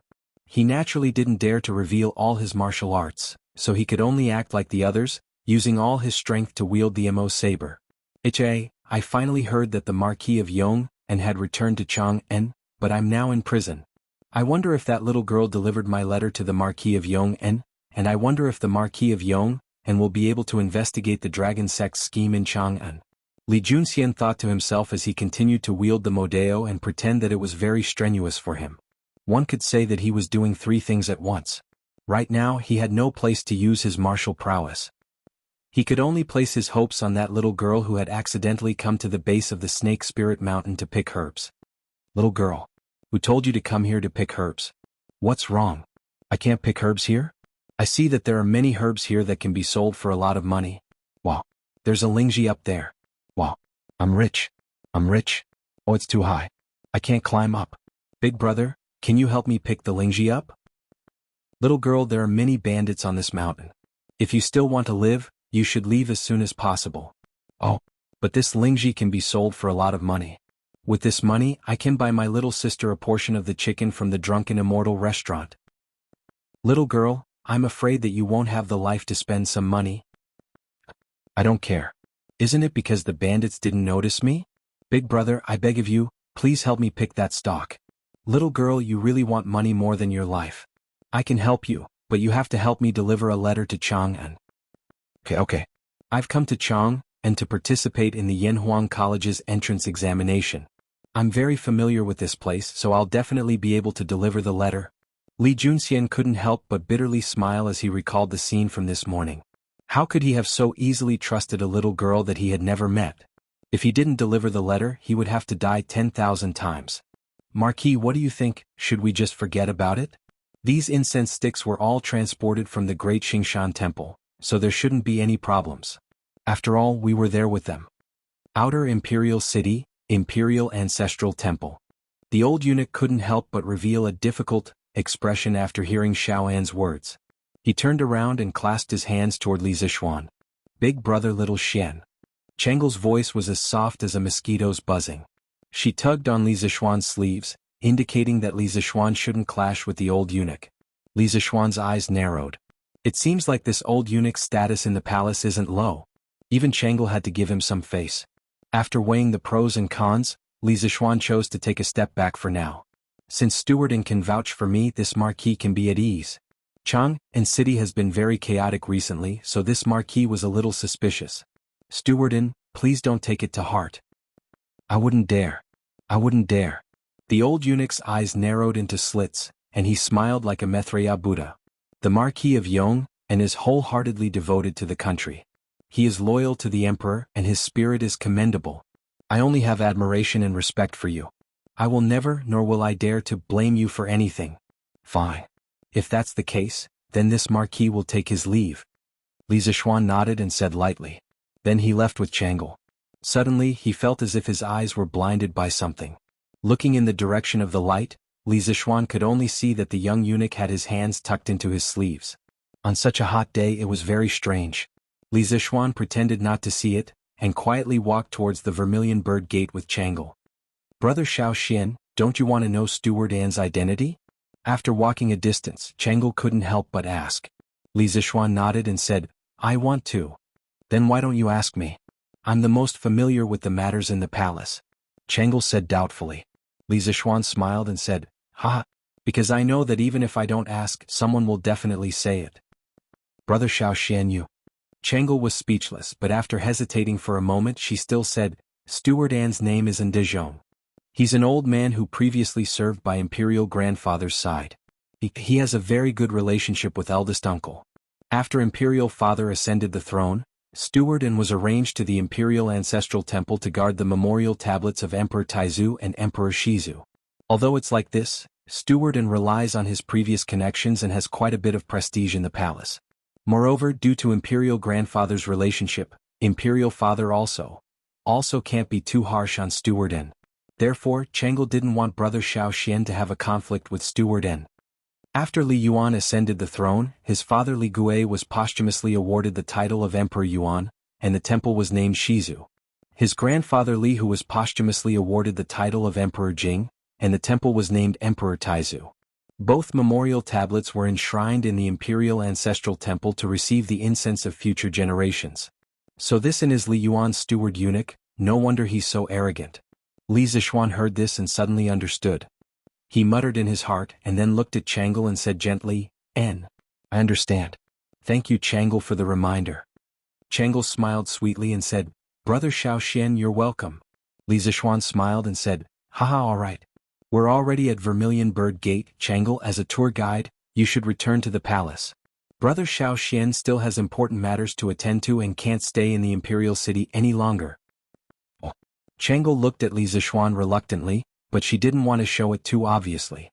The reluctance in her eyes only flashed for a moment. She nodded and said softly, Then Brother Xiao Xian, I'll return to the palace first. Take care. Also, don't worry if you can't complete the mission that Imperial Father gave you. When the time comes, Chang'e will plead for mercy for you. Li Zishuan shook his head and laughed in spite of himself, saying, Ha, then I'll thank Chang'e in advance for her kindness. All right. These 2 days, Chang and city isn't peaceful. Chang'e, you and Qingqian try not to leave the palace. Just stay in the palace and don't go anywhere. Understand? He thought about how the dragon sect would attack Chang and city tomorrow and detonate the hidden bombs buried in the city. He couldn't help but want to remind Chang'e. Chang'e's heart warmed as she nodded heavily and said, N. I'll listen to Brother Xiao Xian and stay in the palace with Brother Crown Prince these 2 days. We won't go anywhere. Go back quickly. Li Zishuan smiled and said. And Brother Xiao Xian, take care. Chang'e waved her hand and turned to leave. Gradually, Chang'e disappeared from sight. The smile on Li Zishuan's face also disappeared. He didn't directly leave Vermilion Bird Gate, but turned right and walked towards the Imperial Ancestral Temple again. The Dragon Sect, the true Dragon Son of Heaven. Does the Dragon Sect want to be the true Dragon Son of Heaven, or is it related to the true Dragon Son of Heaven? This in Dezhong, I'm afraid there's something wrong with him. After knowing the identity of the old eunuch, Li Zishuan did not feel relieved at all. Instead, he felt a sense of danger. First, there was the assassination in Shi City, and then there was the strange smell that he smelled in front of the Imperial Ancestral Temple. Then there was the light that flashed on the little eunuch's sleeve before he left. Combined with the old eunuch's identity, these seemingly unrelated events seemed to have some kind of connection when he thought about it carefully. It was extremely frightening. Therefore, Li Zishuan didn't plan to leave the Imperial City. He had to thoroughly investigate the abnormality in the Imperial Ancestral Temple. As for why he wanted to send Chang'e away, it was mainly because he saw a flash of cold light on the little eunuch's sleeve in front of the Imperial Ancestral Temple. That was obviously a sharp dagger. Li Zishuan was very confident in his martial arts. As long as the little eunuch dared to make a move, he was 100% sure that he could subdue him in an instant. However, Li Zishuan wasn't clear about the old eunuch's position and depth. He wasn't sure if Dezhong would make a move on Chang'e while he was subduing the little eunuch.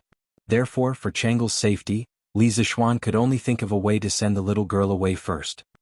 Chapter 1589. Quickly sweep this place clean. Yes, Steward.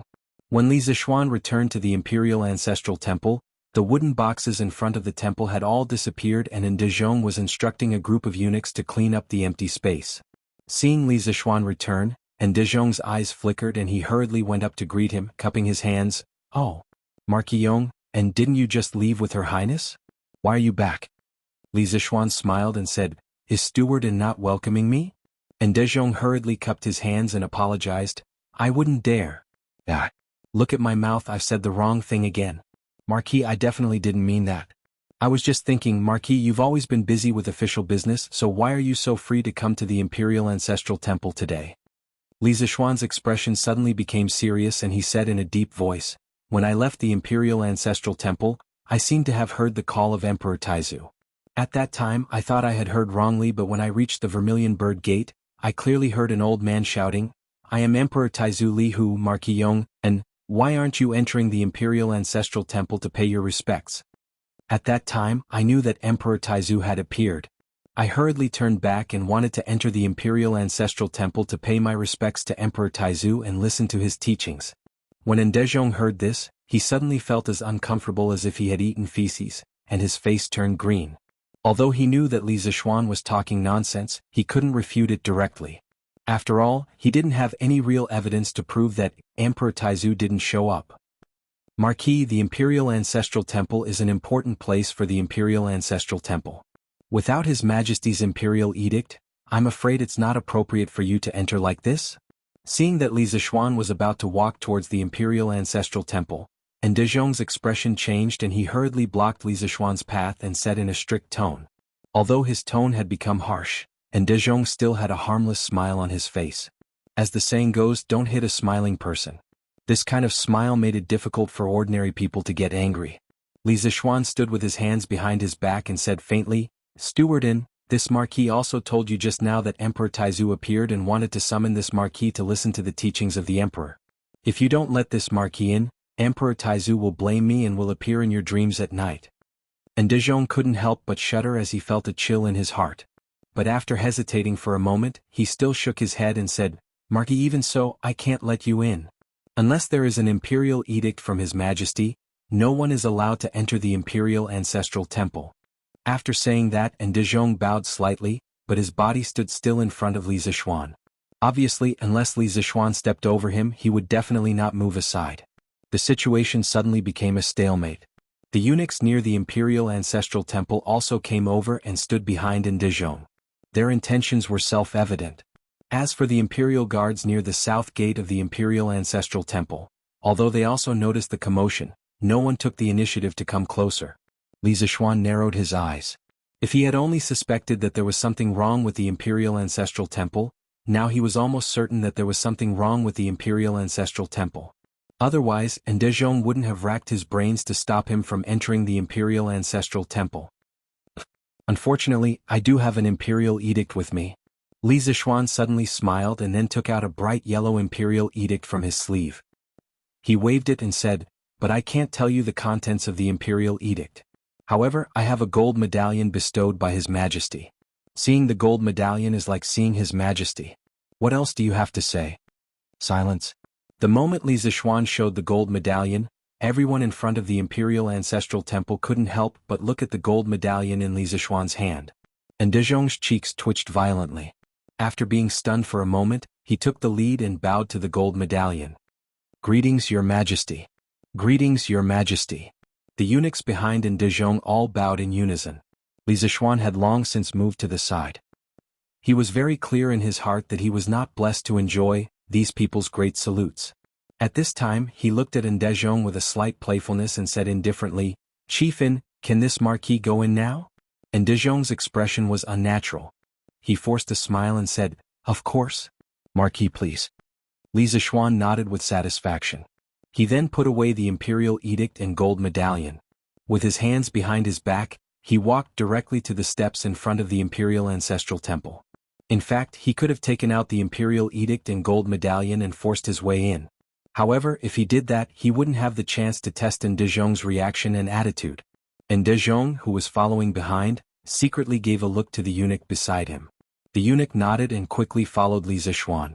The Imperial Ancestral Temple was very big. If it was calculated in square meters, Li Zixuan roughly estimated that the entire temple's floor area was at least 2,000 square meters. In the core area of the capital, there was actually someone who used a house of more than 2,000 square meters as an ancestral hall. It was estimated that only the ancient royal families could do such a rich thing. "Marquis, the memorial tablet of Emperor Taizu is here." After entering the Imperial Ancestral Temple, the eunuch who was following Li Zixuan the closest hurriedly came to Li Zixuan's side and led the way. Li Zixuan glanced at the eunuch indifferently.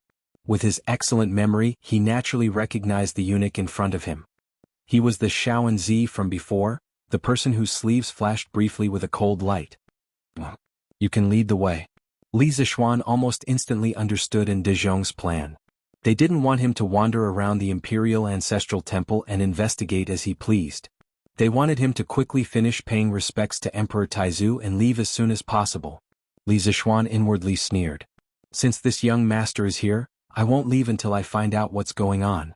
Although it was already noon and time for lunch, Li Zishuan didn't feel the slightest bit hungry. When Li Er had given him this case, he had been worried sick. Although Li Junxian had said in the letter that the Dragon King sect was plotting something in Chang, he hadn't specified what sort of plot it was or where it was deployed. This was an unsolved case. Li Zishuan had been forced to accept this task in the face of danger. In truth, he had been very nervous because he wasn't confident that he could uncover the Dragon King sect's plot.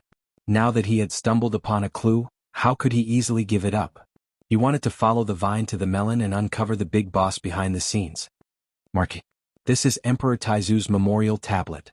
After passing through 2 side halls, Li Zishuan finally arrived at the ancestral hall where Li Hu was enshrined. As Emperor Taizu of the Great Tang, although he hadn't sat on the throne for a single day, Li Hu naturally enjoyed the treatment of a single room. His portrait was hung on the wall in the center of the ancestral hall, and in front of the portrait was a memorial tablet, candlesticks and incense burner. Li Zishuan nodded and said, "This marquis wants to listen to Emperor Taizu's teachings. All of you are dismissed." The eunuch turned to Ndezhong. After some thought, Ndezhong bowed and said, "Since that's the case, this one will take his leave."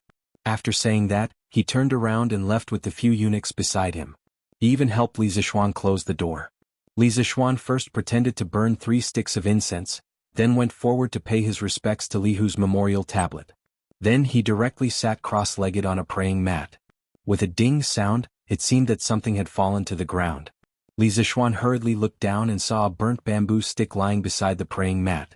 This was the bamboo stick given to him by the little girl who delivered Li Juanxian's secret message on the way to the palace. It was said that the Mad Bull, in the Western market, had this bamboo stick filled with sulfur tied to its tail. Picking up the bamboo stick from the ground, Li Zishuan unexpectedly put the stick to his nose and sniffed it. The pungent smell of sulfur immediately assaulted his nostrils. Li Zishuan frowned. His eyes darkened as he muttered to himself, "Similar. Too similar." Could it be that the wooden box from before was filled with sulfur as well? Why would the Imperial Ancestral Temple need sulfur? Is that little eunuch and Ndezhong related to the Dragon God sect? A series of questions lingered in Li Zishuan's mind. After pondering for a moment, he carefully put away the bamboo stick in his hand and then sat down cross-legged. His powerful mind power immediately spread out. When Li Zishuan first transmigrated last year, he realized that his mental strength was abnormally strong. Not only did he have an eidetic memory and a sharp mind, he could also construct 3D models of various complicated machines in his mind. At that time, he thought that this was the golden finger that he had as a transmigrator. However, after several breakthroughs in his martial arts realm, Li Zishuan realized that his mental strength was extremely strong, and it had something to do with the Supreme Mystery Sutra. Moreover, as his martial arts realm got higher and higher, his mental strength would also get stronger and stronger. Now that he was a Zhongshe late-stage expert, his mental strength was naturally incomparable to before. Furthermore, this was the first time he used his golden finger, after half a year. As he exerted all his mental strength floated through every corner of the Imperial Ancestral Temple and then fed back to the nerve center of his brain, allowing his brain to draw a 3D model of the temple. This process sounded a bit mysterious, but the principle was a bit like an ultrasonic radar. After a while, every table and chair in the entire Imperial Ancestral Temple appeared in Li Zishuan's mind. At the same time, Li Zishuan opened all the pores on his body and crazily absorbed the qi in the Imperial Ancestral Temple. He wanted to confirm whether there was sulfur in the Imperial Ancestral Temple. Wherever there was sulfur, there would be a pungent smell. With Li Zishuan's martial arts cultivation and the special properties of the Taishin Sutra, it was relatively easy to find this smell in the air. It was reasonable to say that with Li Er's imperial edict, Li Zishuan could directly search by force. However, the Imperial Ancestral Temple was, after all, a very sacred and solemn place of the Li family's ancestral temple.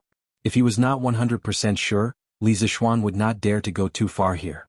Firstly, it would make Li Er look bad. Secondly, if he found nothing in the end, he would definitely be impeached and punished. Therefore he came up with such a stupid idea. Humph. There is indeed something wrong with this Imperial Ancestral Temple. There is so much sulfur stored in it. After a long time, Li Zishuan suddenly opened his eyes. A cold light flashed in his eyes as he murmured in a low voice, "Northwest. The first room." After saying that, he stood up from the futon and directly turned to leave the room. Ndezhong had been waiting outside.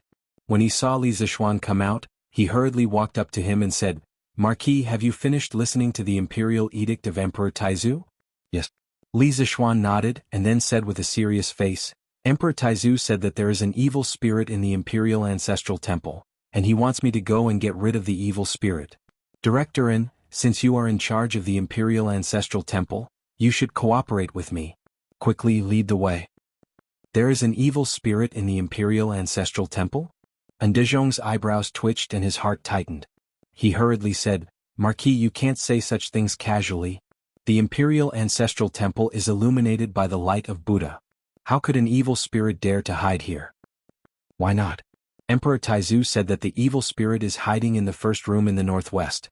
Li Zishuan's face was solemn. Suddenly, he stretched out his left hand and pointed to the northwest. Instantly, Ndezhong and the eunuch named Xiaoanzi's faces changed at the same time.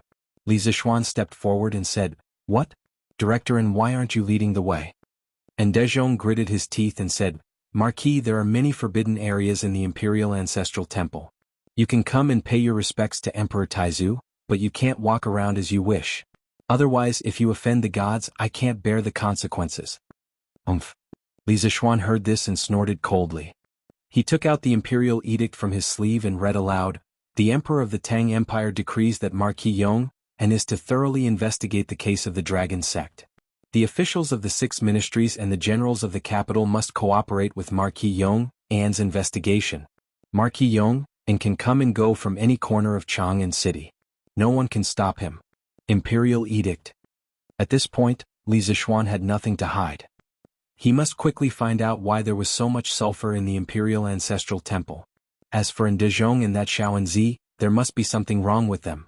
When Li Zishuan took out the imperial edict, everyone hurriedly bowed and stood to the side. When Li Zishuan finished reading, the 4 or 5 eunuchs and Ndezhong were all shocked. Obviously, they didn't expect that Li Zishuan would give Li Zishuan so much power. At this time, Li Zishuan was simply the second Li heir in Chang'an City.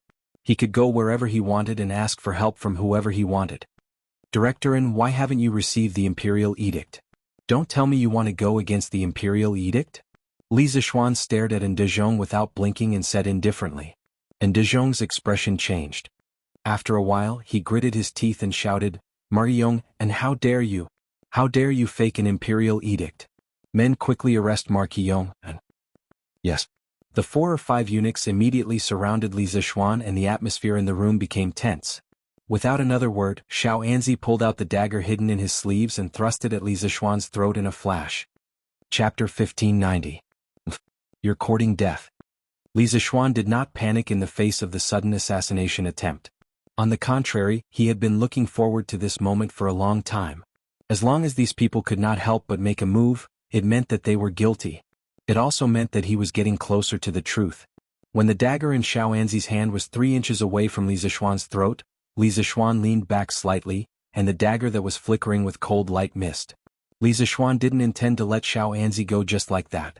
He placed his right hand on Xiaoanzi's wrist and gently squeezed. Suddenly, with a kacha sound, Xiaoanzi let out a painful howl because his wrist was completely dislocated. Immediately after, Li Zishuan's other hand directly grabbed Xiaoanzi's clothes, lifted him up, and ruthlessly smashed him towards the 4 little eunuchs who were about to rush up. Immediately there were miserable cries of, ouch. These people did not know martial arts at all. Li Zishuan did not feel any pressure when dealing with them. He took care of them with one move. However, there was still one more person in the room. The moment Li Zishuan tossed little Anzi out, and Ndezhong also moved. The old eunuch instantly disappeared from where he was standing, and in the next moment he was 10 feet behind Li Zishuan. His palm turned into a claw, and he ruthlessly grabbed at the back of Li Zishuan's neck. This speed was definitely not something an ordinary person could possess. The old eunuch was also a martial arts expert. He was at least close to the Grandmaster realm or had already reached the Grandmaster realm. What was worse was that the old eunuch's fingernails were purplish black. In this era, there were no nail salons that could dye people's fingernails. The old eunuch's fingernails were purplish black, which meant that he had applied poison on them. You are indeed not ordinary. Although Li Zishuan's back was facing Ndezhong, he did not let his guard down. When he first met Ndezhong, he felt that he could not see through Ndezhong's strength. He had always been on guard against this old eunuch. Li Zishuan did not dare to let his guard down in the face of the old eunuch's claw. He turned around with lightning speed, drew the wind-chasing sword from his waist, and slashed at Ndezhong's claw. So what if his fingernails were poisoned? Could it be that they could withstand a sword? When he had left the Taiji Palace, the wind-chasing sword had been returned to him. Right now he could use it to deal with Ndezhong. Wind-chasing sword was incomparably sharp and cold. Ndezhong naturally did not dare to receive it head-on. He grunted and hurriedly retreated. When he reached the corner of the wall, there was an iron rod leaning against the wall. Ndezhong's face lit up with joy. He hurriedly grabbed the iron rod and kicked off the wall with his right foot. His entire body changed from retreating to advancing, flying towards Li Zixuan. Clang, clang, clang. The metal rod collided fiercely with the wind-chasing sword in the air, producing a series of clanging sounds. However, the wind-chasing sword was so sharp that even though the metal rod was solid, it was still an ordinary metal. After a while, the metal rod was cut into the shape of a hedgehog by the wind-chasing sword. Since they were in the house, Li Zixuan could not use his swordsmanship. If he used all his swordsmanship, it was very likely that he would destroy the entire house. Even if he found out that Ndezhong was hiding behind the scenes, Li Er would not let him off easily. After all, this was the Imperial Ancestral Temple. Therefore, Li Zixuan could only rely on brute force and the most primitive sword moves to deal with Ndezhong's swordsmanship. Even so, it was enough. I didn't expect that there would be a master in the Imperial Ancestral Temple. Chiefin, you must be hiding here for something big, right? Li Zixuan blasted Ndezhong away with his sword, and then a wisp of a cold smile appeared on the corners of his mouth as he spoke indifferently. The Ndezhong in front of him was only at the beginner stage of Grandmaster. Moreover, due to the fact that his body was damaged, his personal strength was weaker than an ordinary master. After Ndezhong steadied himself, he took 2 deep breaths. Then, with a face full of resentment, he said, Li Zixuan, don't be conceited and arrogant just because you are strong in martial arts and are favored by the emperor. There will be a day when you, your parents, and your wife will be beheaded because of your meddling in other people's business today. You will regret it. Die. Li Zixuan's face turned cold. His eyes were filled with murderous intent and coldness. He could allow others to harm him, but he could not tolerate others threatening his family. After saying that, Li Zixuan held the wind-chasing sword in his hand and stabbed it into Ndezhong's chest. Come on. Kill me, If you kill me, your whole family will be buried with me. Seeing Li Zixuan coming at him with sword in hand, Ndezhong seemed to have gone mad. He threw his head back and laughed loudly. He actually stood straight on the spot without dodging, planning to use his flesh and blood to receive Li Zixuan's sword strike. The reason for this was mainly because after the battle just now, Ndezhong already knew Li Zixuan's current strength in martial arts realm. He was fully aware that he could not defeat Li Zixuan no matter what. Instead of being captured and interrogated, it would be more straightforward to die under Li Zixuan's sword. Perhaps to him this was the most perfect ending. Seeing that Ndezhong did not dodge, it was obvious that he was ready to die. Li Zixuan's wind-chasing sword in his hand moved slightly to the left before it touched Ndezhong. With a chi sound, the long sword pierced through Ndezhong's shoulder. What? Why don't you kill me? Ndezhong shouted. His voice was filled with disbelief and anger. Li Zixuan sneered, You want to die so easily? Wouldn't that be too easy for you? After saying that, he took 2 steps forward and sealed the artery on Ndezhong's arm to prevent him from bleeding to death. Then, without waiting for Ndezhong to react, he broke his other arm. After doing all this, Li Zixuan looked at the 5 young eunuchs in the room and the old eunuch, Ndezhong. Then he clapped his hands indicating that he was done. Li Zixuan thought for a moment. With so many eunuchs, he wouldn't be able to escort them all by himself. Li Zixuan strode out of the Imperial Ancestral Temple in a flash and shouted in the direction of the southern gate, Someone come quickly. There's an assassin in the Imperial Ancestral Temple. Whoosh. When the guards outside and men's gate heard this, they immediately moved and ran towards Li Zixuan's location. Li Zixuan nodded in satisfaction. Then he turned around and returned to the small room. Quick, feed me the medicine first. Just as he reached the door, Li Zixuan heard Ndezhong's urgent shouts from inside the room. He suddenly thought of something and hurriedly lifted his feet to step into the room. He saw that the 3 eunuchs were already foaming at the mouth and collapsed on the ground. Poison. This was obviously the symptom of poison. Another young eunuch was holding a small porcelain bottle. He took out a small black pill from the bottle and fed it to Ndezhong. Stop. Chapter 1591. The wood was lying on the body of the ancient building, suffering from the torture of nature as it became modeled day by day. Thunder and lightning were the most unwilling to be lonely. They would jump from the clouds and bite the body of the wood again and again. Therefore, the ancient craftsmen used their wisdom to launch a game in exchange for the survival of the residents under the thunder and fire. On the bank of the vast Dongting Lake, there stood a 39-meter-high octagonal 7-story brick tower. It looked particularly tall and straight. The brick tower was octagonal and pointed at the top. In the middle there was a dark iron pestle pointing to the sky. The decorations around were structured according to the structure, showing the appearance of an octagonal sandwich. A few iron chains connected to the top and fixed the structure climbed along the ridge to the wing corners, winding down and finally converting to the earth in a crawling posture. It was the Shi Tower, and also the earliest evidence of the confrontation between the wisdom of the ancestors of this ancient civilization and the thunder and fire. It was the combination of the iron pestle and the iron chains that enabled the ancient tower to escape from the thunder and fire countless times. The lightning rod was not a product of modern society. As early as more than 1,000 years ago, it appeared in the Central Plains. In the roasted scorch there was such a record. In the Han Dynasty by Liang Hall was in a fire. A wizard suggested that a fishtail-shaped copper tile should be placed on the roof to prevent the fire caused by thunder and lightning. The fishtail-shaped tile on the roof was actually used as a lightning rod. It could be regarded as the prototype of the lightning rod. In ancient times, when the gods embraced each other, simple technology could only take root and sprout in the doubts of the ancestors by turning around the mountains around religion. Therefore, the ancestors' avoidance of thunder and lightning followed the civilization of that era and were herded in the river valley waiting for awakening. In the traditional culture of China, metaphysics was quite representative, such as the 5 elements and the 8 trigrams. In the field of the 8 trigrams, the Jin hexagram represented thunder. After combining the positions, there were also South Li, North Kin, East Zhen, West Dui, as well as South Sparrow, North Black Tortoise, Turtle Snake, East Azure Dragon, West White Tiger. Therefore, under the presumption of the magicians, the ancients unanimously formed the thought that thunder followed the dragon. From then on, in order to prevent buildings from being struck by lightning, the forebears had to construct and install lightning protection facilities, which were known as dragon suppression.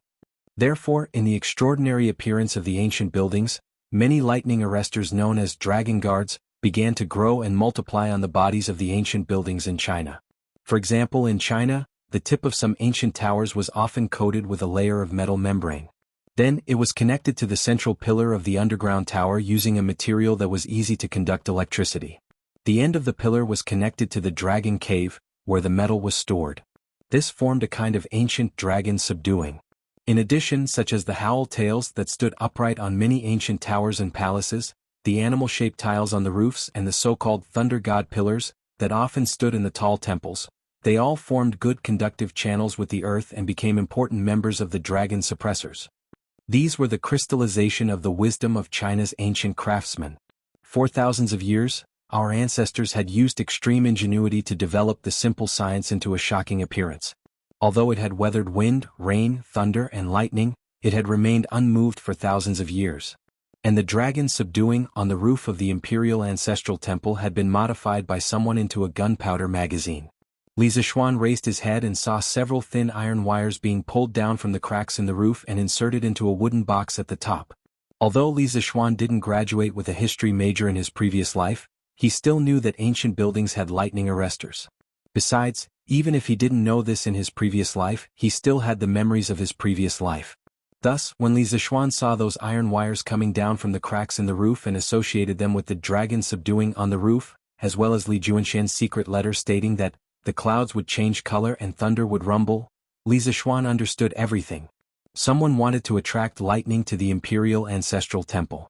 When the lightning sparks were combined with the sulfur and charcoal in the room, the imperial ancestral temple would most likely be doomed.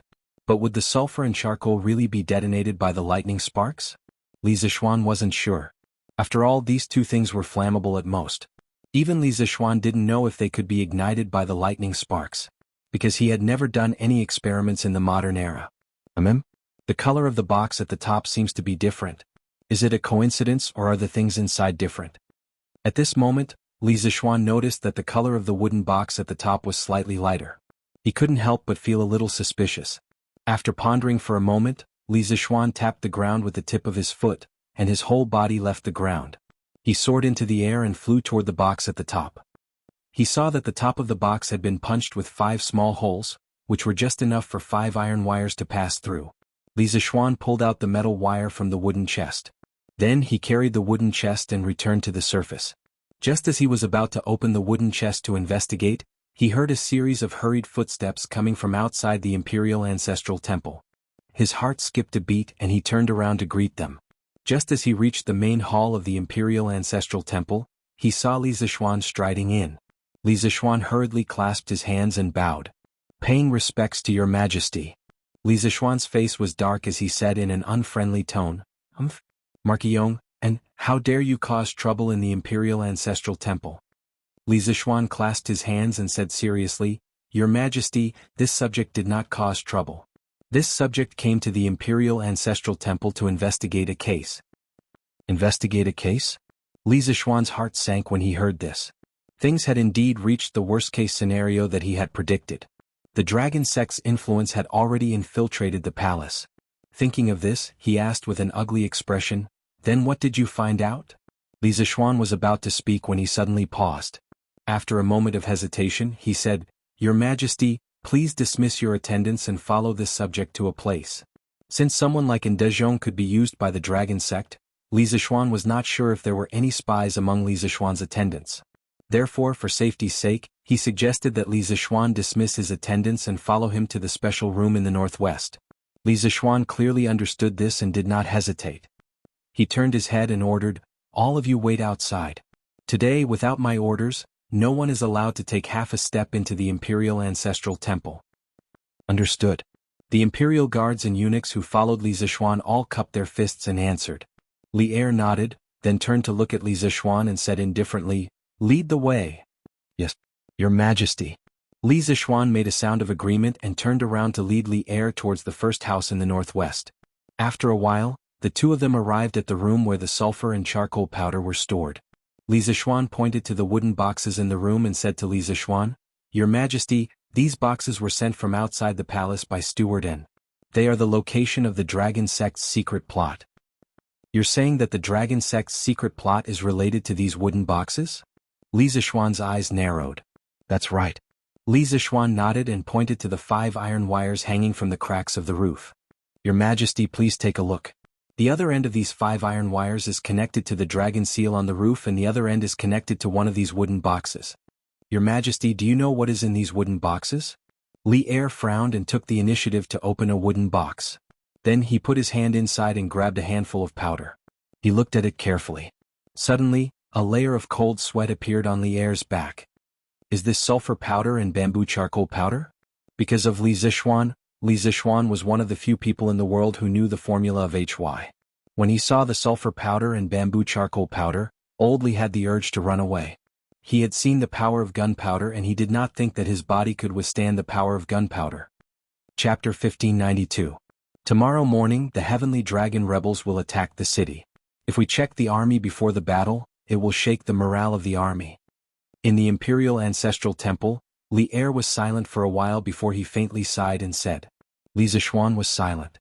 Although he was worried that some of the soldiers would defect to the dragon sect, he had to admit that Li Er's words made sense. Checking the army at this time would indeed shake the morale of the army. It was simply giving the dragon sect a chance. After a moment of silence, Li Er's eyes narrowed as he continued.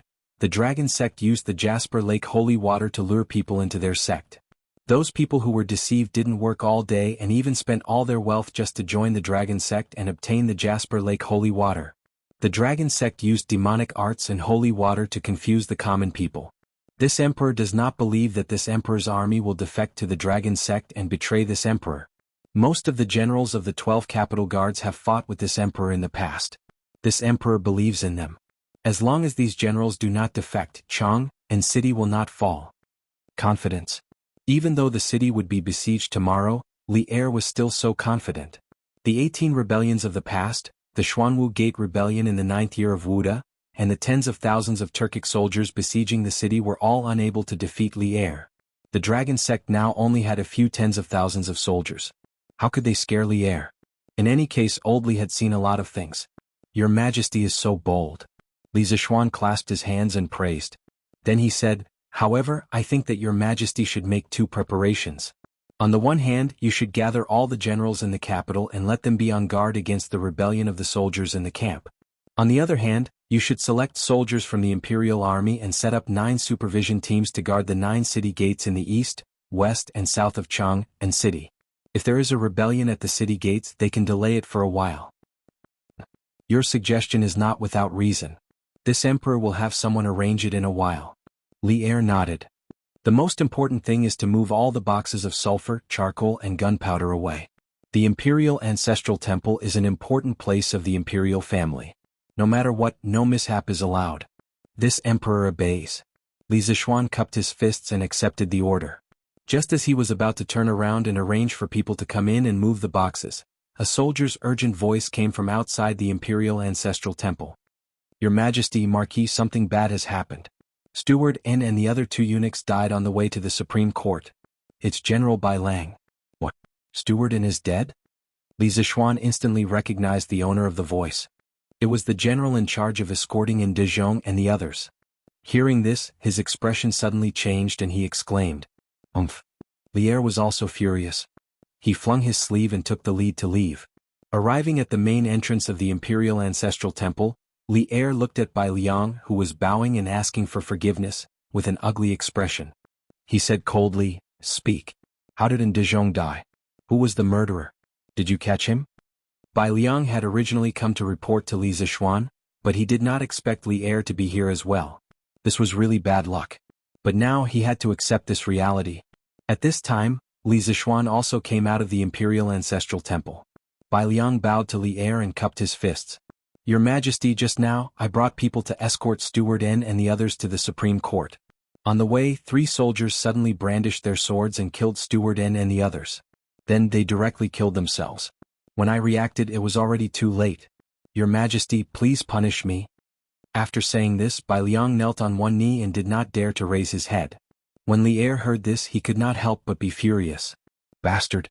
In the imperial city, my key criminals were killed by your soldiers. How did you manage the army? Men drag Bai Liang away and throw him into the death row prison. Speaking of which, Li Er originally wanted to ask something from Dezhong. He did not believe that Dezhong was the only one who contributed to the entire Heavenly Dragon conspiracy.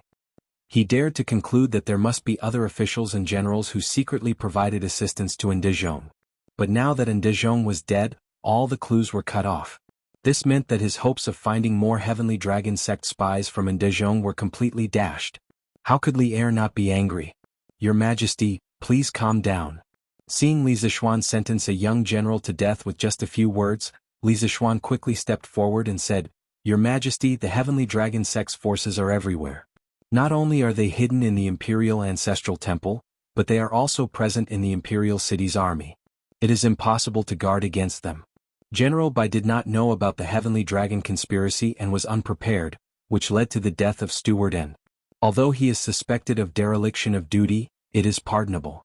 Your Majesty, please show mercy. When he finished, Bai Liang could not help but look at Li Zishuan gratefully. Li Er took 2 deep breaths, finally calming down the anger in his heart. He waved his hand and said, Humph. You may be spared from death, but you cannot escape punishment. In a while you will receive 20 strokes of the military rod. In addition, we will give you a chance to make up for your mistakes. After that, you must assist the Marquis of Yong, and to investigate the identity of those 3 soldiers, their family background, whether they have any accomplices, and what kind of relationship they have with the Heavenly Dragon sect. This general, Bai Liang, thanks your Majesty for your mercy. This general will do his best to assist the Marquis of Yong, and in finding out the remaining Heavenly Dragon sect members in the Imperial City. Bai Liang bowed and said excitedly. Although since ancient times, if the Emperor wants the subject to die, the subject has no choice but to die. But if there was a choice, who would be willing to die? At this moment, Bai Liang felt like he had just survived a calamity. Li Er turned to Li Zishuan and said solemnly, Marquis of Yong, and we are very pleased that you were able to find the hidden danger in the Imperial Ancestral Temple so quickly. However, no one knows if the Heavenly Dragon sect has any other schemes in Jianghu City. Thus, we order you to immediately bring people to clean up the hidden dangers of the Heavenly Dragon sect in Jianghu City. At the same time, find those who are colluding with the enemy. Remember, we want them alive. Hearing that, Li Zishuan suddenly felt a toothache. Old Li made it sound easy, but this matter was too difficult to handle. Li Zixuan had never been a spy or a detective in his previous life. This kind of job of finding spies and unraveling conspiracies, he really couldn't do it. Just now the Imperial Ancestral Temple was just his luck.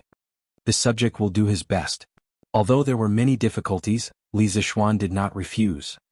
His face was solemn as he cupped his fists and accepted the order. Perhaps Li Er also knew that this matter was too difficult to handle. He patted Li Zixuan's shoulder and said solemnly, "Go ahead and do it. No matter which officials or generals are involved, capture them. We will give you the authority to act first and report later. If anyone impeaches you, we will support you. We know that other than you, no one can do this well. Don't let us down." Power in the hands. At this moment, Li Zixuan could be said to have real power in the hands of others. Chang'an's civil and military officials as well as the generals of the 12 capital guards, he could capture whoever he wanted. In a sense, he was even more powerful than the Imperial Secret Service of the Ming dynasty. Of course, this also reflected Li Er's unreserved trust in Li Zixuan. Li Zixuan was a little touched. "Thank you, Your Majesty, for your trust. I will do my best to eliminate the hidden dangers in Chang'an." Li Er nodded and suddenly said, "I want to go to the West Hall of Tai Chi Palace to meet my father. Do you want to come with me?" Hearing this, Li Zixuan's heart skipped a beat. After he came back to his senses, he waved his hand and said, "Your Majesty is catching up with the father and son of the retired emperor. As an outsider, I won't spoil the fun. I still have to investigate the case. I will take my leave." Ndezhong used to be an old eunuch who served Li Yuan. Now that Ndezhong colluded with the Dragon Sect and tried to blow up the Imperial Ancestral Temple, it was hard for Li Er not to suspect that Li Yuan had secretly instructed him to do so. Therefore, old Li was obviously going to find Li Yuan to denounce him. There would definitely be a fierce struggle. Perhaps the father and son would turn against each other on the spot. Li Zixuan would rather be beaten to death than join in the fun. Knowing too much about the imperial family was not beneficial to him at all. Li Er looked at Li Zixuan meaningfully and said, "If that's the case, then you go and investigate the case." Li Zixuan felt like he had been pardoned. He quickly said, "Your Majesty." As soon as he finished speaking, he immediately fled with Bai Liang and the others. Dragonhead not good. Not good. At the peak of the Serpent Spirit Mountain, the dragon head of the dragon sect was sitting in the middle of a wooden house. His eyes were closed as he rested. Suddenly, a wave of panicked shouts came from outside the house. Not long after, Zhang Liang, the judge of the broken finger, ran in a panic. The iron-masked man suddenly opened his eyes. He then asked indifferently, "Why are you so alarmed?" Zhang Liang promptly bowed and said, "Reporting to the dragon head, the scouts at the front have sent news. The 4 city gates of Chang'an have been sealed. No one is allowed to enter or leave. I'm afraid that Venerable Du Yi will not be able to return today." "Chem? What on earth happened in Chang'an?" The iron-masked man suddenly stood up and walked down the steps. He arrived in front of Zhang Liang and asked. Zhang Liang hesitated for a moment before replying, "We bribed one of the city gate guards. Reportedly, someone in the city attempted to kidnap the Crown Prince and Princess Jianghu. In a rage, Li Shimin gave the order to seal the city gates and pursue the culprit." "Bastard. Muddle-headed."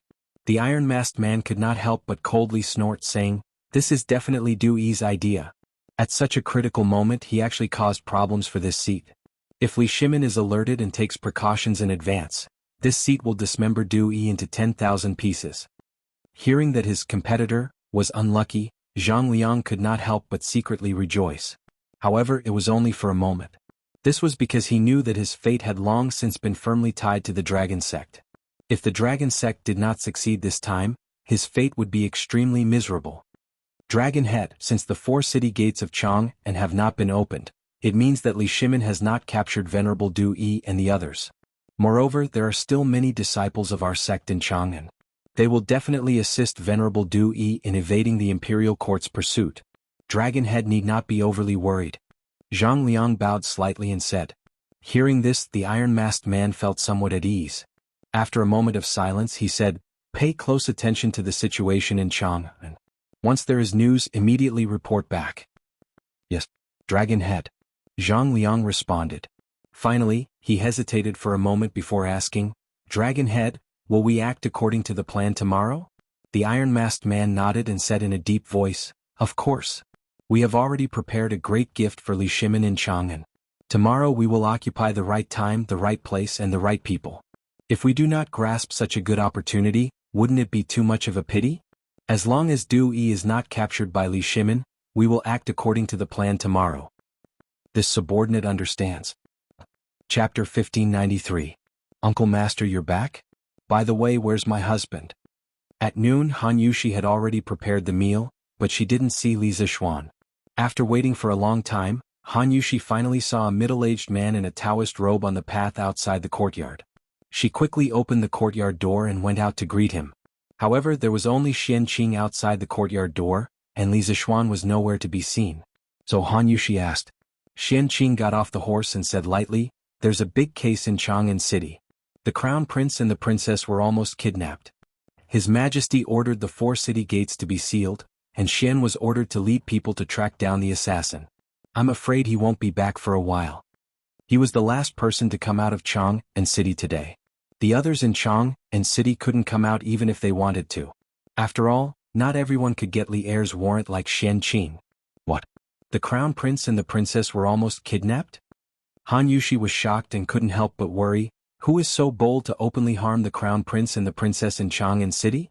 Uncle Master, are the crown prince and the princess okay? Also, my husband is investigating in Chang'an City. He shouldn't be in danger, right? Seeing the sincere feelings in Han Yushi's eyes, Xian Qing couldn't help but nod secretly. He was happy that Li Zixuan had found a wife who was truly in love with him. Xian and I arrived in time, so the crown prince and the princess are safe. As for Xian's safety, you don't have to worry. The assassin has alerted His Majesty, and the city defense in Chang'an City will be strengthened. Besides, Xian's martial arts are now considered to be a small success. It won't be easy for others to hurt him. Xian Qing paused for a moment and said. Hearing this, Han Yushi couldn't help but breathe a sigh of relief. When she was about to speak, she heard the sound of a carriage not far away. Looking over, she saw a carriage slowly coming here. Looking at the sign, it was the carriage of the Li family. Father and mother are here. The carriage came to the gate of the courtyard, and Han Yushi hurried to greet them. The curtain opened and a head popped out. It was Lan Er, followed by Father Li and Madame Li. Father, mother, why are you here? Han Yushi went forward to support Madame Li's arm and asked casually.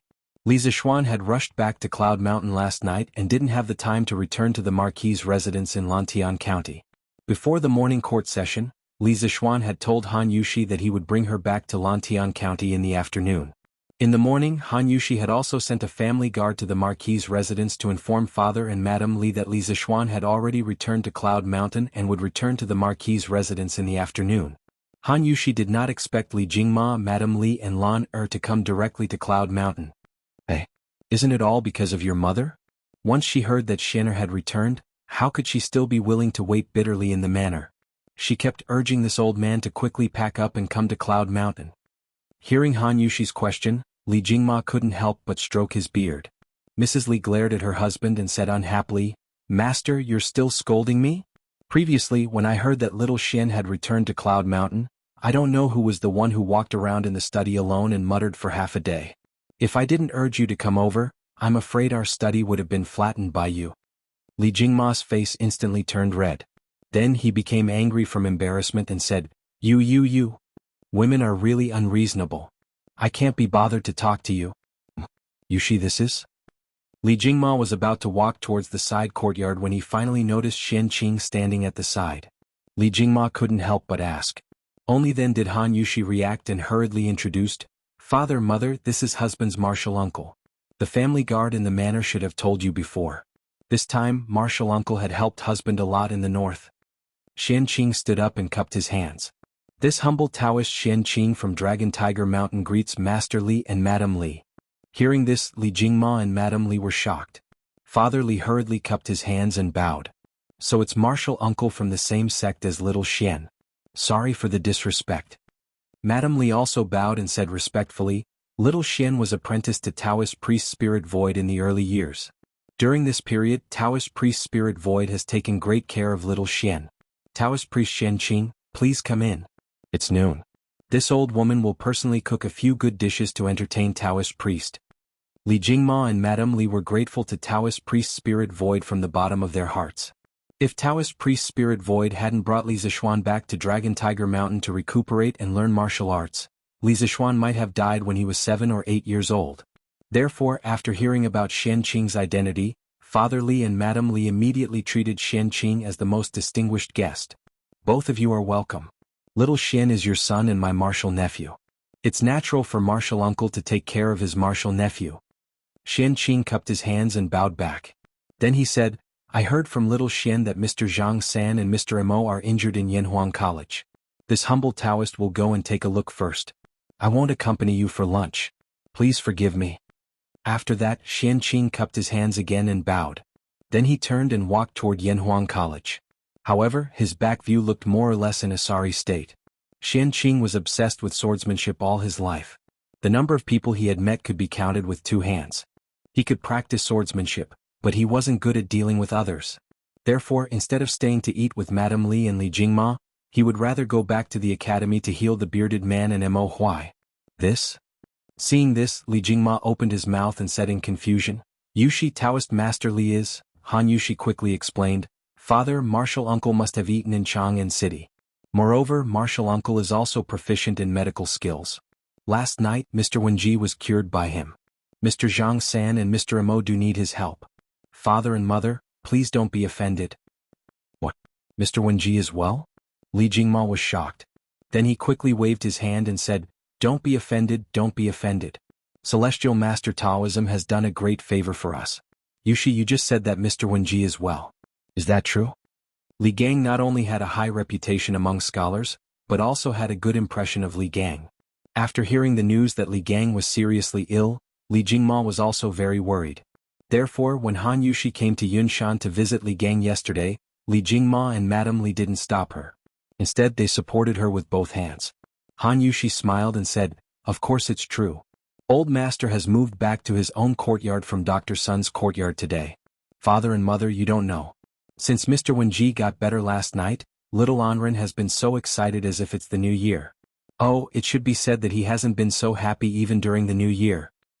Ah, good. Li Jingma stroked his beard and laughed. After lunch, I'll visit old master. All right, where's Xian? Even if he went to the morning court, he should be back by now, right? Han Yushi's eyes dimmed and she said softly, My husband may not come back today? Chang'an City? Chang'an City. The kidnapping incident in Shi City and the subsequent closure of the city gates made the people in Chang'an City feel a trace of a solemn atmosphere. Then, the Imperial Army, Supreme Court, and the imperial government's troops all went out to search for people of unknown origin in the streets. This made the people even more frightened. Everyone had a sense of crisis in their hearts. Some old people couldn't help but murmur secretly, Is the Golden Age coming to an end? Is the world going to be in chaos again? The assassination of the crown prince and the princess in the streets in the capital city was definitely a hidden conspiracy. It meant that someone wanted to go against the imperial court. This made the old people couldn't help but think of the chaotic times in the late Sui dynasty. Marquis, the Military Weapons Bureau, Zongjing Temple, and Zongling Temple have all been investigated. No abnormalities have been found. However, I'm afraid that we can't investigate in the Imperial City. Supreme Court. Lu Dui sat high up in the seat of honor. Li Zixuan and Sun Fujia sat on his left and right respectively. As for Dai Zhou, he led the Supreme Court's Yamen runners to search for Du Yi's whereabouts in Chang'an City. At this time, Chang Ping, the general of the Anshan Gate, came in and reported to Li Zixuan with a bow. After finding out the hidden danger in the Imperial Ancestral Temple, Li Zixuan didn't dare to relax. He listed 4 secret Yamens in the Outer Emperor City that were easy to cause trouble. Then he ordered Chang Ping to lead the Imperial Army to investigate. The key was to check if there were dangerous flammable and explosive materials such as sulfur, charcoal powder, fireworks, and gunpowder. Previously, Chang Ping failed in escorting the criminals. If Li Zixuan hadn't pleaded for him, he would have been beheaded by Li Zixuan. Therefore he was very grateful to Li Zixuan. He was even more alert and attentive to what Li Zixuan ordered him to do. On the one hand, he wanted to repay Li Zixuan. On the other hand, he wanted to make up for his mistakes. Therefore, the 4 secret Yamens were almost turned upside down by Chang Ping. Hearing this, Li Zixuan nodded with satisfaction and said, Since nothing happened, that's great. As for the Imperial City, you don't have to worry about it. When Supervisor Zhao returns, he will bring people to investigate the Imperial Palace. Yes. Chang Ping cupped his fists and answered. Li Zishuan thought for a while and ordered, although An Dezhong and the other 2 eunuchs were killed, there must be their accomplices among the people they were in contact with. Chang Ping, immediately arrest these people and interrogate them one by one. If necessary, you can use torture. As for the 3 soldiers who killed An Dezhong and the other 2, immediately find out who they have been in contact with recently and where they have been. Arrest all the suspects and bring them to the Supreme Court. Do you understand? Chang Ping's face turned serious. He cupped his fists and said, yes. This general understands. At this time, Sun Fujia could not help but say, Marquis, criminal investigation and investigation are not General Chang's specialties. This official requests to investigate with General Chang. Hearing this, Lu Dui could not help but nod and said, what Sun Tingwei said is reasonable. Investigating the spies and eliminating the hidden dangers in the imperial city is the responsibility of the Supreme Court. I am grateful that Marquis helped me. However, how can the Supreme Court stand by and do nothing? In this case, the Supreme Court has to help no matter what. They were not trying to steal the credit. The Supreme Court was already guilty of dereliction of duty for the assassination in Shi City and the mine-burying incident in the Imperial Ancestral Temple. If they did not do anything to make up for their mistakes, it would be unreasonable. Li Zishuan nodded and cupped his fists. As it should be. Then I will have to trouble Sun Tingwei. Marquis, you are too kind. Sun Fujia politely cupped her fists and returned a bow to Li Zishuan. Then she stood up and left the hall with Chang Ping. In the blink of an eye, only Li Zishuan and Lu Dui were left in the hall. After a few moments of silence, Lu Dui said, Marquis is a young hero. He single-handedly saw through the schemes of the Heavenly Dragon sect. Otherwise, the Imperial Ancestral Temple would have been destroyed by lightning tomorrow, and this old man would have died 10,000 deaths. For this matter, this Lu and the Supreme Court owe Marquis a great favor. After saying this, Lu Dui stood up and clasped his fists to Li Zishuan. Before Chang Ping had come to report, Li Zishuan had told Lu Dui and Sun Fujia about Li Juanxian's secret letter and what they had experienced in the Imperial Ancestral Temple. Firstly, the Supreme Court needed to help solve the case and needed to know some inside information. Secondly, Lu Dui and Sun Fujia had always been staunch supporters of the Qin King's faction. They would never collude with the Heavenly Dragon sect. By telling them, Li Zishuan did not need to worry that they would leak the secret. Official Lu's words are too serious. You and I are both His Majesty's subjects. We eat from the sovereign and share the sovereign's burdens. This is what this Marquis should do. Li Zishuan hastily got up and clasped his fists in return. Chapter 1594.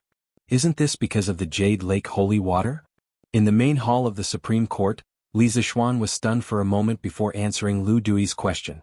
Regarding the Jade Lake holy water, Li Zishuan had heard Li Tai mention it in a telegram before returning to Cloud Mountain. It was said to be able to cure all diseases and had been passed down as miraculous by the people.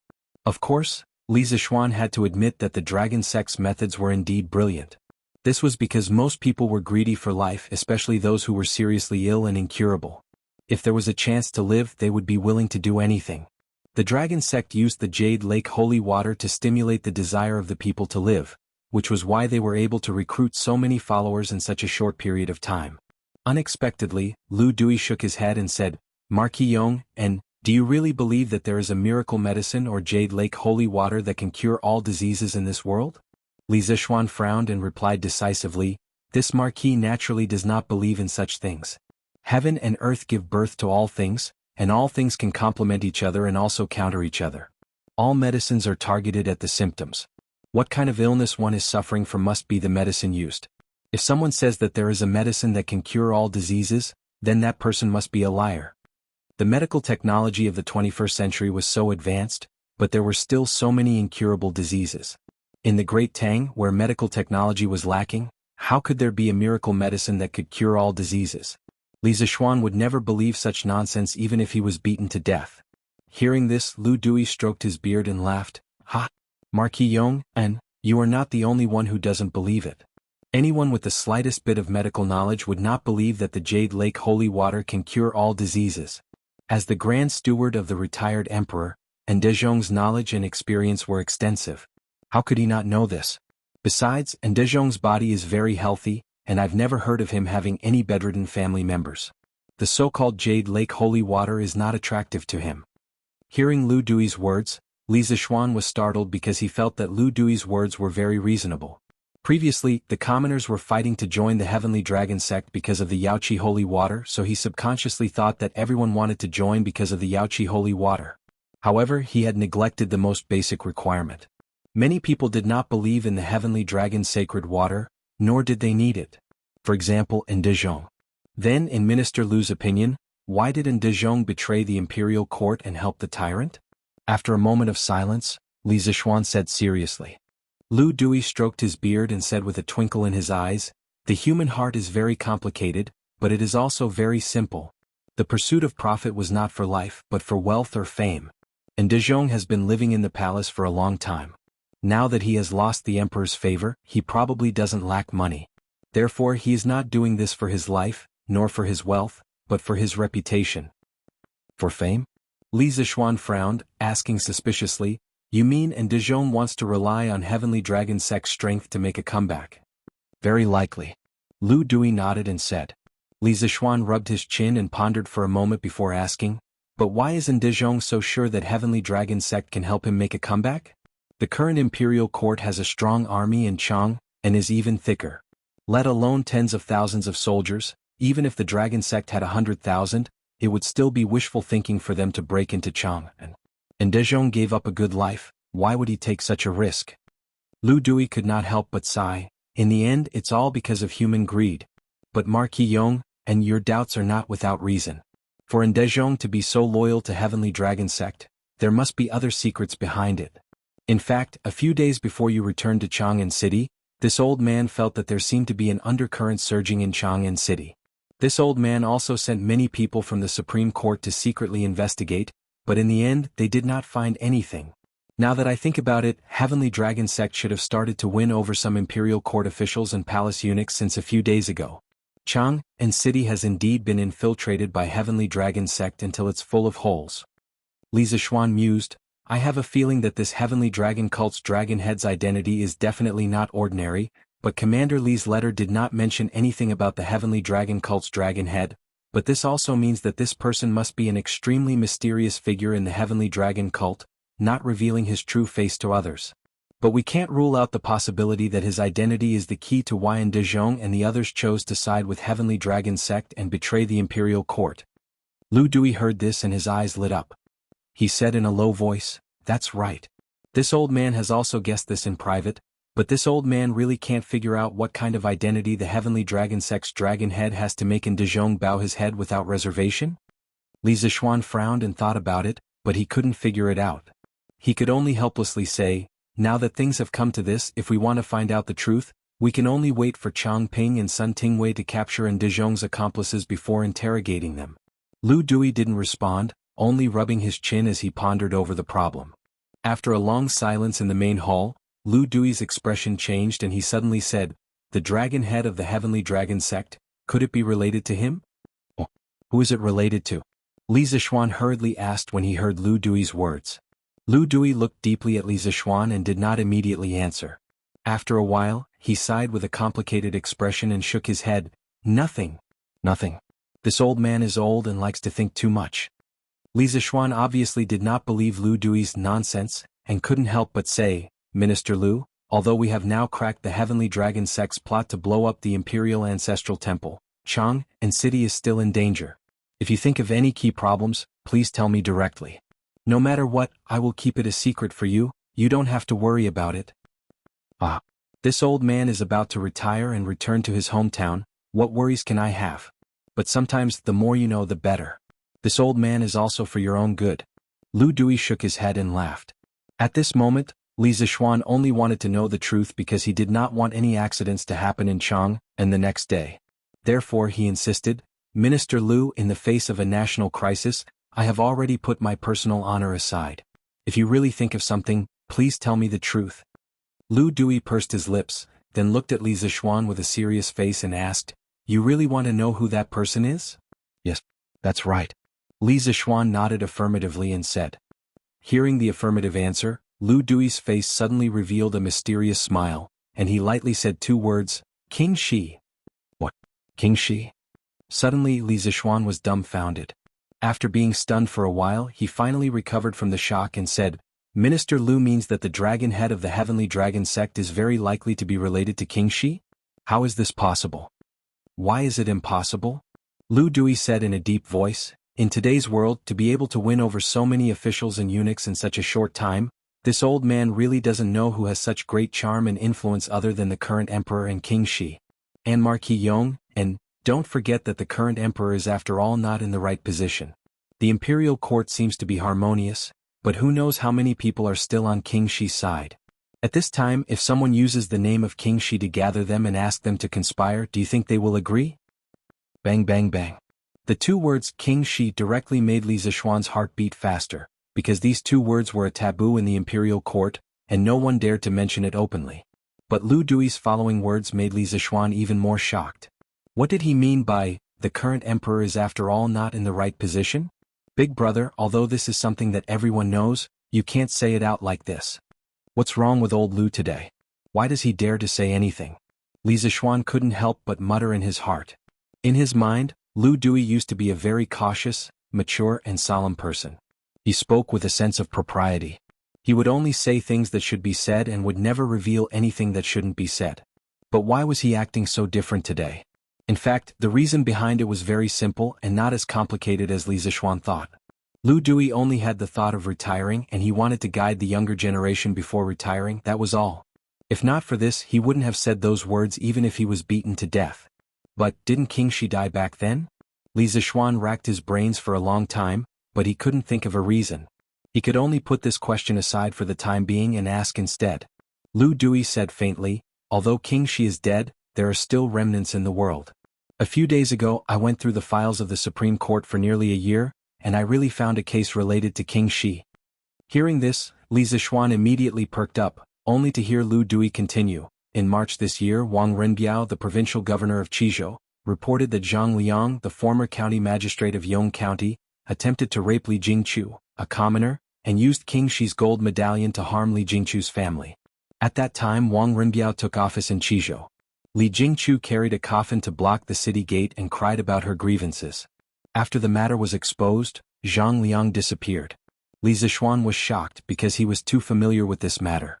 Half a month ago he went to the north to kill locusts. When he passed by Qizhou, he had secretly matched Wang Renbiao and Li Jingqiu. However, after he finished matching Wang Renbiao and Li Jingqiu, he put this matter to the back of his mind. He didn't connect this matter to the case of the dragon sect. As for the crucial King Shi's gold medallion in Zhang Liang's case, he didn't pay much attention to it from the beginning to the end. Lu Dui was indeed worthy of being the Chancellor of the Supreme Court. His meticulous logic and meticulous observation skills were able to link two seemingly unrelated matters together in such a reasonable manner. At this moment, Li Zishuan couldn't help admiring old Lu's ability to solve cases. Sure enough, there was a specialization in this field. Old Lu's specialty was investigation and trial. This time, he chose to cooperate with the Supreme Court to investigate the case, which was indeed a wise move. Chancellor Lu, I also heard about this from Renbiao. According to your analysis, this Zhang Liang is a remnant of King Shi, and it is very likely that he is in the dragon sect at this moment? Chapter 1595. Marquis Yong, since His Majesty has given you the power to mobilize all forces to investigate the case, Marquis Yong, you don't need to be afraid of the slightest thing. Once you find out that the officials of King Shi's faction have been in contact with Du Yi, you can send troops to ambush them around their residences. Tomorrow, when the dragon sect attacks the city, if they make any strange movements, you can take them all down. Once the dragon sect is destroyed, His Majesty will naturally be free to punish those officials. In the Supreme Court, Lu Dui stood up and looked sternly at Li Zishuan. In fact, he said this with a certain degree of selfishness. In his view, if Li Zishuan directly went to see Li Er and made the matter clear, Li Er would definitely be forced to carry out a major investigation. However, even if the officials of Li Jianqing's faction were found to have been in contact with Du Yi, there was no direct evidence to prove that they had agreed to Du Yi's request. With insufficient evidence and the fact that most of those officials had not done anything to betray the court, Li Er would most likely pardon them again in order to show his image as a benevolent ruler. But among those pardoned officials, there were bound to be many fish that had escaped the net. Although Li Er had pardoned them, they were a ticking time bomb for the Great Tang. They did not have time to rebel against the court during the Dragon Sect's uprising, so if someone were to use Li Jianqing's banner to rebel next time, who knew if those officials would be swayed again? Thus, rather than burying a hidden danger in the future, it was better to settle the matter now. When those officials of King Shi's faction really did comply with Du Yi's request to work for the Dragon Sect, he could directly come forward and catch them red-handed. This way, Li Er would have no reason to forgive those officials, and the Great Tang would have fewer hidden dangers in the future. Moreover, this move could ensure that the political situation of the Great Tang Imperial Court could quickly stabilize. It could be said to be killing many birds with one stone. Li Zishuan was not stupid. After thinking for a while, he could more or less guess at Lu Dui's good intentions. This method was indeed an extremely good one for the Great Tang Imperial Court, but for Li Zishuan, it was not so good. Because this meant that he would become the butcher's knife that Li Er waved at the officials of Li Jianqing's faction. He would offend many people because of this. Marquis Yong, and you said it yourself just now. Those who are paid by the emperor should share the emperor's burdens. Being indecisive will only lead to chaos. If the matter of King Shi is not completely resolved, there will be endless trouble in the future. Furthermore, more innocent people will die because of this in the future. How could Lu Dui not see the hesitation in Li Zishuan's heart? Therefore he added. After pondering for a long time, Li Zishuan finally nodded and said, "Okay. Then let's do as Minister Lu says. But this Marquis's actions are not for His Divine Majesty's sake, but for the Great Tang, so that the common people of the Great Tang will no longer die from internal strife. As descendants of the Yellow Emperor, we should unite against the outside world. When the Great Tang dominates the world, we will look back and realize how childish and laughable today's internal strife was." Without waiting for Lu Dui's response, Li Zishuan turned around and left. The Great Tang dominates the world. Aha, I hope I can see this day in my lifetime. In the hall, Lu Dui looked at Li Zishuan's back and sighed. After leaving the Supreme Court, Li Zishuan went straight out of the Imperial Palace and went to Duke Wei's mansion. Although he had Li Er's Imperial Edict and Gold Medallion, which allowed him to mobilize any troop in the capital, he had to inform Li Jing, the Minister of War and a military expert. After all, he was far less familiar with the 12 guards of the capital than Li Jing. When he arrived at the Li mansion, it was fortunate that the Red Buddha lady was not there. Otherwise he would be scolded again. Because a few days ago, the bearded guest was almost killed by Wuxia in order to protect Yanhuang College. Given the relationship between the Red Buddha lady and the bearded guest, she would definitely scold Li Zishuan when she saw him. Under Li Dijian's lead, Li Zishuan quickly met with Li Jing. Several hours ago, Li Jing was still participating in a meeting at the Sweet Dew Hall, so he naturally knew about the secret letter that Li Junxian had sent to Li Zishuan. Thus, Li Zishuan only told Li Jing about Lu Dui's conjecture and his intention to mobilize troops. After hearing the general situation, Li Jing couldn't help but frown. He looked at Li Zishuan with a serious expression and said, "Little Xian, this matter involves King Shi and is no small matter. Have you really thought it through?" These words didn't make any sense, but Li Jing was very sure that Li Zishuan could understand them. "I've thought it through. There are some things that have to be done, or else the hidden dangers will continue to exist, and the future of the Great Tang will be uncertain. When the hidden dangers erupt again, many people will die because of it." Li Zishuan also looked at Li Jing with a serious expression. "Good." Li Jing looked at Li Zishuan with a complicated expression, both praise and worry. This was because he wasn't sure how Li Zishuan's decision would affect Li Zishuan in the future. After a few moments of silence he said, "This old man will write you an order to mobilize troops. In truth, in terms of concealment, the soldiers of the Right Guard are the best. Right now Jijie isn't in Chang, so take this old man's order and go to the Right Guard camp to mobilize troops. No one will dare to make things difficult for you." Qing Yaojin was the great general of the Right Guard. After saying this, he picked up the brush on the table and prepared to write an order. Li Zishuan very perceptively stepped forward to help Li Jing grind the ink. As he did so, he said gratefully, "Many thanks, Uncle Li." Li Jing nodded slightly and didn't say anything. Soon an order for the transfer of troops was written. Li Jing took out his personal seal and stamped it heavily on the order, then passed it to Li Zishuan and said, "This is the order for the transfer of troops. Little Xian, take it well." "Okay." Li Zishuan quickly took it with both hands.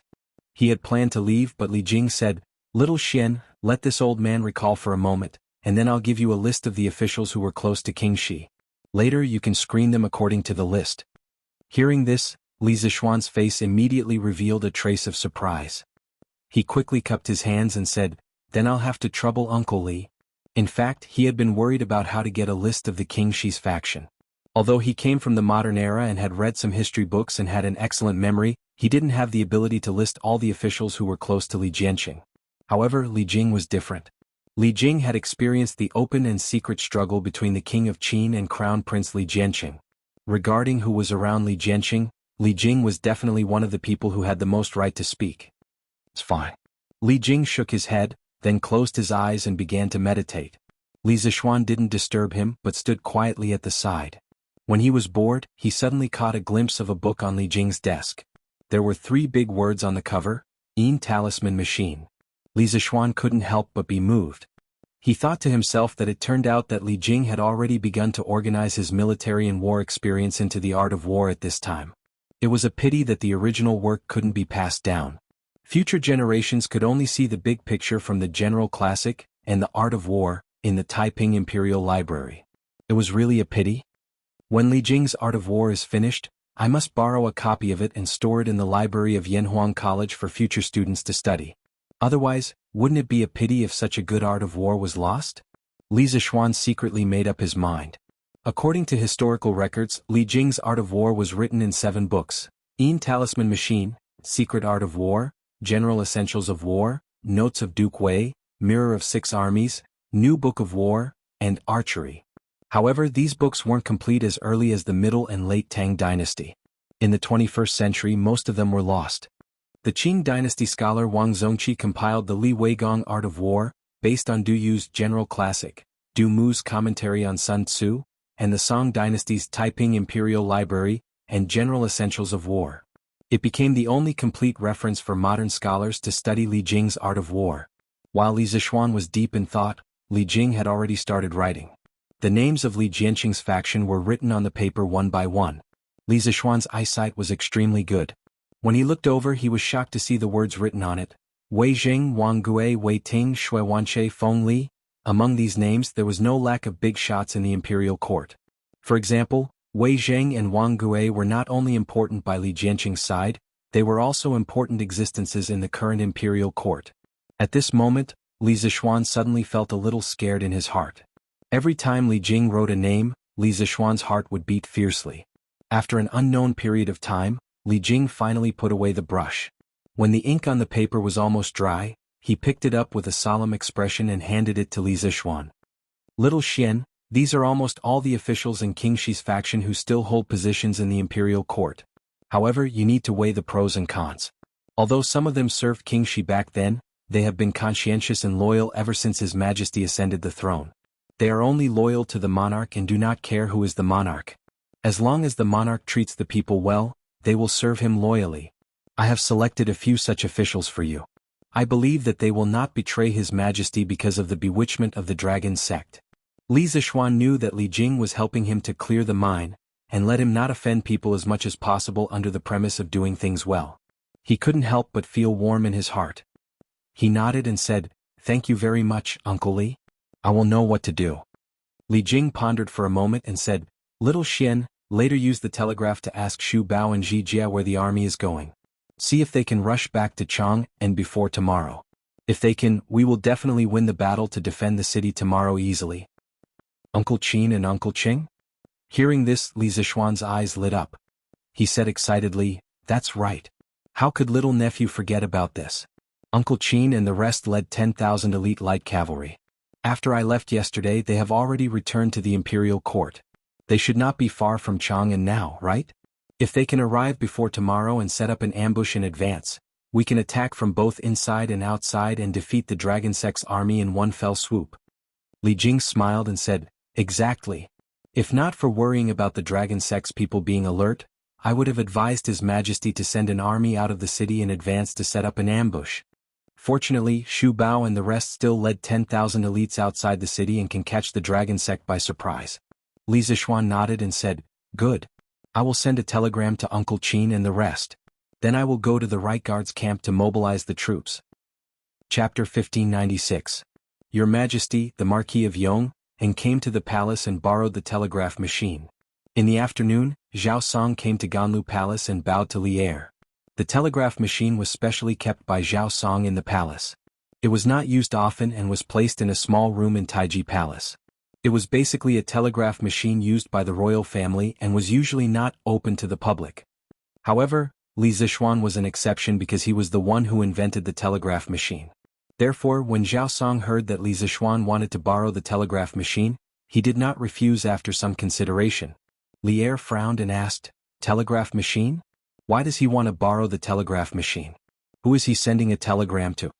Zhao Song replied, "Your Majesty, the Marquis of Yong, and is sending a telegram to General Qin and General Cheng, asking where the army is now and if they can reach Chang and city before tomorrow." Li Er was also a veteran in battle. Hearing this, his eyes lit up and he could not help but say, "This kid wants to borrow Xu Bao's army to attack the dragon sect from both inside and outside tomorrow? Good. I did not misjudge him. This brat's talent in military formations was no less than his talent in engineering. He is a promising talent." His words revealed his undisguised admiration for Li Zixuan. Zhao Song could not help but secretly admire Li Zixuan's imperial favor. There was no one else like him. "It is all thanks to your Majesty's discerning eyes. Otherwise, a young talent like the Marquis of Yong, and might be buried in the marketplace." Zhao Song clasped his hands together and smiled, giving him a flattering compliment. Li Er shook his head. After a moment of silence he asked, "How did Xu Bao reply?" "Your Majesty, the Marquis of Yong, and said that General Qin and the rest have already marched to the same continent. If they march day and night, they will reach Chang and city at midnight tonight." Zhao Song did not know anything about telegraphy, so he could only repeat what Li Zixuan had said to Li Er. Li Er could not help but nod and say, "Good. Did Li Zixuan let Xu Bao and the others set up an ambush outside Chang and city, waiting for the dragon sect to attack Chang and city tomorrow with the help of the city's defenders?" Zhao Song shook his head and said, "No. The Marquis of Yong, and left after asking about the location of the army." Li Er was stunned and then understood. He could not help but laugh and scolded, "Good. Now you know how to follow the rules?" Li Er understood that Li Zixuan's actions were to avoid overstepping his authority and being suspected. Today, in order to investigate the Dragon Sect's conspiracy, he had indeed given Li Zixuan the authority to mobilize the army. However, that was only the army in Chang and city and did not include the army led by Qin Xiong that had just retreated from the front lines. If Li Zixuan had rashly ordered Qin Xiong's army to set up an ambush, even if Li Er did not punish Li Zixuan, he would still feel uncomfortable and estranged. Therefore, Li Zixuan only asked about the location of Qin Xiong's army and left. He believed that once Old Li knew of the situation, he would definitely send an order to Qin Xiong to set up an ambush outside Chang and city. There was no need for him to worry. This was where Li Zixuan was smart. He knew when to stop and when to retreat. After pausing for a moment, Li Er indeed opened his mouth and ordered. Zhao Song immediately passed down the order. "Have the Marquis of Yong, and send a telegram to Xu Bao. Order the army to march day and night and set up camp 20 miles outside Chang and city. Be careful and hide. When you receive my order tomorrow, immediately send troops to eliminate the rebels outside Chang and city." With the combined efforts of all the teachers and students of Yanhuang College, the communication technology of the telegram was becoming more and more mature. The palace was indeed equipped with a telegram, but they lacked the professionals to use it. Li Er had specially selected a few clever and loyal eunuchs with clean backgrounds and sent them to Yanhuang College to learn how to use the telegram. However, those eunuchs had yet to return from their studies. Therefore, in order to know the news from Longmen Pass, he had specially summoned Li Tai back from Yanhuang College to help send the telegram and translate the messages. Now that Li Tai was taking his final exams at Yanhuang College, he would definitely not be able to pass. Therefore, Li Er had no choice but to assign the task to Li Zixuan again. "Yes, Your Majesty." Zhao Song bowed and answered, then continued, "The Marquis of Yong, and should be at the right guard yamen now. Your Majesty, I will bring the telegram to him." Wait. Li Er's expression changed. He stopped Zhao Song and asked, "You said that Li Zixuan is at the right guard yamen. What is he doing there?" Zhao Song replied carefully, Your Majesty, I heard the Marquis of Yong, and say that he is going to the right guard yamen to mobilize troops to investigate the possible remnants of the dragon sect in Chang and city." The possible remnants of the dragon sect in Chang and city? When Li Er heard this, he seemed to have understood something. His eyes flashed and he said faintly, "Tell Li Zixuan to go ahead and investigate. No matter who is involved, deal with it strictly according to the law. Tell him not to have any fear because I am his backer." His words were resolute and decisive, but one could also hear Li Er's determination to cut off his wrist like a warrior. Zhao Song's heart skipped a beat. He bowed and said, "Your Majesty, Your Majesty." "Haha. Renge, I haven't seen you for a few months and you've been promoted?" In the right guard yamen in the outer imperial city, Li Zishuan took out the imperial edict and Li Jing's order to mobilize troops. After he expressed his intention to mobilize troops, the general who had received him earlier immediately turned and left. Not long after, an old acquaintance walked in. It was Lu Ringgui, who had made outstanding contributions in quelling the rebellion in Guan City and was later promoted to the right commander of the right guard by Li Er. Thus, Li Zishuan stood up and couldn't help but laugh heartily. Lu Ringgui quickly waved his hands and said, "Marquis, please don't make fun of me. Now that General Cheng is not in the capital, I am only temporarily taking over the military affairs for General Cheng." The reason why Lu Ringgui was able to enter the right guard was not only because of his contributions, but also because Qing Yaojin had secretly added fuel to the fire. During the battle in Guan City, Qing Yaojin had admired Lu Ringui's ability, so old Qing had asked Li Er to transfer Lu Ringgui under his command. Of course, Lu Ringgui did not disappoint old Qing. After joining the right guards, Lu Ringgui was not only extremely hardworking in training, but also very few people could compare to him in terms of military strategy and ability to get along with others. Gradually, Qing Yaojin began to give Lu Ringgui more tasks. "Ah, Ringgui, you're too humble. I'm a little regretful now that I didn't personally go to the battlefield to quell the rebellion in Guan City. As a result, I didn't get to see the battle of wits and courage between Ringgui and the Chui and Zheng families." Li Zishuan laughed and said, "Marquis, you flatter me." Lu Ringgui was a little embarrassed by Li Zishuan's praise, but when he thought of Li Zishuan's intention, he quickly said seriously, "I heard that Marquis came to the right guard to mobilize troops. May I ask how many troops Marquis wants to mobilize? Where will these troops be used?" It wasn't that he suspected Li Zishuan of any bad intentions, but since he was now helping Qing Yaojin manage the affairs of the right guard, he still had to ask clearly about something as important as mobilizing troops. This Marquis plans to mobilize 5,000 elite troops from the right guard to investigate the remnants of the Heavenly Dragon sect in Chang and City. These people must train hard and be good at hiding. Li Zishuan replied indifferently. Remnants of the Heavenly Dragon sect? Lu Ringgui frowned. Being in the army, he naturally didn't know that the mastermind behind the kidnapping of Li Qingqian and Chang'e was very likely related to the Heavenly Dragon sect. But although he didn't know, he didn't ask too much. Instead, he stood up and said, "Good. This general will go and organize a force of 5,000 elite soldiers and then follow the Marquis of Yong, and to investigate the remnants of the Heavenly Dragon sect." Not long after, 5,000 soldiers dressed in ordinary clothes rushed out of the right guard camp. Li Zishuan had specifically requested for them to be dressed in ordinary clothes. Under Li Zishuan's arrangements, these 5,000 soldiers would disguise themselves as ordinary citizens and infiltrate the residences of certain officials. They would secretly inquire about the movements of these officials, and Li Zishuan would arrange for people to monitor certain officials based on their feedback. The 5,000 soldiers Lu Ringgui had selected were mostly scouts. Some of them had even gone deep into the Turks and worked as spies on the steppe, so they were quite experienced in hiding. An invisible net began to slowly unfold in Chang and City. Those officials who couldn't bear the loneliness and came out to cause trouble would all become fish in the net. Venerable One, the patrols in Chang and City haven't relaxed at all. The city gates are still closed. It seems that the imperial court won't let this go easily. In Gi Lane, south of Chang and City, a thin man bowed and sat in a house with 2 entrances.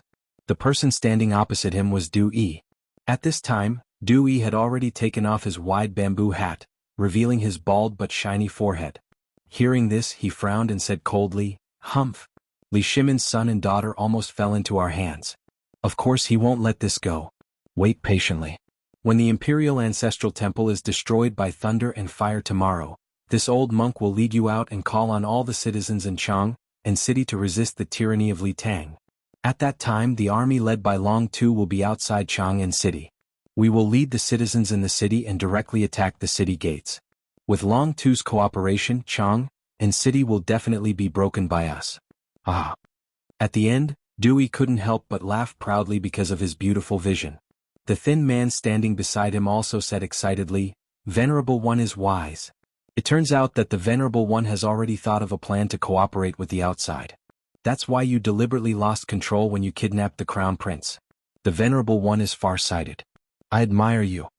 Hearing this, Shijayadui couldn't help blushing.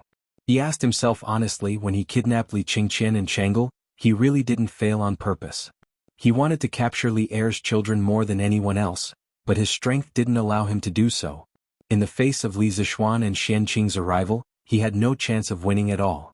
He could only flee. He didn't expect his subordinate to be so smart. He even thought of the reason for his failure. It saved him the trouble of making up a reason. What's the movement of the Imperial Guards and the Supreme Court? In the face of his subordinate's praise, Dewey remained calm and reserved. He glanced at the lean man indifferently and then asked, "Venerable One, the Imperial Guards and the officials of the Supreme Court are searching for our Dragon Sect's followers. Many of our followers have been captured to the Supreme Court. But don't worry, Venerable One. This place is very safe. Even if the Imperial Court's people dig 3 feet into the ground, they won't be able to find us. Moreover, the owner of this house has a very good relationship with the owner of Guiyi Lane. Even if they find this place, they won't be too serious." The thin man bowed slightly and cupped his fist. Dewey couldn't help but nod and said, "That's good. In addition, you inform the rest of the people in the sect to lie low. Don't make any trouble. When the limelight is over, we'll join in the righteous action." "Yes, Venerable One." The thin man responded and then pulled the rope beside him. Soon, someone above turned the wooden wheel on the well and pulled him up from the bottom of the well. It turned out that Dewey was hiding under the dry well. No wonder the thin man said that this place was very safe and they weren't afraid of the Imperial Court's search. Chapter 1597. Yes. If I remember correctly, Boss Zhang is usually stingy. Did the sun rise from the west today? Otherwise, why would he let the servants buy so many chickens, ducks, and fish? There's even a pot of immortal drunken wine here? In the south of Chang'an City, on the street of Guiyi Lane, Meng Yuliang looked in the direction of Mother Meng's finger and saw a plump man in luxurious clothes at the door of a house. He was directing 2 servants to carry chickens, ducks, fish, and even a pot of wine. The sign on the pot was Immortal Drunken Wine. Meng Yuliang couldn't help but be surprised. Boss Zhang's name was Zhang Dikang. His family opened a medium-sized grain store and was considered to have a small family fortune. However, he was stingy. Not only was he stingy to others, but he was also stingy to himself. Other than dressing decently, he was stingy in all other aspects, including food. Could it be that Boss Zhang has an important guest in his house? Mother Meng thought for a moment and then asked suspiciously. Hearing this, Meng Yuliang shook his head and said, "Ha! That's impossible. Don't you know Boss Zhang's character? Even if an important guest came, he would not be willing to buy a pot of immortal drunken wine." In the end, Meng Yuliang seemed to think of something and added, "Besides, the 4 city gates of Chang'an City are closed today. How could there be a guest in Boss Zhang's house? Unless the guest came early in the morning. But why would someone visit relatives early in the morning? Also, did you hear that Boss Zhang spent a lot of money to join that Dragon God sect? He almost sold his grain store. I didn't expect him to be willing to buy so many things today." "Yes, today's Boss Zhang was too strange. Master, should we go over and ask?" Mother Meng echoed and then asked tentatively. With Meng Yuliang's official position, his status in the family skyrocketed. Mother Meng would specifically ask Meng Yuliang about many things. Meng Yuliang heard this and said, "What's there to ask? These are other people's family matters. Let's not meddle in other people's business and go back quickly. Yaya is alone at home. Can you rest assured?" After saying that, Meng Yuliang turned and walked towards the alley on the left. Meng Yuliang's mother reacted and quickly followed. A stingy miser suddenly bought so much good wine and meat. Today the city gate of Chang'an is closed, and fugitives are being caught everywhere in the city. This means that Mr. Zhang's house can't have a sudden guest, and he used to be a member of the Dragon Sect. Then looks like I can make a small fortune again. Once Meng Yuliang and his wife left, a girl in shabby clothes appeared where they had been standing. If Li Zishuan were here, he would have definitely recognized her, because this was the girl who had given him Li Juanxian's secret letter. The young girl stood under the willow tree at the entrance of the alley, quietly waiting for the door of the house to return to normal. Then she pretended to be an ordinary passerby and walked in that direction. "Tell the kitchen to prepare all these ingredients tonight." In the Zhang mansion, Zhang Dikang's face was flushed as he ordered several servants in the courtyard. Looking at his expression, there wasn't any sorrow from losing money. Instead, it was as if he was about to experience something joyous. To the stingy Mr. Zhang, in the eyes of outsiders, this was, "Yes, master." The servants hurriedly left to carry out the order. Seeing that everyone had left, Zhang Dikang rubbed his hands excitedly. He went out first and poked his head out. Seeing that there were no soldiers on the street, he personally closed the courtyard door. After doing all this, he walked towards the backyard with his hands behind his back with an indifferent expression. Venerable One, this disciple has prepared the best wine and food according to your request. In a little while, I will be able to hold a welcoming feast for Venerable One. Venerable One, please wait a moment with the emissaries of the sect. Zhang Dikang went to the dry well in the rear courtyard. It was already evening and candles were already lit in the well. Zhang Dikang respectfully bowed to Du Yi. You've done very well. Du Yi nodded. When this one returns to the sect tomorrow, I will promote you to an inner sect disciple. I will bestow upon you an inexhaustible supply of Jade Lake holy water so that you will never be sick and will live forever. Many thanks, Venerable One. Many thanks, Venerable One. This subordinate will be loyal to the dragon sect. I will go through water and tread on fire for Venerable One. Hearing this, Zhang Dikang trembled with excitement. He knelt down directly and kowtowed to Du Yi. In order to become an inner sect disciple of the dragon sect, he did not hesitate to spend all his wealth, but Du Yi did not even look at him. Who would have thought that this morning, luck would fall from the sky? Zhang Dikang finally saw the high and mighty Buddha in his heart, and the Buddha also wanted to stay in his house temporarily. Zhang Dikang was extremely excited. How could he not agree? However, Du Yi's request was very strange. He did not want to stay in the guest room prepared in the Jianghu mansion. Instead, he wanted to stay under the dry well in the rear courtyard of the Jianghu mansion, saying that it was convenient to study Buddhism. Zhang Dikang persuaded him many times, but it was useless. In the end, he could only give up. In addition, as a monk, Du Yi actually asked Zhang Dikang to prepare some good wine and meat. How could a monk drink wine and eat meat? After Zhang Dikang received this order, he secretly muttered in his heart. However, although there were many questions in his heart, Zhang Dikang fulfilled all of Du Yi's strange requests to the letter. He hoped to obtain Du Yi's favor and directly promote him to an inner court disciple. Now that his wish had come true, how could Zhang Dikang not be excited? Although Zhang Dikang has all 4 limbs, his body has always had some problems, kidney failure. So after hearing others say that the Yaoqi holy water can cure all diseases, Zhang Dikang went crazy. He wanted to use all means to join the dragon sect, get the Yaoqi holy water, and cure the unspeakable illness that has troubled him for a long time.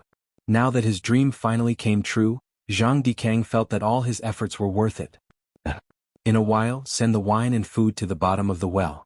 This Venerable One will not go up. This Venerable One will continue to study Buddhism at the bottom of this well tonight. Remember, don't tell anyone that this Venerable One is here. Otherwise, everything that this Venerable One gave you will be taken back with interest. Du Yi held the Buddhist salute and told Zhang Dikang with a serious face. Disciple understands. Disciple understands. I will arrange it now.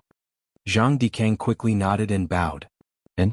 Are you wondering why you did not abstain from wine and meat as a monk? Du Yi's eyes stared at Zhang Dikang and he suddenly asked. No. Disciple does not dare. Venerable One must have his reasons for doing so. Disciple does not dare to ask more. Zhang Dikang quickly waved his hand. Although he did have this idea, he could not say it directly. You must know that wine and meat pass through the intestines, but Buddha's heart remains. Although this Venerable One drinks wine and eats meat, I have never forgotten Buddha in my heart. This is not breaking the precepts. Do you understand? Du Yi's face darkened as he spoke in a serious tone. When Zhang Dikang heard this, he immediately prostrated himself in admiration and said, Venerable One's Dharma is profound. Disciple admires. Disciple admires. Go quickly. In? This boss Zhang, it's not dark yet, and he closed the courtyard door. Obviously he has a guilty conscience. No, I have to find a way to go in and take a look. But how do I get in? Yes. Got it, I will climb over the wall from the backyard. Outside the front door of the Jianghu mansion, the girl muttered to herself for a while, and then walked quietly toward the back of the Jianghu mansion. Fortunately, Chang and city was now under martial law. Most of the people had returned to their homes, and there were very few people wandering outside. Otherwise, her sneaky behavior might be discovered by passers-by on the road. She tiptoed to the wall of the backyard. The girl wanted to climb over the wall, but she couldn't do so no matter how many times she tried. This was because the wall of the Jianghu family's residence was higher than the walls of other residences. After several attempts to no avail, The girl gave up the idea of climbing over the courtyard wall because she was also afraid that a passerby would suddenly appear on the street, or that her climbing over the courtyard wall would alarm the people inside. Panting as she leaned against the courtyard wall, the young girl pondered whether or not she should give up. If there were really people hiding in this residence as she had speculated, then if she was discovered, she wouldn't be able to escape even if she wanted to. The only path left for her was death. It would be a lie if she said that she was not afraid. But the girl was not willing to leave just like that. She came to Chang'an City today to deliver a letter to Li Zixuan on behalf of Li Junxian, but she did not expect that after delivering the letter, the gates of Chang'an City would be closed and she could not leave. Tonight, she could only stay in the inns of Chang'an City. What was worse was that she was not the only one forced to stay in the inns of Chang'an City tonight. She could even imagine the scene of the inns in the city being full. At this time, she would have to pay a higher price than usual to get a room. Just thinking about it made her heart ache. Speaking of which, she did not sell the lingji mushroom she picked in the morning for much money. Tonight, she would have to spend a large sum of money to stay in the inn. In this way, she would only earn a few hundred copper coins after painstakingly making this trip. It was a huge loss.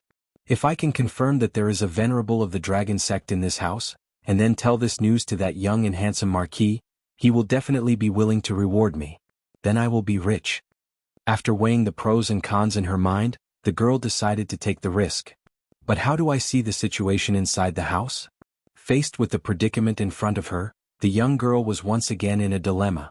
Her gaze swept around the streets of the Zhang estate's backyard. Suddenly, the young girl's eyes lit up as she fixed her gaze on the two old ginkgo trees one zhang away from the Zhang estate's back door. Hey, I've got it. The girl first looked around, and after confirming that there was no one around, she excitedly walked to the nearest ginkgo tree. She wanted to climb the tree. But this ginkgo tree was very old, and even two people would not be able to wrap their arms around it. It would be rather difficult for an ordinary person to climb it.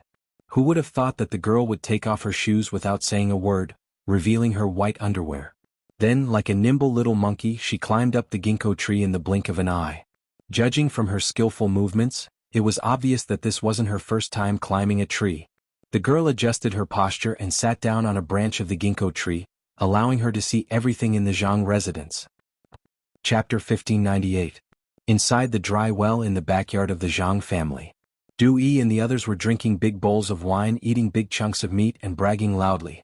In order to please Du Yi, Zhang Dikeng naturally did his best to cater to them. Therefore, this dilapidated dry well was as lively as a big restaurant. Du Yi came from the Tantric sect of India, so it was impossible for him to not have any rules and regulations. However, ever since he came to the Tang Empire, he was immediately blinded by the colorful world of the Central Plains.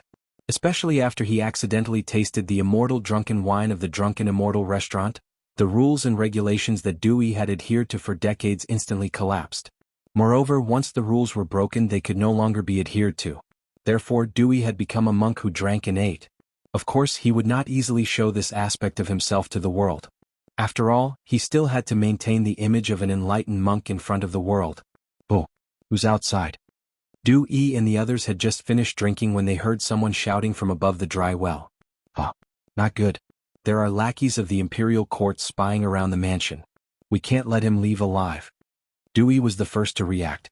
He quickly put down his chopsticks, then got up and went to the direction of the well.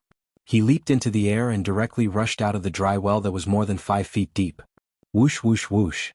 In an instant, the few core disciples of the dragon sect who followed Du Yi also relied on Qinggong to step on the wall of the well and rushed out of the well.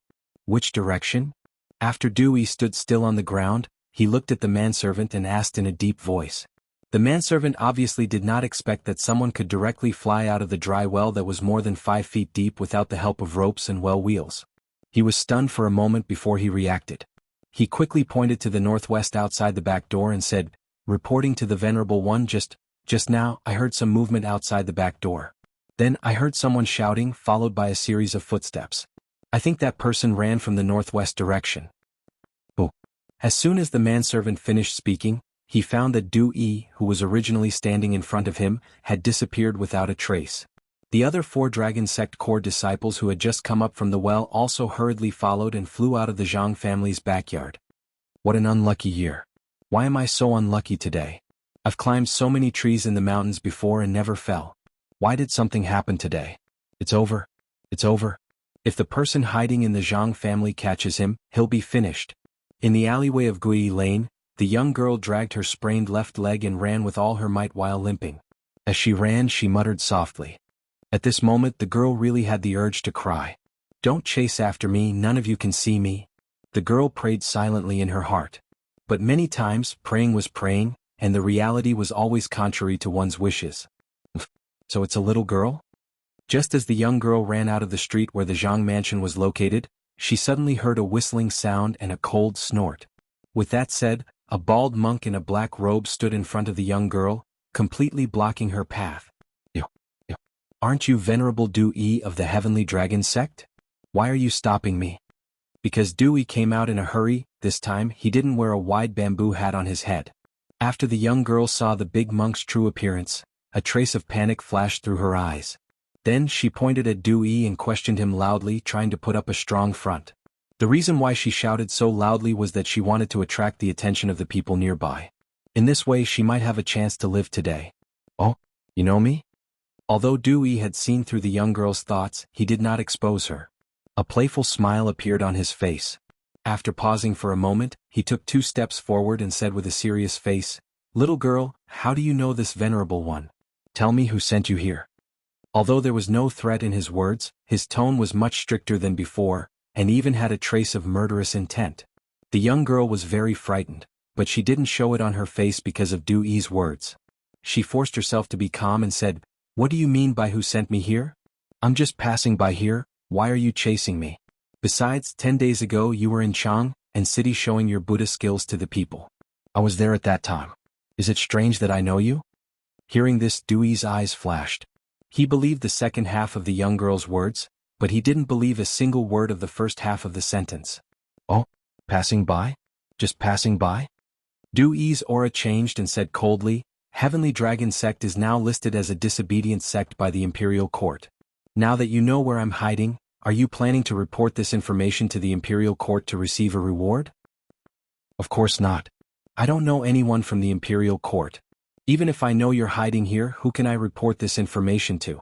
Although the young girl wanted to say yes, but in order to survive she could only desperately deny it. Du-Yi snorted and sneered, "Humph?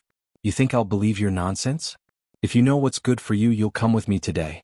After the commotion dies down, I'll let you go." Hearing this, the young girl hurriedly took 2 steps back and said, "Why are you being so unreasonable? I said I'm just passing by. If you don't believe me, then forget it.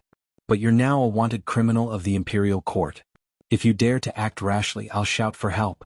If the patrolling Wu Ho hears the commotion, you won't be able to leave. Then why don't you try shouting? See if anyone will come to help you." Du-Yi sneered, and then he disappeared from where he stood. In the next moment he was in front of the young girl. It happened so fast that the young girl had no time to react. Du-Yi's large hand grabbed the young girl's shoulder. The young girl finally couldn't hold back and screamed in horror. Then she desperately retreated backwards, wanting to avoid Du-Yi's big hand.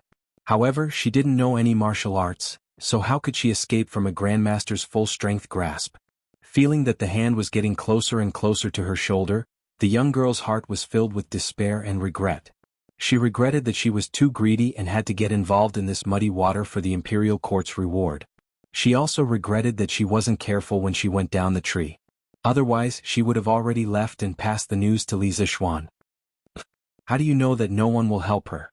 At the critical moment when Du-Yi's large hand was less than 2 inches away from the young girl's shoulder, another voice suddenly sounded from the street. This voice made Du-Yi's expression change instantly, but the young girl's face was full of joy after surviving a disaster.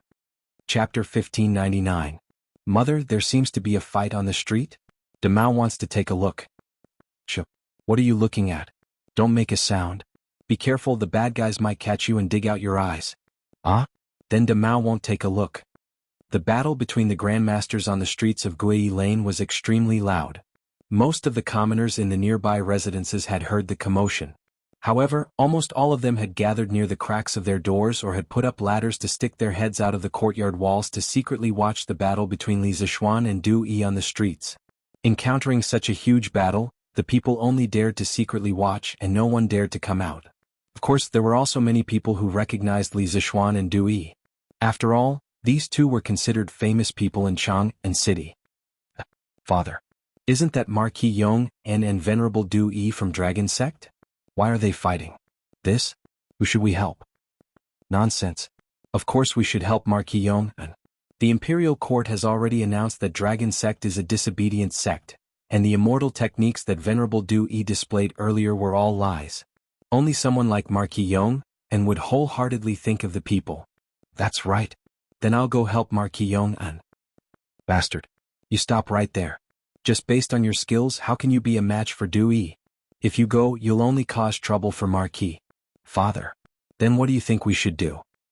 What else can we do? Quickly go out from the back door and find the patrolling Marquis outside to help. Yes. Father. You're still the smart one. Other than those who had been completely brainwashed by Dragon Sect, most of the people who recognized Li Zishuan and Du Yi were on Li Zishuan's side. They wanted to come out and help, but they were afraid of causing trouble for Li Zishuan. However, there were some people who were more active and had already quietly gone out from their houses to get help. At this moment, seeing that there were 4 more reinforcements in front of Du Yi, Li Zishuan's gaze turned cold and murderous. You're courting death. The reason why Du Yi was able to escape safely from Xian Qing's pursuit was because the Dragon Sect's disciples used their lives to cover for him and stall for time. In addition, Xian Qing rarely left Mount Longhu and rarely killed people. He was not used to killing people in the beginning, so Du Yi was able to escape safely. This time, Li Zishuan finally found Du Yi. Therefore he must capture Du Yi no matter what. As for the 4 people in front of him, he would not show any mercy. He must kill these 4 people in the shortest time possible. Otherwise, if Du Yi escaped this time, it would be very difficult to catch him in the future. Besides this, Du Yi was also the key to breaking the stalemate in Chang'an. As a high-ranking member of the Heavenly Dragon Sect, Du Yi not only knew more than Li Junxian, he also had an incomparable reputation in the Heavenly Dragon Sect. Many people had joined the Heavenly Dragon Sect for the sake of Du Yi's reputation as the reincarnation of the Buddha. Therefore, Li Zishuan only needed to capture Du Yi and drag him out when the Heavenly Dragon Army besieged the city tomorrow. This would be a severe blow to the morale of the Heavenly Dragon Army. At that time, many people might realize their mistake and turn their backs on the Heavenly Dragon Sect. This way many people would die in this war. Therefore, whether it was for public or private reasons, Li Zishuan had to capture Du Yi today. No one could stop him. Ping ping ping. Just as Li Zishuan pointed his sword at the 4 court disciples in front of Du Yi, the sound of galloping horses came from the direction of Yi Square. Soon after, Lu Ringgui rushed over with a group of soldiers. Marquis, this general has come to help you. You only need to deal with Du Yi. Leave this place to us. Lu Ringgui and his horse were as swift as the wind. He shouted at Li Zishuan while leaning on the horse's back. Ah, Ringgui, you came at the right time. Li Zishuan was overjoyed. He laughed and went around the 4 core disciples of the Heavenly Dragon Sect in front of him. He rushed directly towards Du Yi. The 4 people were unwilling to give up and wanted to chase after Li Zishuan. However, Lu Ringgui had already arrived. Hey, where are you going? Your opponent is me. Lu Ringgui was on the horse. He waved the horsetail in his hand and directly hit the heads of the 4 Heavenly Dragon Sect disciples. On the other side, Li Zishuan was fighting with Du Yi again. He became fiercer and fiercer. 9 Taishan swords were thrown at Du Yi's face one after another. He did not even use the Taiji swordsmanship that he was very good at because it was really unnecessary. Facing a small fry, like Du Yi who had just entered the Grandmaster realm, he did not need to defend at all. He just needed to attack with all his strength. Therefore, he did not use the Taiji swordsmanship that was slightly inclined towards defense. In fact, it was true. Facing Li Zishuan's continuous, storm-like attacks, Du Yi could not even parry. How could he think of a counterattack? At the same time, the remaining real qi in Du Yi's body was getting less and less. Du Yi knew very well that if this continued, he would not be able to escape today. Since his strength was not as good as his opponent, he could only use some methods other than strength.